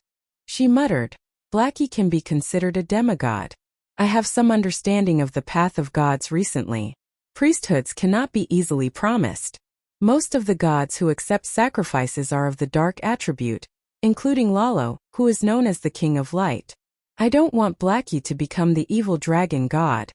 Ever since she accidentally connected to the faith pool of the seven gods, Danny tried to enter the dragon spirit state almost every day to communicate with the believers who prayed to the seven gods. But she was not as reckless as the first time and called out the other party's name. She just maintained a superior attitude, observed the believers, and tried to listen to the hearts of the believers. At this time, she gave herself a very clear position as a god trainee. Danny was not illiterate. She knew the principle of read more if you don't know. She knew nothing about the path of gods before, so she would naturally look for information related to gods. In terms of dealing with believers, gods must be reserved, must be superior, and must have the dignity of a god. Otherwise, if the believers saw a sloppy god, their faith would collapse. In other words, gods were like idols. They must have the burden of being an idol so that the believers would be like brainless fans and give you rockets. If a fan finally saw their idol, but saw a Princess Chow Biluo picking her nose, it would be strange if they did not lose their fans. After a few days of personal experimentation and research, Danny was sure that she understood most of the secrets of gods. Gods equals idols, believers equals fans, faith power equals fan economy, gods power equals total amount of money contributed by fans, gods responding to believers equals interaction between idols and fans, church equals fan organization, church name equals fan organization's name, pope equals fan organization's number, one fan organization, believers praying equals fan support, church recruiting believers equals fan recruitment, church armed equals fan control group on the internet, enemies of religion such as Stannis in the Seven Gods equals unscrupulous anti-fans, religious war equals two idol fan groups fighting each other. The most important thing was god priesthoods equals idols, personas set up by fans and financial companies in modern Earth. Personas were almost useless except for attracting fans. However, in this fantasy world where there were gods, the character settings, clergy, could bestow the gods with special faith skills. There was something wrong with Dahei's persona at this time. He was the great guardian of light. To the seven gods, The Great Guardian was like to Bao Qingtian in Duke Bao's temple. It was equivalent to the Seven Gods Church's red flower double rod. Even though Big Black could freely use all the power of faith that belonged to the seven gods, the abilities that his godhood granted him were only spitting fire and biting. Well, Danny had tried it before. After Dahé absorbed the power of faith, the magic power in the Megalosaurus could combine with the power of faith to form divine power, demigod divine power. The divine power would increase the power level of the dragon flame. First, the temperature rose. After using divine power, Blackie could almost do what Balerion could only do when he was an adult: melt steel with dragon flames. Secondly, the durability of the dragon flame had almost doubled. In the end, the color of the dragon flames changed from the blood-red color that was emitting black smoke and the smell of sulfur to a golden-red color that was suffused with golden light. The smell of sulfur was strangely gone. Now Dahé really did look a little like the holy Megalosaurus. Simply put, the Great Sparrow and the Seven Gods gave Dahé the persona of the Megalosaurus guardian who could spit fire and bite people. And then Dahé had such a godhood. Then the divine power under this godhood strengthened Dahé's ability to spit fire and bite people. If the power of faith was not extracted, Dahé's combat power would immediately be reduced to its original level. The dragon flames were blood red, emitted black smoke, and had a choking smell of sulfur. In the end, power could not appear out of thin air. The power of faith was also a kind of extraordinary energy. Using this energy, the gods could transcend the mortal world. For example, the red-robed Melisandre. She had been a demigod for a long time, but she had no power of faith at all. On the contrary, she had to provide faith to Lalo. Therefore, she was a demigod in name only. Another example was the immortals in the Temple of Immortality. Once upon a time when the magic tide was strong and vigorous, the male sorcerers had real power. They were famous and queers, feared by everyone, and the power of faith was like a tide. Therefore, the immortals were extremely powerful. They imprisoned the fragments of time and created a fake divine realm, the Temple of Immortality. In the Age of Chaos, the male sorcerers lost their power. The immortals became liars in the hearts of the people of queers, and the Temple of Immortality became the Temple of Dust in people's mouth. Without faith, the immortals lost their divine power, and were tragically burned to death by the 4-month-old Dahé's dragon flames. Dahé got lucky and suddenly became the only successor of the seven gods, inheriting the faith pool that the Seven Gods Church had accumulated for thousands of years. Because of this, Danny did not want Dahé's persona to collapse. Dahé could inherit the billions of assets of the Seven Gods Church because he had the persona of the Great Guardian of Light given to him by the believers of the Seven Gods. If Dahé accepted the blood sacrifice and became an evil god, the collapse of his persona was comparable to that of Edison Gu and Marta Lo. The Dragon Queen came from the modern world. She was like the agent of the idle trainee Dahé, and could not destroy his excellent persona. The persona of the Great Guardian was not very outstanding, but it was better than the persona of a foodie. Well, the gods of this world were foodies. They ate human flesh, drank human blood, and absorbed human souls, which was the evil god's blood sacrifice. After lunch, the queen studied on the top floor of the Great Pyramid. Kuei put down the scroll in her hand and shook her head. No, without the blood sacrifice there is no way to recast steel. According to this blood witchcraft spell, I am 100% sure that the blood sacrifice is not only in exchange for the power of the black goat, but also a necessary condition for smelting steel. For a simple example, when the people of Kor smelt steel from iron ore, they need charcoal and blood sacrifice for the black goat.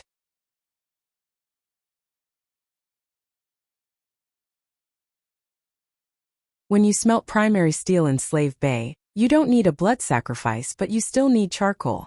Charcoal is a necessary condition for forging steel. The people of Valeglia were originally proficient in blood witchcraft. When they invented the steel forging technology, blood was a necessary condition.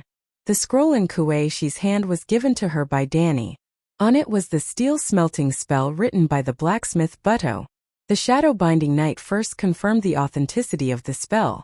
Originally, Danny planned to use this spell to try to recast a steel sword. However, the process of forging required a blood sacrifice for the black goat. She came up with a plan. After melting the steel statue and dealing with the first wave of the Allies' attack, She would raid the Koer Black Goat Temple and feed Little White with the evil black goat. Why would she offer a blood sacrifice to him now? The process of testing the spell was not carried out. Until now, she was not sure if the blacksmith was lying. Can it be improved? Danny asked. Of course. Kuei-shi nodded without hesitation. Do you know about dragon steel? She asked. It seems that in the legend of the Long Night, dragon steel is a weapon to deal with deviant ghosts, Danny said thoughtfully. 8,000 years ago, when the people of Valeglia were still herding goats in some mountain village, there was already a magical steel similar to steel in the world, which is dragon steel, Kuei-shi said. I doubt that. Danny shook her head. Maybe dragon steel can kill deviant ghosts. Maybe dragon steel has the same anti-magic effect as steel. However, dragon steel is definitely not as immortal as steel. Otherwise, it would not be so hard to find even a single piece of dragon steel today. With Danny's identity and status, if she had never seen a dragon steel weapon, it was likely that it did not exist in the world. It was rotten. Maybe. Kuei-shi did not refute. She only emphasized, dragon steel and steel have similar functions, but different forging methods.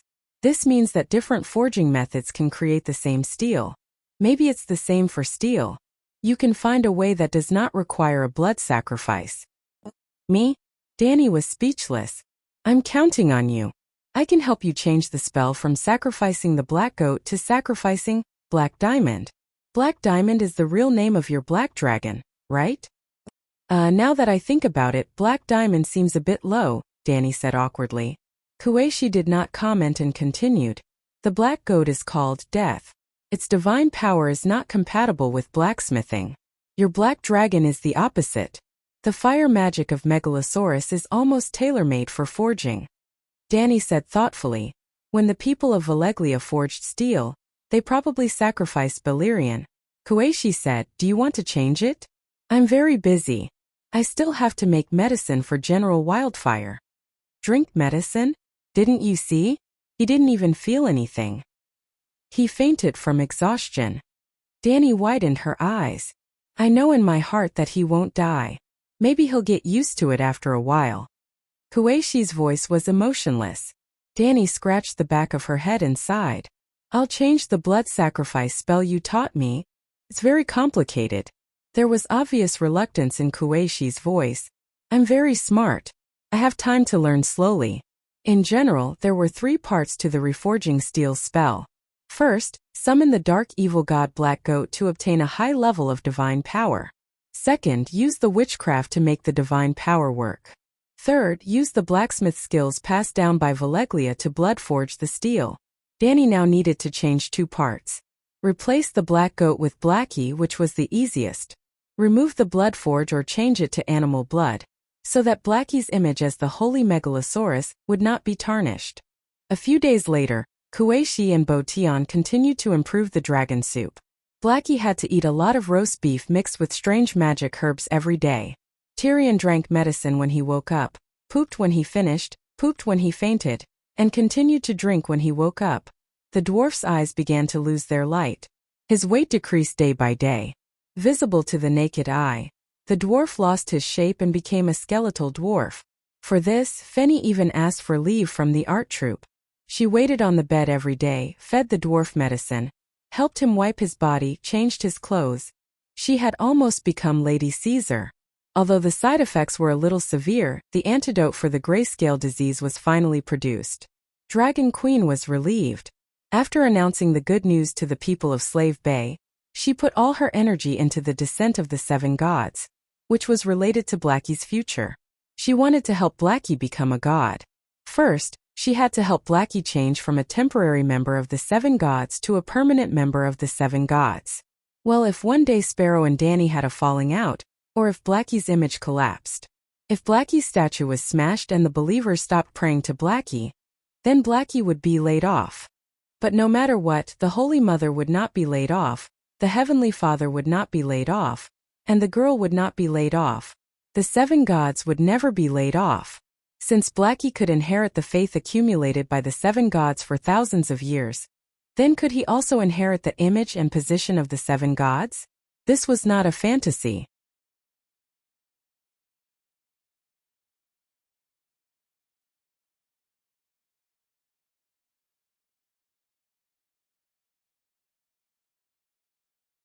Chapter 468. It was Danny's hope to let Blackie take over and replace the seven gods as the faith of the Church of the Seven Gods. The hope was not slim. The seven gods were just 7 pieces of wood. Even if Blackie offended his superiors, there was no real power to punish him. Secondly, there was also the Church of the Seven Gods in Slaver's Bay. It was just that the time was too short. The quality and number of believers were far inferior to the Westeros, and there was almost no accumulation of faith. If Archbishop Danny found a way to let Blackie replace the seven gods, she could immediately raise Blackie's position in the Church of the Seven Gods in Slaver's Bay. Finally, Blackie was not alone. A dragon was fighting, and he had a very powerful mother. If Mother Dragon wanted, she could easily take down the Church of the Seven Gods in the Westeros. This was different from the Red God Church. Even the powerful Red-Robed Witch could not control the Red God Church. Because Lalo was real, and the real boss of the church was always Lalo. As for the Great Sparrow, when there was no conflict of interest, he was a good friend of the Dragon Queen, and could help her torment Cersei and the others. If there was a conflict between the two of them, the Dragon Queen would not hesitate to kill him. She would not feel the slightest bit of psychological burden. In the end, the Dragon Queen was never a true friend of the Great Sparrow. She was not even a believer of the seven gods. Developing the Church of the Seven Gods and taking up the position of Archbishop were purely political considerations. She needed the church to serve her Targaryen dynasty. So, when it came to her core interest, Blackie's future path to godhood, she could be ruthless to the Great Sparrow. If Danny declared that she did not want the Iron Throne, and only wanted to enter the great cathedral of Baelor, even Lannister would sincerely applaud her. The believers of the Seven Gods would not have any objections. They would even like the pious and merciful Pope of the Dragon King more. If she controlled the Church of the Seven Gods, and there were no real seven gods above her, then she could do whatever she wanted. The crux of the problem was that she did not know how to do it. How could she let her good son Blackie get the persona, clergy, of the seven gods? Could she just announce to people that Blackie was the reincarnation of the seven gods? Just like Jesus to God, the son of the seven gods? This was too ridiculous. Even Danny herself couldn't believe it. How could she make the believers sincerely accept it? On this day, Whitey brought 2 people from the west, the big crab Arisetiga and the 4th White Knight Garth Hyder. The Dragon Queen held an exceptionally grand banquet for them. Everyone with status in Astapor was invited. Even Kai Yuan's fat eunuch Beworth was dragged over by Blackie. In front of everyone, Danny gave a steel sword named Wave Cutter to Garth. Then Big Bear put on the white robe for him, and Beavis helped the new brother put on the white glazed armor. The initiation ceremony was officially completed. Big Crab did not receive the tile steel sword. He was only given the title of knight by the Queen and the position of commander-in-chief of the First Fleet. This could be considered a high position and authority. But when he saw the 3 white knights standing side by side behind the Queen, he actually had the urge to join them. At least he could always be by the Queen's side. Little Aegon held a cup of orange wine and walked to Big Crab in high spirits. He introduced himself, Sir Setiga. I am Aegon Targaryen, Thunder Lizard. Tyrion had diarrhea every day, but the gray spots on his legs were disappearing day by day. It was obvious that a mature antidote for the grayscale disease would be developed soon. Aegon saw hope again. Tonight, his clothes were especially luxurious. He wore a grass-green velvet jacket, a wide dragon head belt inlaid with amethyst scales around his waist, shiny slim leather pants, soft deerskin high boots, and a 3-headed dragon hairband forged in gold on his forehead, which complemented his silver hair. He was almost the most eye-catching young man at the banquet. Greetings, Your Highness. Big Crab looked at the young man in front of him suspiciously. He indeed had the Targaryen's trademark silver hair and purple eyes, and his temperament was not bad. However, everyone knew that Aegon had been thrown to death by Tywin long ago. Was this kid really not a liar? I heard that he was rebellious and wanted to marry my aunt? Even with the endorsements of Clinton, Ashera, and the Dragon Queen, Big Crab still felt that little Aegon was worthy of suspicion. In fact, 8-clawed spiders are not to be trusted, had almost become a proverb among the nobles of the 7 kingdoms. Aegon gently swirled the light yellow brandy in his cup and said meaningfully, My Aunt Dany Rise promised that she would help me fight for the Iron Throne. I know. She also told me that she would leave the opportunity to kill the king of strange ghosts to you. Big Crab's attitude was polite, but he did not give a special response. This was not what Aegon expected. He felt that the meaning of his words was already very clear. Setiga should be loyal to the Targaryen on the Iron Throne, and he was the first heir to the Iron Throne. Should the eldest son of the Count not show his loyalty to him? He could not help but frown. My aunt has 5 dragons, and she also promised to let me tame Blackie. Not to mention, she will soon be able to forge thousands of tile swords. With dragons and tile swords, killing the king of strange ghosts will not be difficult. Aegon twisted his neck that was tightly gripped by his collar and emphasized, I will be the king of the Undulls, Loiner, and the First Folk. Sire, I need the loyalty of Setiga and Crab Island. Tame the Black Dragon? Big Crab looked at Aegon with a strange gaze. My father, brother, and I have already pledged our loyalty to the Targaryens. I said, Setiga should be loyal to the Targaryen on the Iron Throne. Aegon whispered. What do you want, for Setiga's fleet to escort you to the Great Wall? Why would I go to the Great Wall? Aegon was puzzled. If you do not kill the king of strange ghosts, how will you ascend to the Iron Throne? Big Crab retorted. Aegon choked and said somewhat angrily, the oath of the one who ends the long night shall be king was made by my aunt. It has nothing to do with me. You want the queen to break the oath?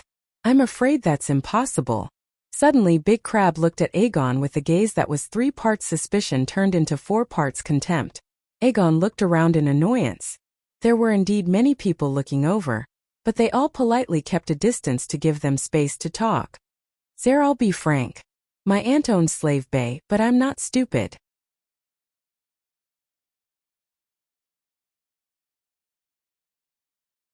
I know that she is young and will have children in the future. Slave Bay will not belong to me. Because of the oath, she can't even help me. So I need strength to fight for the Iron Throne myself. Besides, my right of inheritance is before Dany rises, and she has also acknowledged this. Why don't the Targaryen forces of the 7 kingdoms pledge their loyalty to me? Help me restore my kingdom?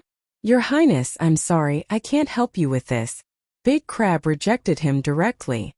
Why? I'm now the commander-in-chief of Slave Bay's First Fleet. I've already pledged my loyalty to the Queen.